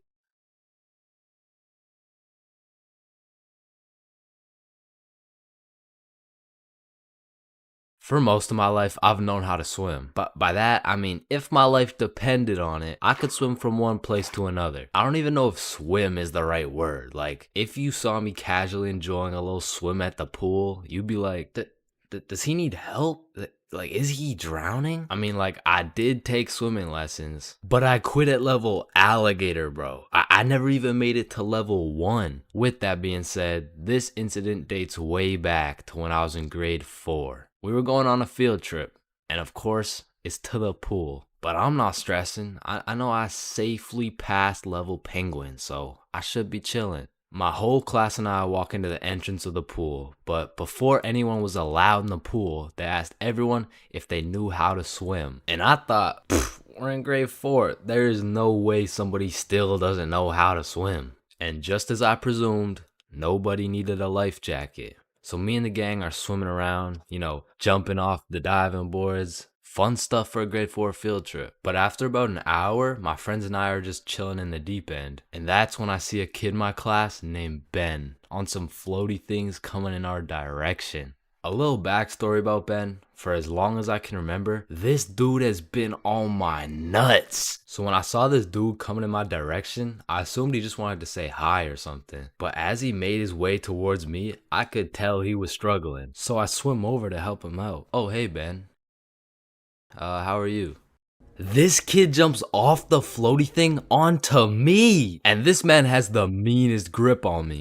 Pause. Well, this shit had to be some sort of attempted murder, bro, because he had me in a chokehold and his legs were wrapped around my arms. But they did not prepare me for this shit in level alligator. So instantly I start sinking and hit the bottom of the pool. Keep in mind, Ben is chilling on top of me with his head out of the water this whole time. So I jump off the bottom of the pool just enough to get my head out of the water for a few seconds. Ben, get off me. And when I look up, I see this dude Ben with the straightest face in the world. Like this motherfucker has no clue I'm out here fighting for my life. And he says in the most monotone voice, "I can't swim." Ah, hell nah. I'm trying to fight him off me, but keep in mind my arms are tied up. So I gather all the strength out of my skinny ass grade 4 legs, and I jump just enough to get my head out of the water again. Lifeguard, help! Oh, you guys, stop playing around in the pool. That's it. I'm fucked. I'm dead. And out of sheer anger, I decide, fuck it. If I'm dying, you're dying with me. I duck as far as I can under the water so both me and Ben can't breathe. But I'm running out of air. I start to get lightheaded. Man, that's crazy. This is really how I die, huh? And just as I had lost hope, my main man, Bob, comes in on some Superman shit, pulls Ben off me, and swims me over to the shallow end. I cough up some water, but eventually I catch my breath. So that's the story of how I almost died. And it's also the story of why I owe my life to Bob.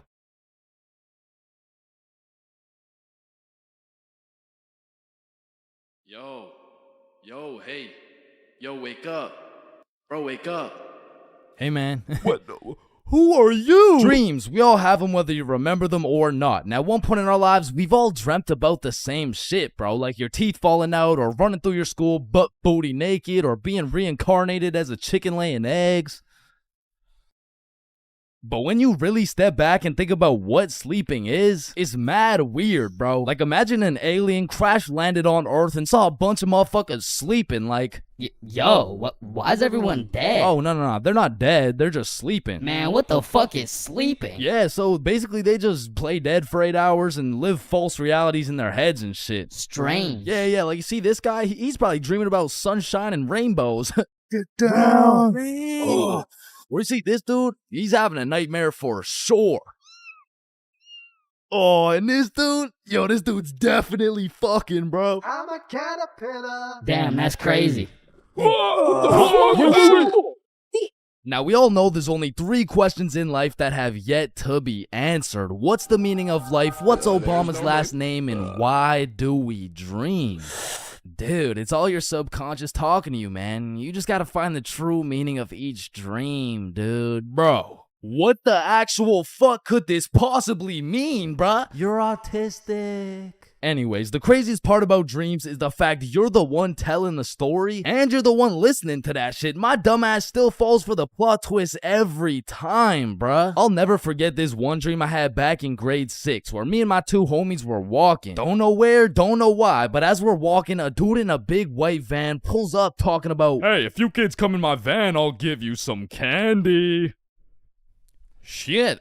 I mean, I'd come in your mouth for the whole bag. So obviously, we hop in, and the driver looks absolutely cracked out, talking about, "Hey kids, eat this candy." And so we unwrap this piece of candy, and it's literally just a razor blade, bro. Like, he didn't even try and hide that shit. Nah, I think I'll have to pass on this one. Alright, okay, then eat this piece of candy. Nah, this is a Perk 30. You got any Reese's Cups? Yeah, nah, I got Reese's Cups, here. Sir, this is just a Glock covered in peanut butter. Alright, fine, take this. Shit, okay. So we eat this unsuspicious looking candy and instantly start tripping balls, bruh. Like the van is deforming, we're seeing rainbows and shit, and worst of all, we see this big ass grin on the driver's face. And I don't remember exactly what he said, but he said some crazy shit like, "Get ready, I'm coming for them cheeks." It was more like "Looks like your private square just went public." Okay, no, that wasn't it either. It was it was something more like "You boys ever had your buns stuffed like a meat mountain from Arby's?" Yeah, I can't remember exactly what he said, but all I know is if we didn't act fast, we were getting our cheeks snatched up, bro. So Billy's like, "Yo, quick, call your dad." So I'm rushing to start calling my dad, and this is the most dream logic shit ever, cause I don't even got a dad, bruh. And this is where my own brain hit me with the meanest plot twist I never saw coming. Because as I'm calling my dad, the driver's phone starts ringing, bruh. Bomba Club. Now, I don't remember the rest, but the fact my own brain hit me with some Star Wars Darth Vader type plot twist, god damn, bro, that shit was a movie. But still, I probably got my shit touched, so I'm gonna have to leave this as a B tier dream, bro. B tier? What the fuck could possibly be worse than a crackhead tickling your pickle, bro? Fever dreams. Now, those motherfuckers could be their own torture method, bro. These are dreams that just have you stuck in an infinite time loop doing the same shit over and over and over and over in C tier, bro. Now, lucid dreams. Lucid dreams are deadass just playing life on creative mode, bro. Cause in my long life, I've only had 3 lucid dreams, and every single one of them was lit as fuck, bruh. Now, the problem is I can only start lucid dreaming when my original dream is just a little too strange. Like, hey, you're cute. Can I get your number? What? You want my number? Yeah. Yo, I must be lucid dreaming. Ow, what the fuck? Shit, it's so real, bro. I can do anything. I can probably fucking fly. Alright, Chains, this is not a dream. You're under arrest for battery and assault. But for real, my first lucid dream started when I was posted up in a basement with Michael Jackson. Yo, aren't you supposed to be, like, dead and shit? Oh shit, I must be dreaming. And so to test the waters, I start spawning in random shit on the spot, and this is the moment I realized the possibilities were endless, bruh. I could do whatever I wanted, and so I spawned in a honey pack, and I spawned in Lola Bunny, and I S tier. Lucid dreams are S tier, bruh. Wet dreams are too. Now, we got a few popular reoccurring dreams on our hands, like running through your school butt booty naked. Now, back in the day, this dream used to have me scared shitless, bro. I was like, oh shit, where's my pants? Yo, what's my crush gonna think? Well, what are the boys gonna say? But ever since graduating high school, that dream has me scared even more shitless, bro, because now it's like, oh shit, yo, what's the police gonna think? Hands behind your back. Bro, what's the judge gonna say, bro? Shut the fuck up. Fucking C tier. Teeth falling out, B tier. Random adventures with your homies, A tier, bro. Me, Bob, and Billy have fought bears together. We've been to the nether. We've even fucked around and ran a 3-man on the Totally Spies cast. Like, these dreams are so lit that when I wake up in my raggedy old lonely ass bed, I be trying to go back to sleep to continue the plot, bruh. Look who came back for that meat mountain, boy. Oh, hell no. You better run. Bruh, I'm trying. Now, trying to run in your dreams, man, this shit really pisses me off, bro. Because I never told anybody this, but I was the fastest kid in my elementary school. So when I'm dreaming and I got 2 hordes of zombies, Michael Myers, and fucking Diddy himself chasing after me, tell me why my ass starts running like the fastest kid in the special needs class, bruh. So trying to run in your dreams has got to be C tier, right next to all the common shit like falling, drowning, losing your phone, explosive diarrhea all over your bed. Damn, bruh, shitting your pants, fever dreams, and being butt booty naked around a bunch of minors is C tier. What the hell is D tier, bro? Sleep paralysis. This might be the scariest thing that can possibly exist, bruh. You're telling me at 4 a.m. I could open my eyes, unable to move, while struggling to breathe, and start seeing demon shadow figures while hearing screams in the distance, bruh. Fucking Z tier, bro. What the fuck? Now, I'm grateful I never had to experience that shit, because the fact that while you're paralyzed, you'll start to see the scariest thing your brain could possibly imagine is beyond me, bro. Knowing me, I'd be there enjoying my beauty sleep, dreaming of me and the boys playing fucking Mario Kart or some shit, and I would open my eyes stunned, unable to move, when slowly a devious creature begins revealing itself out of the closet, casting a shadow over top of me until I can see exactly what it is.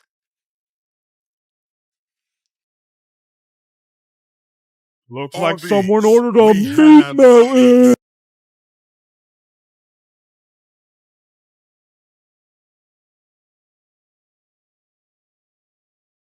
High school, the only place you'll find nerds and jocks chilling in the same room, where there's fight clubs and book clubs in the same building, where you can find the plug selling something and the school thought-giving dome all in the same bathroom. And surely one of the few places you can pursue your educational prowess and take it off that Benjamin in the same institution. High school, man. Love it or hate it, it's quite the experience. And although every single person will have a different experience at high school, there are some things you are guaranteed to encounter. Like the PE sweat, the nerd, that one strict ass teacher, the teacher's pet, the redditor, the predator, the chill teacher, the plug, the stoner, that one motherfucker who walks like this, the class clown, the band kid, the kid who just never shows up, the hot Cheeto girl, that one sexy ass kid who he got all the girls and you know what I'm saying, he was like super cool, the bathroom fiend, the oh my god I almost failed that test, I did so bad, oh shit same, I got a 51%, what about you?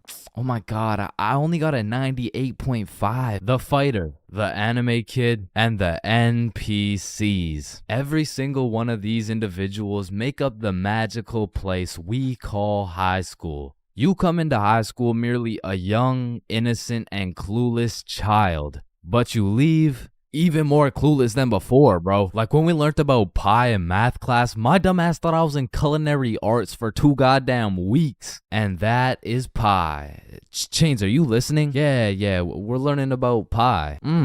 Then recite pie. Flour, egg, some fucking blueberry. Like coming into high school as a freshman, I was thinking, I can use my high school experiences and knowledge to figure out what I'm gonna do in life. Then shit, all of a sudden I'm graduated and my brain is filled to max capacity on bullshit. So now that you're graduated, what are you gonna do with your life? The mitochondria is the powerhouse of the cell. But one of the most majestic parts of high school is the bathrooms, bro. Like it's a proven statistic that only 1 in 30 kids actually go to the bathroom to take a piss. And Lord knows what the other 29 are doing, bro. I mean, it could literally be anything from a secret fight club to a drug ring to a fucking Bible study. Like nothing is out of the picture when it comes to high school bathrooms, bro. But the bathrooms are not the only place where some fuck shit goes down. Cause you know high school students love to see fights, so when there's the slightest hint of beef, there's a motherfucker instigating that shit. Oh shit, my bad, bro. Nah, it's all good, don't worry. Yo, personally, I wouldn't take that shit, bro. What? Nah, it's fine. Like, he practically just called you a bitch. Wait, really? No, it was an accident. Wait, what's that? Oh shit, he just said he's smoking on your grandma's pack right now. Hey, don't be talking about grams like that. Ah, shit. Wow. But tell me why when some entertaining shit happens, I just happen to miss school that day. Like I'll go every day of the month, but I get sick for 1 day? Damn, I'm glad as fuck I'm not at school right now. Yo. Holy shit. Chains, where are you? I'm in my bed right now. Why? Ooh. Jeremy and Tom are running the ones right now. Fuck, the one day I didn't go. Wait, what's that in the background? Oh shit, yeah, they got Lil Uzi performing at school today. What? Uzi's at our school? Yeah, check it out.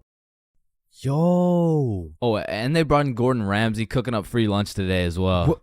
Oh, and I almost forgot, Elon's pulling up and giving everyone Teslas. So no. I'll see you later, man.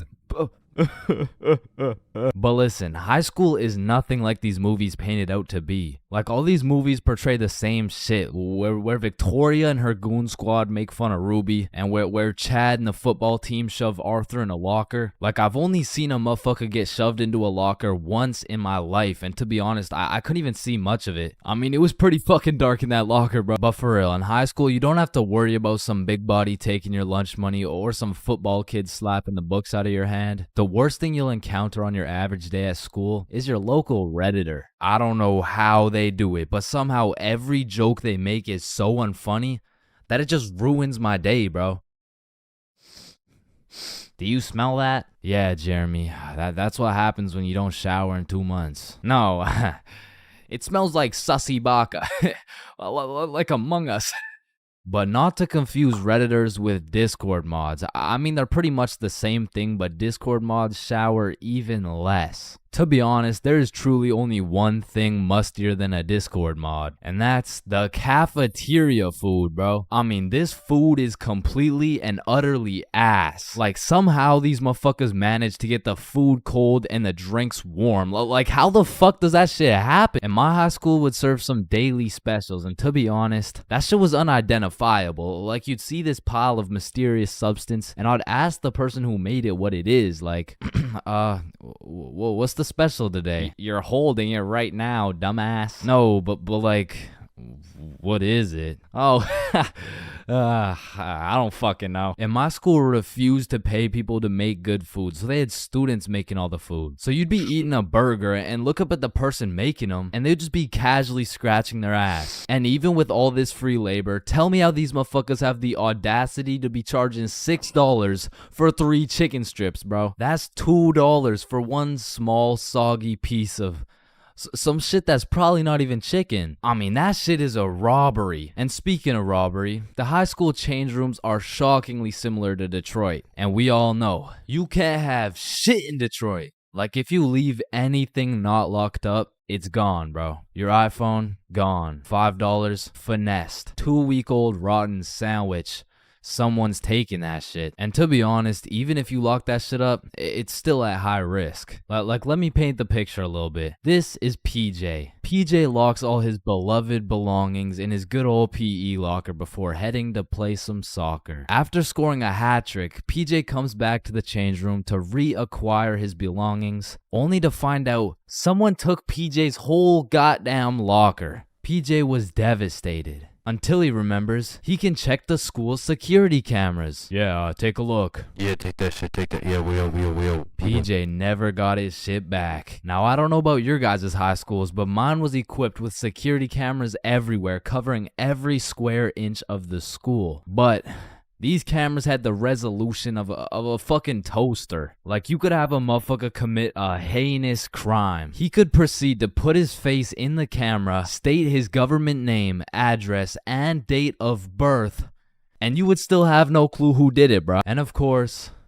the teachers. Teachers have the ability to make or break your high school experience. So real quick, let me go over some of the teachers you will encounter in high school. The angry teacher, the chill teacher, the lazy ass teacher, the funny ass teacher, the teacher who doesn't know how to teach shit, Miss Cakinson, the teacher who wants to be the chill teacher, but shit just doesn't work. That teacher that plays videos all class, the gym teacher with several allegations, the weird science teacher, and the teacher who subscribed to ChainsFR. Wow, what a G. And that's high school in a nutshell.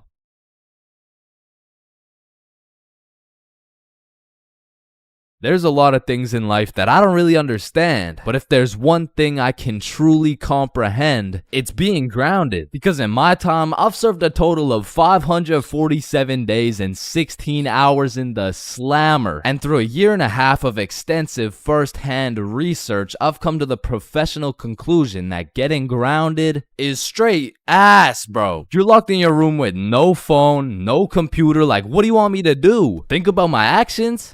Hell nah. Being grounded had a young me doing the stupidest shit ever, bro. Like, I was popping handstands, hitting my head against the wall, playing with the door stopper thingy. Shit, I got so bored, I even read a few pages of a book like an absolute nerd. And now that I think about it, Percy Jackson and the Battle of the Labyrinth was actually a spectacular read. Now listen, there's only one thing worse than being grounded, and that's being falsely imprisoned for life.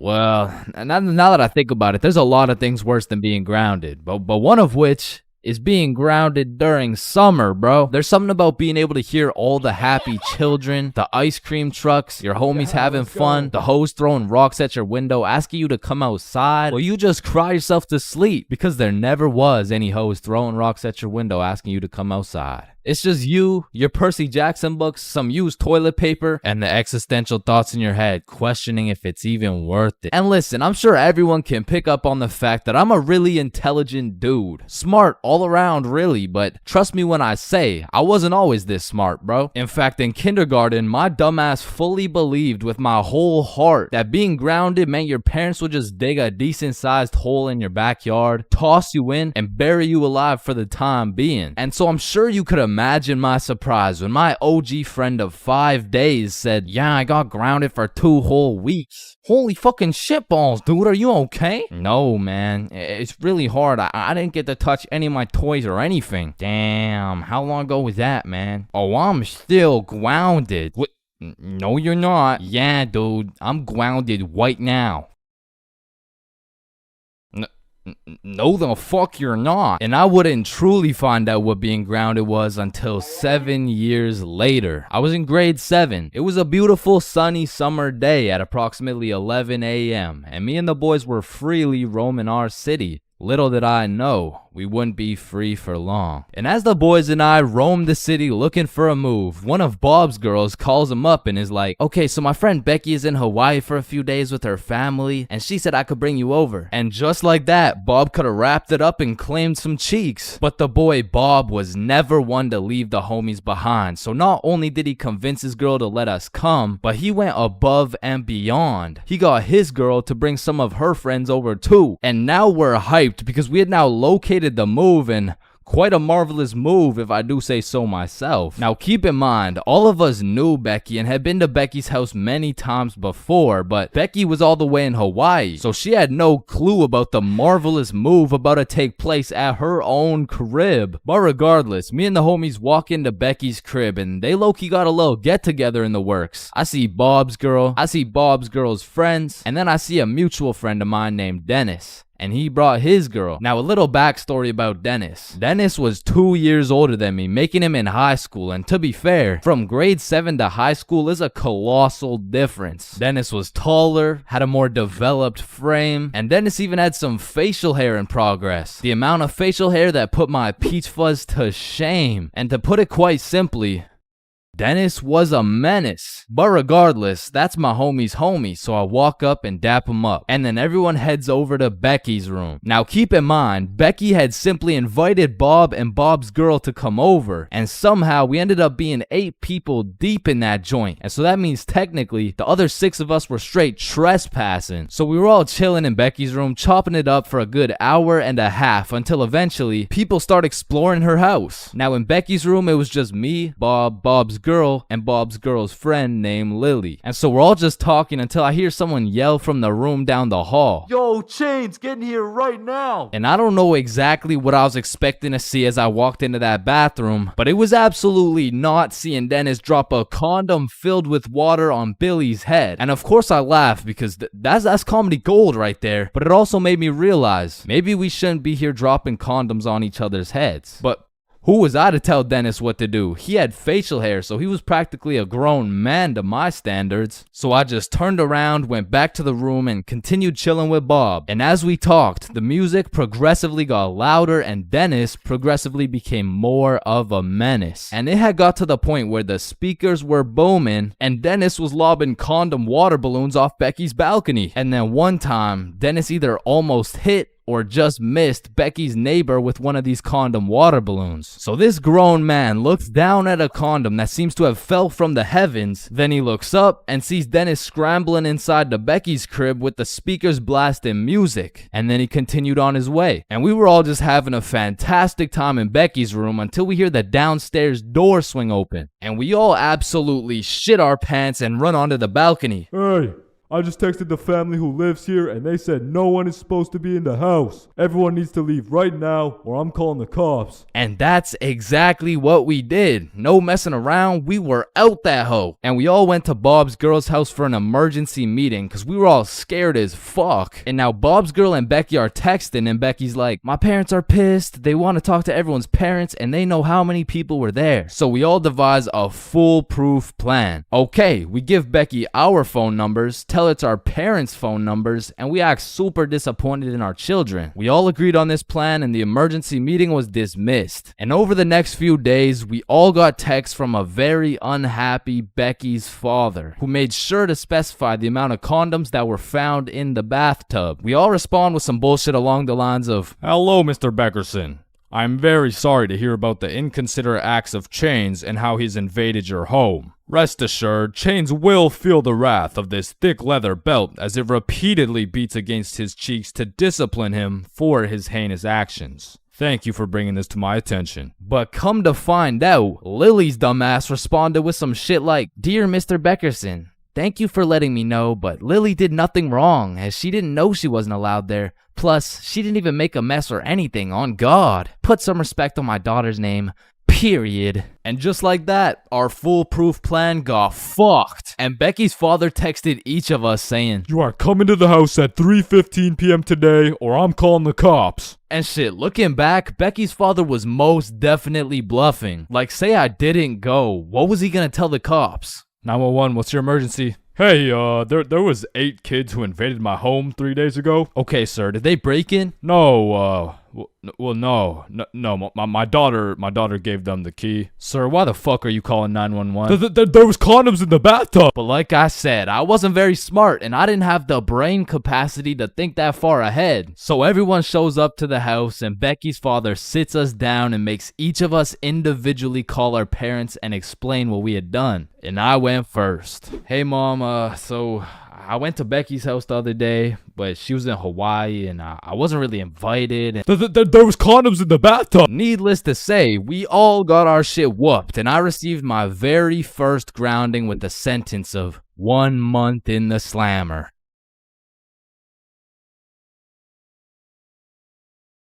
Billy is one of my closest homies, and we've been friends ever since we were little kids, and for as long as I can remember, Billy's been a dumbass, bro. I'm talking he's slightly retarded, you know what I mean? And everyone knows Billy for just 2 things. Always making the absolute worst decision possible, and always having the best stories, bro. Like, statistically, this motherfucker should have died 61 different times already, bro. Nah, I got plot armor, bro. Bro, no you don't. I do. Man, shut the fuck.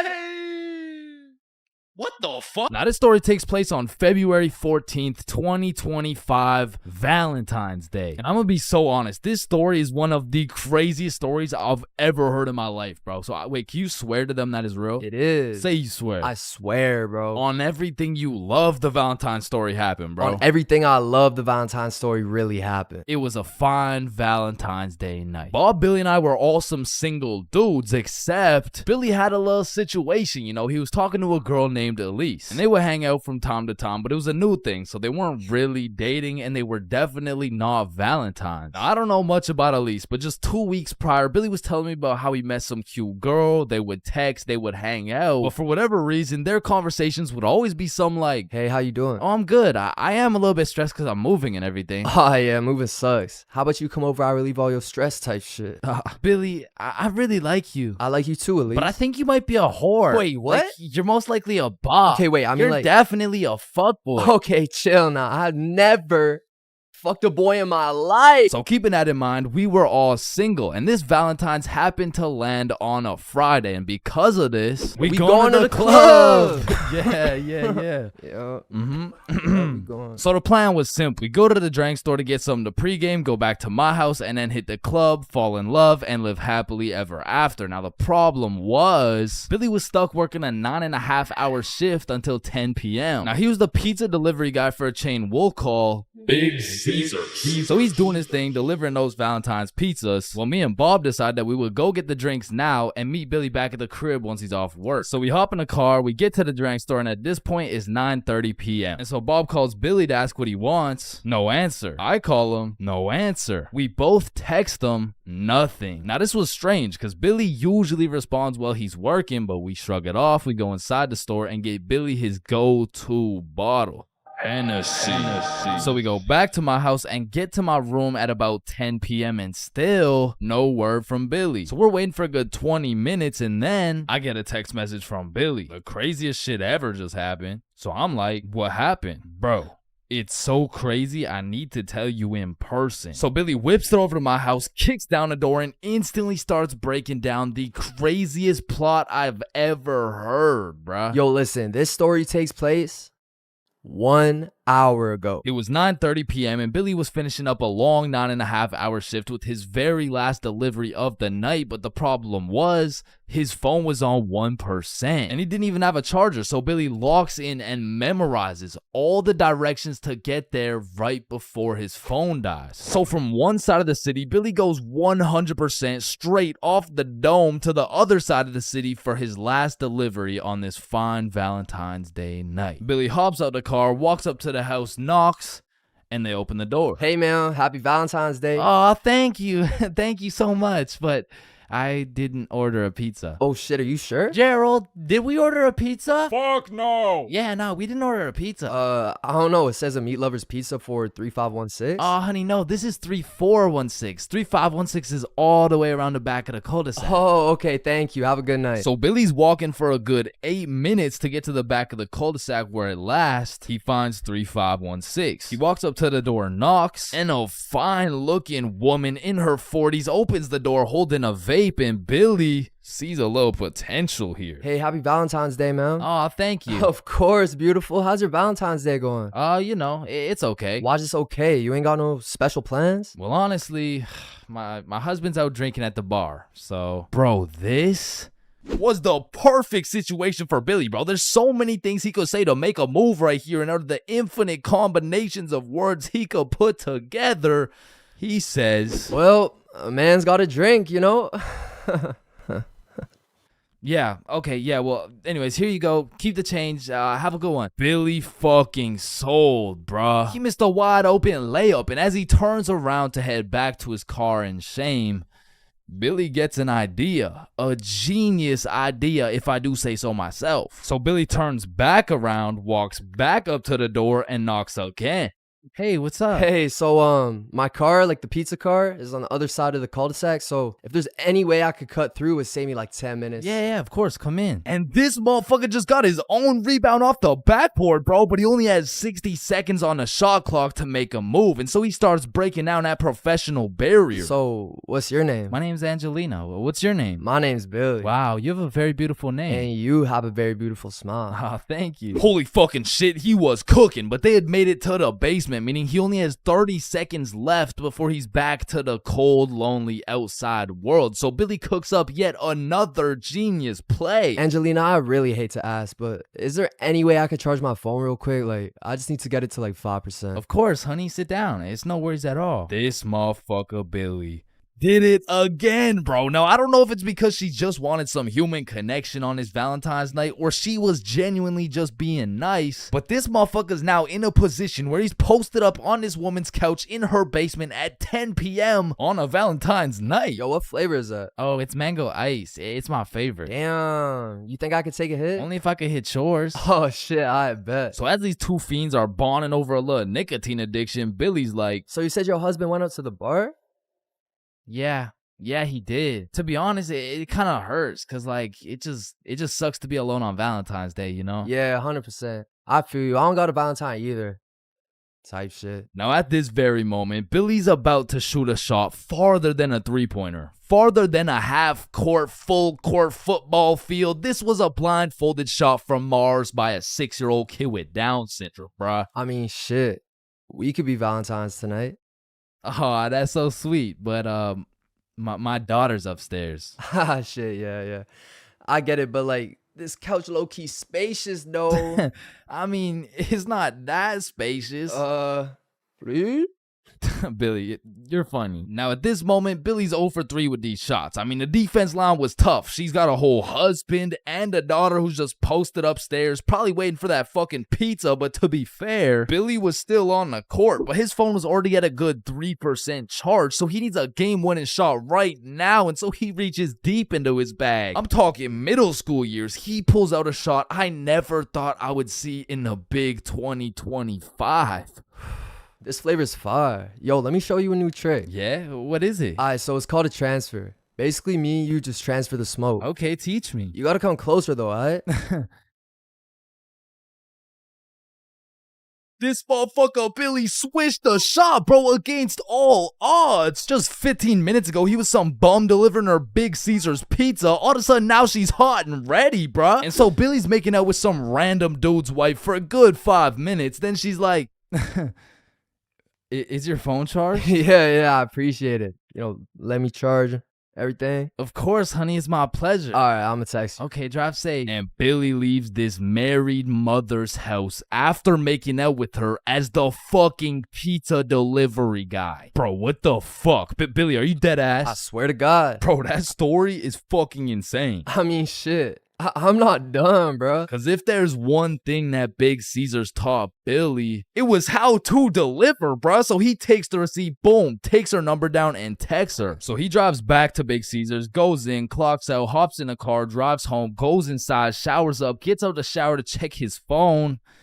No response. Damn. So Billy tries calling her, straight to voicemail. He changes the no caller ID and calls again, and it rings, meaning she blocked his ass, bro. And I have no clue why she would do such a thing. I mean, like, yeah, she has a husband and like a kid and probably another boyfriend on the side, but damn, say something. And that's the moment when he gets a Snapchat notification. Elise has added you as a friend. Now, Elise is the girl he's been talking to on Snapchat, so why would she even have him unadded in the first place? So Billy's like, you unadded me? And she just hits him back with a WID. Shit, I just got off work. What you doing? Oh, I'm just chilling at home. And then there's a brief pause. Do you know whose house you were just in? Do I know whose house I was just in? I've been to her house before. She doesn't even live close to... Wait. And Billy starts piecing everything together. How Elise was moving houses, all the boxes laid out in that woman's house, how Elise's family loved eating Big Caesars, and the woman's daughter being upstairs the whole time. Oh, fuck. Billy hooked up with his girl's mom. Now, we have no clue what her mom told her, because it makes the most sense that she said something along the lines of, hey, why did the pizza dude take so long? Elise, I think he was flirting with me. Because let's be honest, what is the other option, bruh? Hey, why did the pizza dude take so long? Yeah, no, I mean, I just cheated on your father with the Big Caesar's pizza delivery guy who actually just happens to be your age. So Billy's texting Elise, trying to play it cool, like, oh, I had no clue that was your house. What are the chances? And she just says, yeah, I get my good looks from my mom. And then she blocked him again, bro. Because after telling her 100 times that he's not a hoe, he's not a bop, he's not a fuck boy, I accidentally hooked up with her mom, bro. Billy, you know I gotta make a video about this, right? Yeah, I know.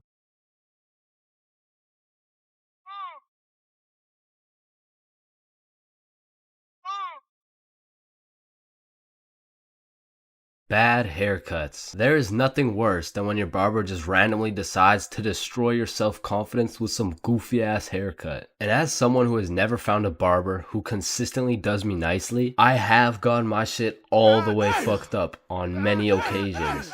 I'm talking not going to school, locking myself in my room so nobody can see me with this disgraceful cut type of fucked up. And these barbers are out here having the audacity to ask, do you like it? Man, do I like it? Yeah, bro. I love it, bro. Thank you so much. Man, I just be wiping the tears away and then tipping them nicely. Knowing damn well I should be out here throwing hands, cause this dude is the reason I can't get any bitches. So I've tried lots of different barbers in my time, starting with the ones my mom used to take me to. I mean, this early, I never really even had a say on what I wanted my hair to look like. So, what are you looking for today? Just a little bit off the top, please. Shave it. Wait, what? Shave it. Your new haircut looks so good, buddy. Thanks. Hey man, you know your haircut is ass when your mom says she likes it. As a kid, I always dreaded getting haircuts because I knew my barber was already like 0 for 10. And I would show up to school every time knowing it was inevitable that I was about to get my shit flamed. And truthfully, there is no worse roasting than when you get a bad haircut. Like, people you barely even know will be out here cooking you. Who the fuck is this? All of a sudden, people got more jokes than Chris Rock. And it's even worse when you decide, I should get a fresh cut because school's starting back up and I'm trying to look fresh. Bro, I can't go to school like this. Yo, Chains, what's up? Yo, what's good? Bro, are you alright? Why do you got this hoodie on? Yeah, I'm chilling. I'm just kind of cold, you know? Bro, it's 32 degrees. And man, there was this one time that I still think about every time I fall asleep. Me and my friend go to this barbershop that I'd been to once before, and last time they did me quite nicely. So we head in, I sit down in the chair. Hey, how you doing? I'm good, how are you? Yeah, I'm good. Have you been here before? Yeah, I have actually. Oh, I remember you. Same cut as last time? Yeah, exactly. So what's new, man? Nothing much really. What about you? You know, I've just been working. Oh yeah, respect. So, how's your dad doing? This is when I knew something was terribly wrong. Bruh, I don't got a dad. You know, he's good. This motherfucker was giving me some random kid's haircut. This dude must have thought I was Manny or some shit, cause he gave me that middle part cut, and he pushed my hairline back a little bit. And everyone in my city knew this barber, so everyone at my school followed his Instagram too. Can I get a picture from my Instagram? Nah, bro, I don't really like being posted. Don't worry, it's quick. Nah, I don't really want to. This dude caught me lacking so bad and broadcasted it to everyone in my city. Fuck, bro, I should throw hands with him right now. I gotta get it back in blood. So, do you like the cut? Yeah, I do.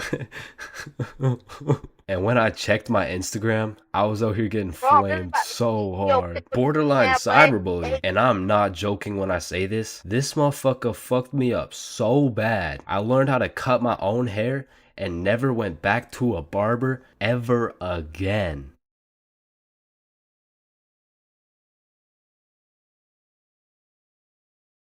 Okay, Chains, welcome to your first day at Jim Jordan's. These are our new product, Bieber Bites. Just smile and remember. The customer is always right. Okay, yeah, nah, I could do that. All right, I'll leave you to it. Okay, yeah.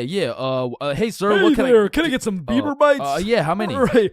How about this? Hey, let me get a pack of Justin Bieber's balls. Funny, yeah. How many do you want? Hey, let me get a pack of Bieber's sack. Okay, yeah, how many, bro? Hey, let me get a taste of Justin Bieber's wiener.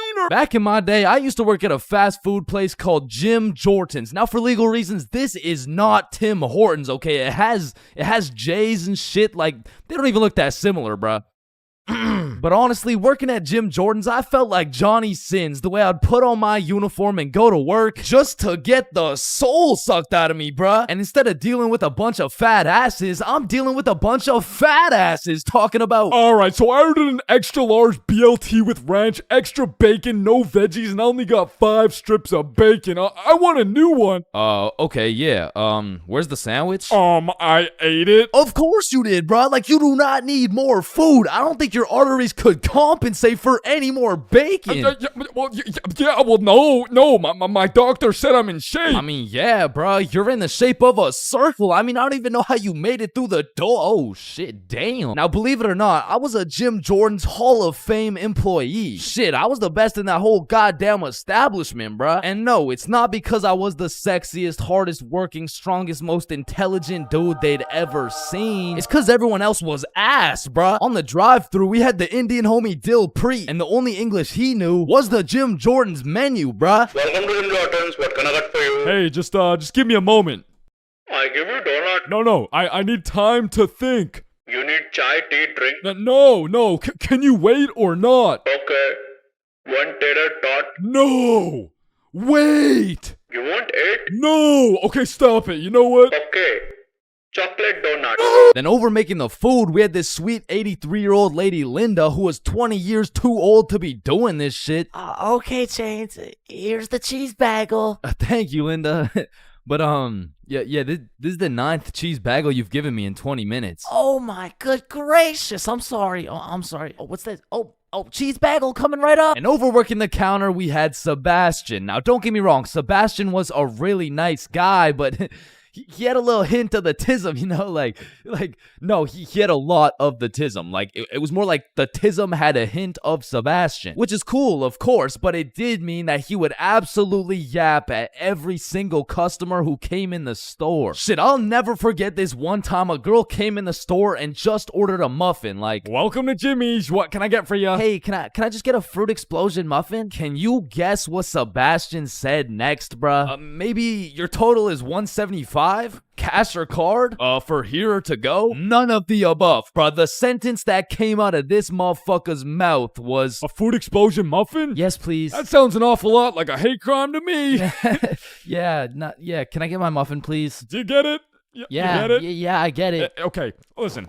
It's like You really okay, don't need to explain. Fruit explosion, okay? Sir, you it's like if you took a bunch of gay people. So that's Sebastian. And over on drinks, we had this dumbass 15-year-old who's always spilling and shit. That was me. Yeah, that was me. I was ass too, but like I was still the best by default though. So the point is, our Jim Jordan's crew was looking like a group of clumsy villains from a Disney movie. But just because we were all really ass at our jobs doesn't mean we were useless. Cause if there's one thing we knew how to do, it was making people's days even worse than they already were. You pull up to our drive-thru all happy, just wanting a small coffee? Shit, you're leaving with a small hot tea and some suppressed anger you'll probably bring home and let out on your wife and children. You pull up to our drive-thru just wanting a breakfast sandwich? You're leaving with nothing because we ran out of eggs and cheese and bread and the breakfast and the sandwich. You pull up to our drive-thru pissed off, complaining about how there's not enough mayo in your wrap? Bro, you're leaving with a wrap filled with super special secret Sebastian sauce. So I'm sure you could probably tell, but we had to do a lot of customer service and talk our way out of a lot of mistakes. And by we, I mean me, bruh. I was the designated customer service dude, because before it was me, it was Dilpreet, and that shit would usually go something like, "Hey, I just took a bite out of my chicken wrap, and it literally tastes like someone busted a nut in that shit." A nut? Yes, someone busted a nut in my goddamn food.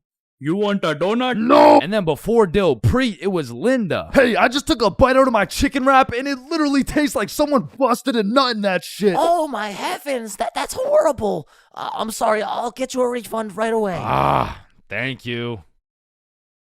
Hello? Hello. Welcome to Jim Jordan's. What can I get for you? God damn it. And before Linda, it was Sebastian. "Hey, I just took a bite out of my chicken wrap, and it literally tastes like someone busted a nut in that shit." Oh yeah, that was me. Now, of course, our elite Jim Jordan's crew had a manager, Magnus. Now, Magnus was strict as hell, but she would only show up like once a month. But whenever she did show up, she was running this Jim Jordan's like it was the military or some shit. Because usually I'd be 54 minutes into my 30-minute break playing Clash Royale. But when Magnus was there, bruh, shit, I'd clock into my break, make eye contact with her, shit my pants, and then clock right back out. She was so intimidating that whenever she would show up, I would never spill a drink. Sebastian used real mayo. Dilpreet spoke fluent English, and Linda would be so stressed out she'd forget to forget. She was running this place so much like the military, she had my ass waking up at 4:30 every day. And when Magnus was teaching me to do customer service, she really loved to say, "The customer is always right." So of course I listened, but it was low-key a crazy statement, cause honestly, the customer is never right, bro. It doesn't even matter what we're talking about. It could be like, "Hey, how you doing?" "Hey, I'm doing good, can't complain. I mean, it's a nice sunny day outside and all."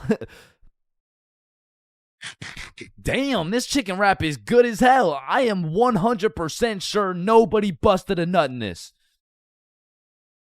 And I don't know about you, but I personally have never complained about my fast food order ever. I usually just get my order, check the bag, realize instead of a Big Mac, they gave me a McChicken with a bite taken out of it, cut my losses, and I keep it pushing. But some of these motherfuckers in the Jim Jordan's drive-thru come in like you just murdered their entire family and then took a shit in their coffee. Oh, shit. Hey, you! There's not enough sugar in my fucking coffee! Oh, okay, yeah. Sorry about that. Do you want me to add more sugar in? No, this is unbelievable! Now, I swear these angry customers love to throw around the word unbelievable. But I'm not gonna lie, we forgot to put sugar in your coffee. It's pretty fucking believable, bruh. I mean, look at the staff. We're getting paid minimum wage. The guy who took your order doesn't speak English. The guy who made your order's a 15-year-old running off 2 hours of sleep. And the rest of our staff is playing fucking patty cake. You're lucky we even had enough brain cells to get you the coffee. And I'm gonna be honest, it was a blessing that I was broke as shit and really needed that job, because if I didn't, I would have crashed out for sure. "Hey, some dumbass forgot to put cheese in my fucking grilled cheese." Oh, hell no. Yo, Linda, you hear this ungrateful piece of shit? Oh, hell no. You keep running your mouth, I'm about to grill your cheese, bitch. What the fuck is your old ass gonna do? Do not talk shit about Linda. Like that, and I busted in your sandwich last week. Wait, what? Being absolutely faded in math class is one thing, but pulling up to school while you're hammered, wasted, absolutely plastered is simply a different ball game. Cause there's lots of people who can properly utilize that Mary Jane on a daily basis. For example, tattoo artists. In fact, I feel like majority of tattoo artists would say, it helps me work better, dude. And I would happily trust this man to do his best work knowing he's baked as shit. However, if this dude was wasted, it's a little bit of a different story. Alrighty, dude. All done. Yo, I asked for a rose, bro. And because of this reason, you would truly have to be a dumbass to go to school drunk. Chains, but the title of the video says going to school drunk. I did, bro. I went to school drunk, but listen, it was no ordinary day at school. No. In fact, I didn't even go in the day at all. I went drunk to the school dance. Meaning this story takes place when the boys and I were in grade 11. It was a Thursday night, the night of winter ball. And as the boys and I were getting ready, you know, looking like some distinguished young gentlemen, I had realized, damn, none of us have any girls to take to the dance. Fuck, you're right. That means we're gonna have to ask a girl to dance, bro. What? You mean like talk to them? Yeah, if only we knew someone with a bigger roster than a cheerleading team. Someone with more hoes than a shed. Someone who pulls more tens than EDP. It's Bob. So me and Billy started analyzing Bob. Like how does he pull so many girls, bro? Is it the jawline? I don't know. What about the silky smooth clear skin? Maybe. Or is it those succulent luscious kissable lips? It's the glasses. Yeah. the glasses. Yeah. So we stole Bob's entire flow in the hopes this would put an end to my drought of bitches. So we check ourselves out in the mirror and then we hop into Billy's whip. We throw on some Rihanna to get us hyped, and before we knew it, we had arrived at school. Now to really paint the picture, it was a Thursday at 8 p.m. And on this Thursday at 8 p.m., Billy pops his trunk to pull out 2 bottles of vodka. Now, if you were unaware, it was currently a Thursday at 8 p.m. on a school night, and we were headed into our school. Now, logically, I should have simply denied the alcohol, but I'ma keep it a buck. The whole idea of walking up to a girl and asking her to dance was really giving me the heebie-jeebies. I mean, my palms were sweaty, my knees were weak, and arms were heavy, so I took a big old chug of that liquid courage in order to ease the nerves a little bit. And shit, Billy must have been feeling the same way because Billy was down in that shit like it was water. And right after we consumed enough alcohol to kill a baby elephant, I got a notification on my phone. Oh shit, I got an email. Oh, it's from the school. It says, if you come to the winter ball under the influence of alcohol or any drug, you will face suspension and will lose your right to walk across the stage for graduation. Fuck. Okay, listen, if we can get into the dance before this shit hits, we're chilling. All right, we got this. So we walk into the school looking fresh as hell, but then I notice a fat line of students, and this line led to a security check to get into the dance. Fuck, that's not good. Nah, we're chilling. I still don't even feel anything. What about you? Yeah, same. We're good. And just as we came to the consensus that we were good, the principal starts walking down the line in our direction. Fuck, act cool. We're good. Act cool. Whew. That was close. You 3, over here. Shit, fuck, shit. Do you guys know why I called you over here? Nah. Nope. I smelled alcohol the moment I walked past you 3. Now, I don't know if it was one of you or all of you, but you know the consequences of showing up under the influence, right? Yeah, we do. And tell me, is it or is it not suspicious that all 3 of you guys showed up with glasses on? Nah, we just thought it looked suspicious. Take them off. Damn. Yes, sir. And although I downed a sizable amount of vodka, it still hadn't kicked in yet. Now, I didn't want to do this to you guys, but look at my finger. This motherfucker starts waving around his magic finger in Billy's face with a flashlight to somehow see if he's drunk. Now, I don't know what the plan was, but I was fucking scared. Okay, he's not bad. Oh, okay, he's good. Now let's see here. And just as this motherfucker puts his finger in my face, that vodka hits, bro. I'm using all the strength I got to keep my balance while I'm getting blinded by this flashlight. Let me try that again.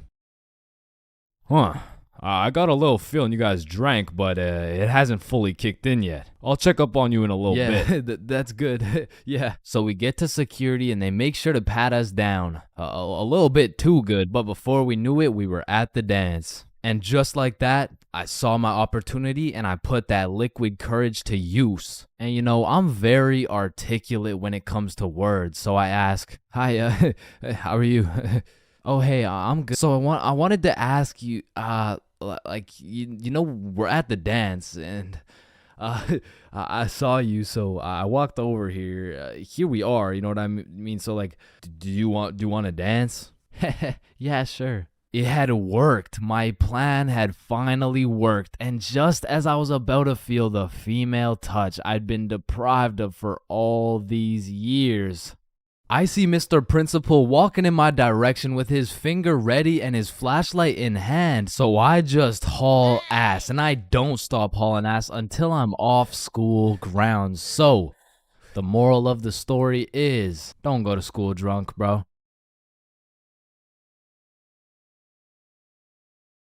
So, 50,000 word essay, 3 worksheets, pages 5, 6, 9, 273, 655 in your workbook, and you'll need to make a TED Talk you'll present in front of the whole school. What do you want, Chains? Well, how much time do we have? Everything needs to be handed in at 12 p.m. on Thursday or you'll get a 0. Wait, Mr. Cummingson, that's in 2 minutes. Actually, it's 1 minute now. Any other questions? Yeah, can I go to the bathroom? Fuck no. Sit down, Jeremy. Oh, okay. Man, imagine being a high school teacher, bro. Like, as soon as you hit the ripe age of 5 years old, they throw your ass into school and you just don't make it out until you're like fucking 65. And when I was younger, I always used to wonder, like, why is Mr. Cummingson so angry all the time? But as I got older, I realized I would be pretty fucking pissed if I was in the exact same spot I was 40 goddamn years ago. Which brings me to the first type of high school teacher, Mr. Angerson. This is the type of motherfucker whose wife divorced him 7 years ago and he takes his heartbreak out on the students.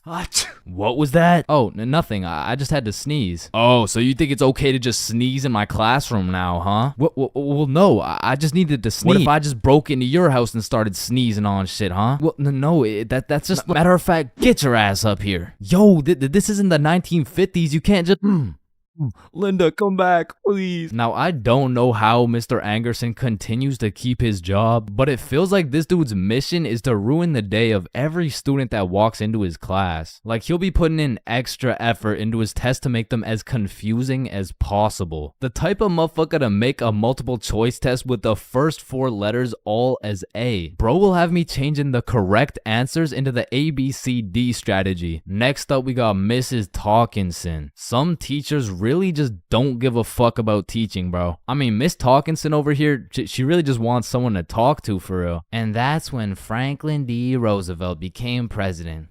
You know, actually in high school, I had a friend named Franklin. He was a really nice guy. We used to go to the movies together and stuff, and then he went to jail for multiple hate crimes. Like, by the end of the class, you'll know her home life, her family, how she takes her anger out on her children. So me and my classmates would recognize the fact that if we could just keep Miss Talkinson talking, we wouldn't have to do shit all class. So in 1938, Germany invaded Austria.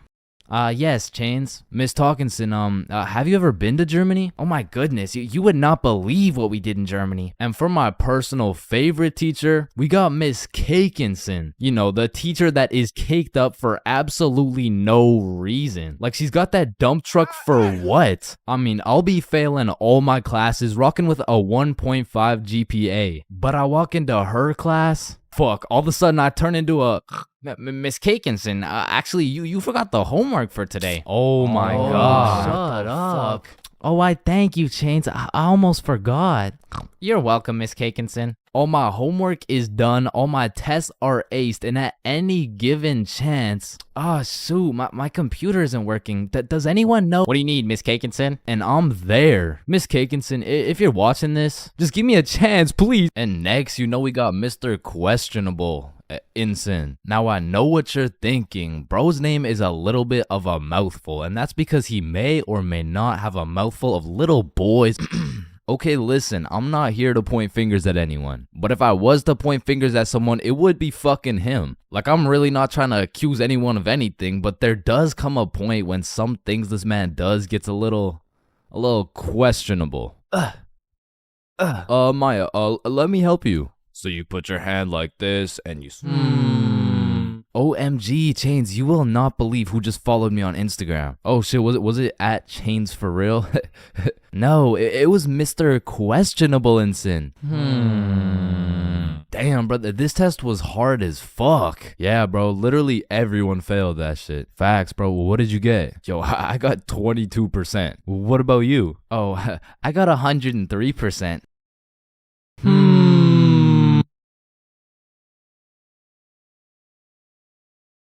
Bro, in life, there's so many things you can cheat on. Like, you can cheat on your diet, you can cheat on your girlfriend, you can cheat on your barber, you can cheat on your girlfriend with your barber. Shit, you can even cheat on your taxes. So compared to everything else, cheating on a little math test is not that bad. Like, compared to your taxes, you know what I'm saying? Like, oh shit. Hey, we've all cheated on our barber, but you cannot cheat on this math test.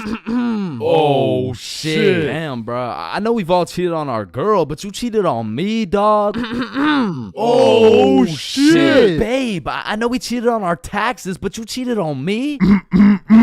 Oh shit. Listen, in our entire lifespan, we've all cheated on something. Whether it's a game of Uno, your girlfriend, or your other girlfriend, it's usually not worth it, because congratulations, bro, you won the game of Uno, but now you have to look yourself in the mirror knowing you're a cheater and a liar that has 3 Uno cards up his ass. But when it comes to school tests, cheating is 100% worth it, bro. And I'm not condoning cheating at all, but let's just think about this logically. Like why are we at school in the first place? We're at school to learn things and skills that we can use in real life. Now, are we really using trigonometry in real life? Well, effectively, this depends on what career. Hell nah, bro. It was a rhetorical question. We are not using trigonometry. But you know what we will use?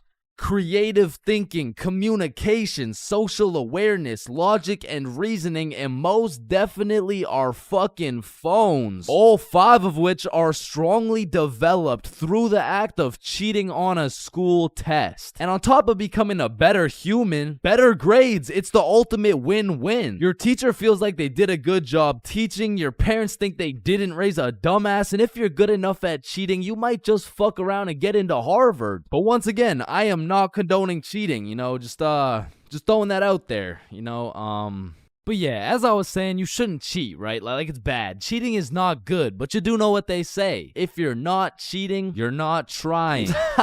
Facts. Yeah. Wait, no.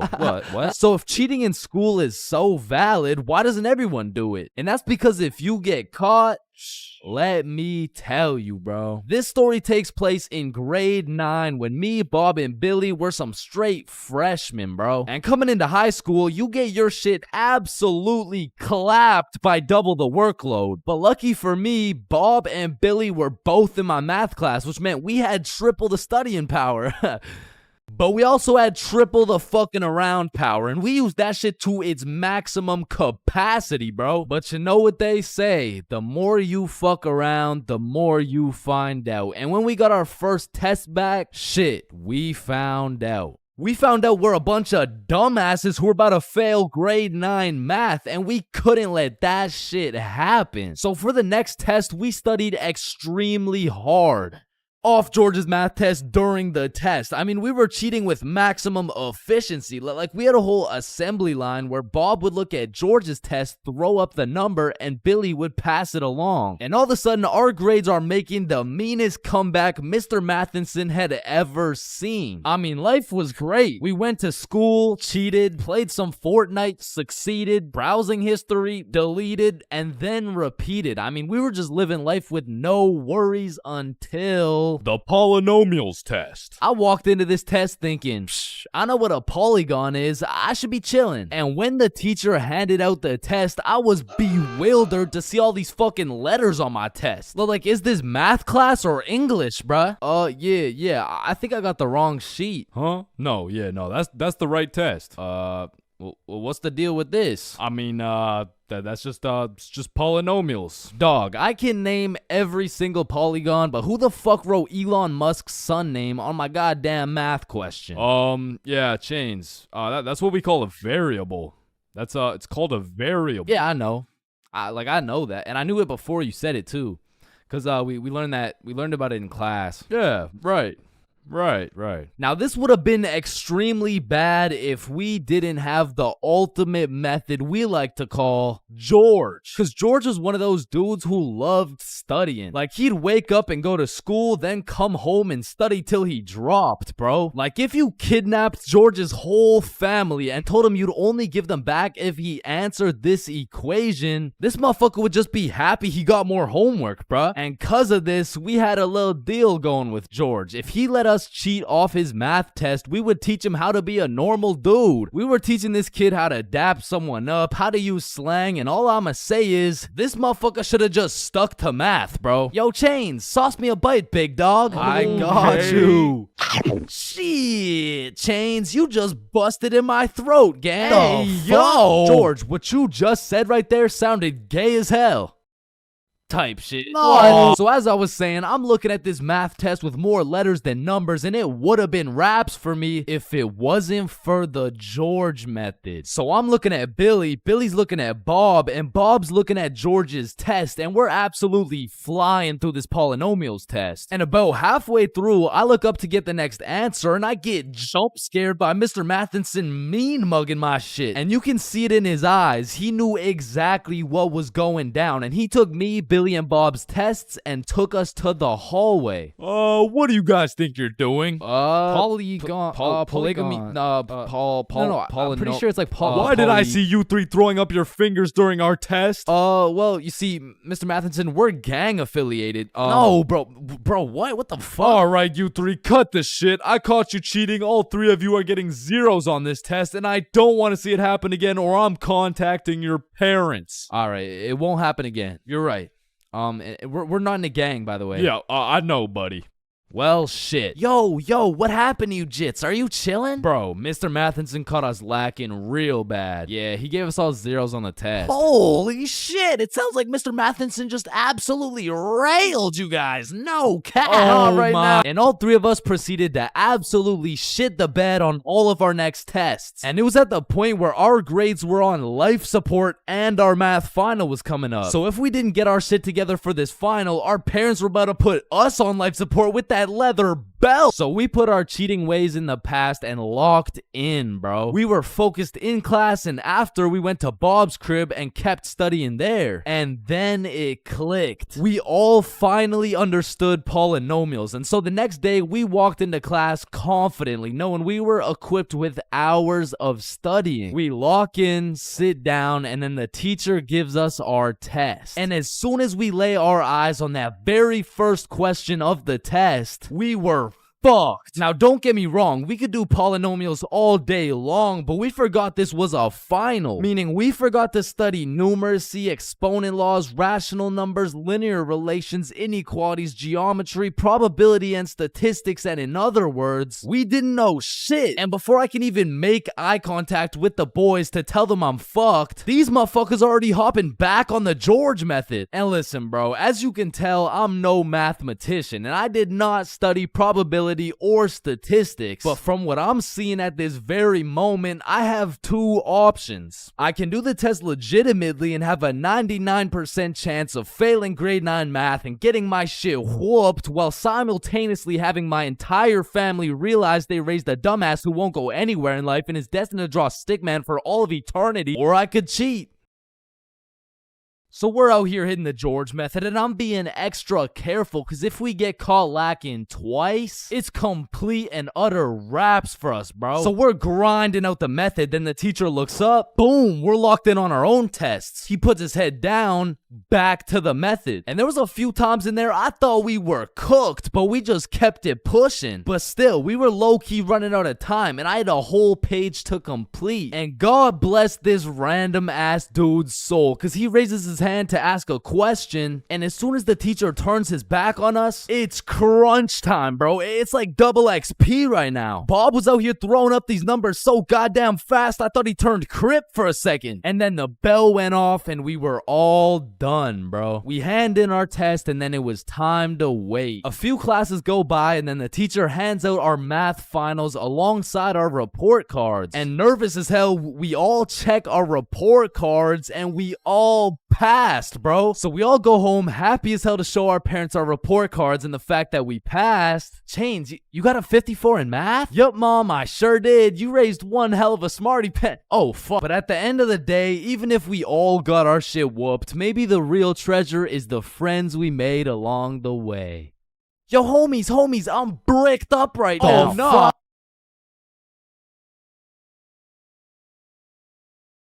Bad haircuts. There is nothing worse than when your barber just randomly decides to destroy your self-confidence with some goofy ass haircut. And as someone who has never found a barber who consistently does me nicely, I have gotten my shit all the way fucked up on many occasions. I'm talking not going to school, locking myself in my room so nobody can see me with this disgraceful cut type of fucked up. And these barbers are out here having the audacity to ask, do you like it? Man, do I like it? Yeah, bro. I love it, bro. Thank you so much. Man, I just be wiping the tears away and then tipping them nicely. Knowing damn well I should be out here throwing hands, cause this dude is the reason I can't get any bitches. So I've tried lots of different barbers in my time, starting with the ones my mom used to take me to. I mean, this early, I never really even had a say on what I wanted my hair to look like. So, what are you looking for today? Just a little bit off the top, please. Shave it. Wait, what? Shave it. Your new haircut looks so good, buddy. Thanks. Hey man, you know your haircut is ass when your mom says she likes it. As a kid, I always dreaded getting haircuts because I knew my barber was already like 0 for 10. And I would show up to school every time knowing it was inevitable that I was about to get my shit flamed. And truthfully, there is no worse roasting than when you get a bad haircut. Like, people you barely even know will be out here cooking you. Who the fuck is this? All of a sudden, people got more jokes than Chris Rock. And it's even worse when you decide, I should get a fresh cut because school's starting back up and I'm trying to look fresh. Bro, I can't go to school like this. Yo, Chains, what's up? Yo, what's good? Bro, are you alright? Why do you got this hoodie on? Yeah, I'm chilling. I'm just kind of cold, you know? Bro, it's 32 degrees.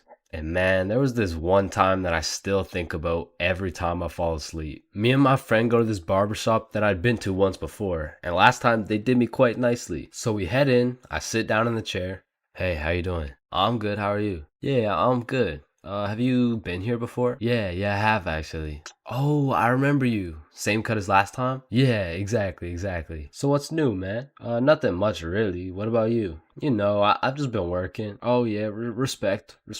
So, how's your dad doing? This is when I knew something was terribly wrong. Bro, I don't got a dad. You know, he's good. This motherfucker was giving me some random kid's haircut. This dude must have thought I was Manny or some shit, cause he gave me that middle part cut. And he pushed my hairline back a little bit. And everyone in my city knew this barber. So everyone at my school followed his Instagram too. Can I get a picture from my Instagram? Nah, bro, I don't really like being posted. Don't worry, it's quick. Nah, I don't really want to. This dude caught me lacking so bad and broadcasted it to everyone in my city. Fuck, bro, I should throw hands with him right now. I gotta get it back in blood. So, do you like the cut? Yeah, yeah, I do. And when I checked my Instagram, I was out here getting flamed so hard. Borderline cyberbullying. And I'm not joking when I say this. This motherfucker fucked me up so bad. I learned how to cut my own hair and never went back to a barber ever again.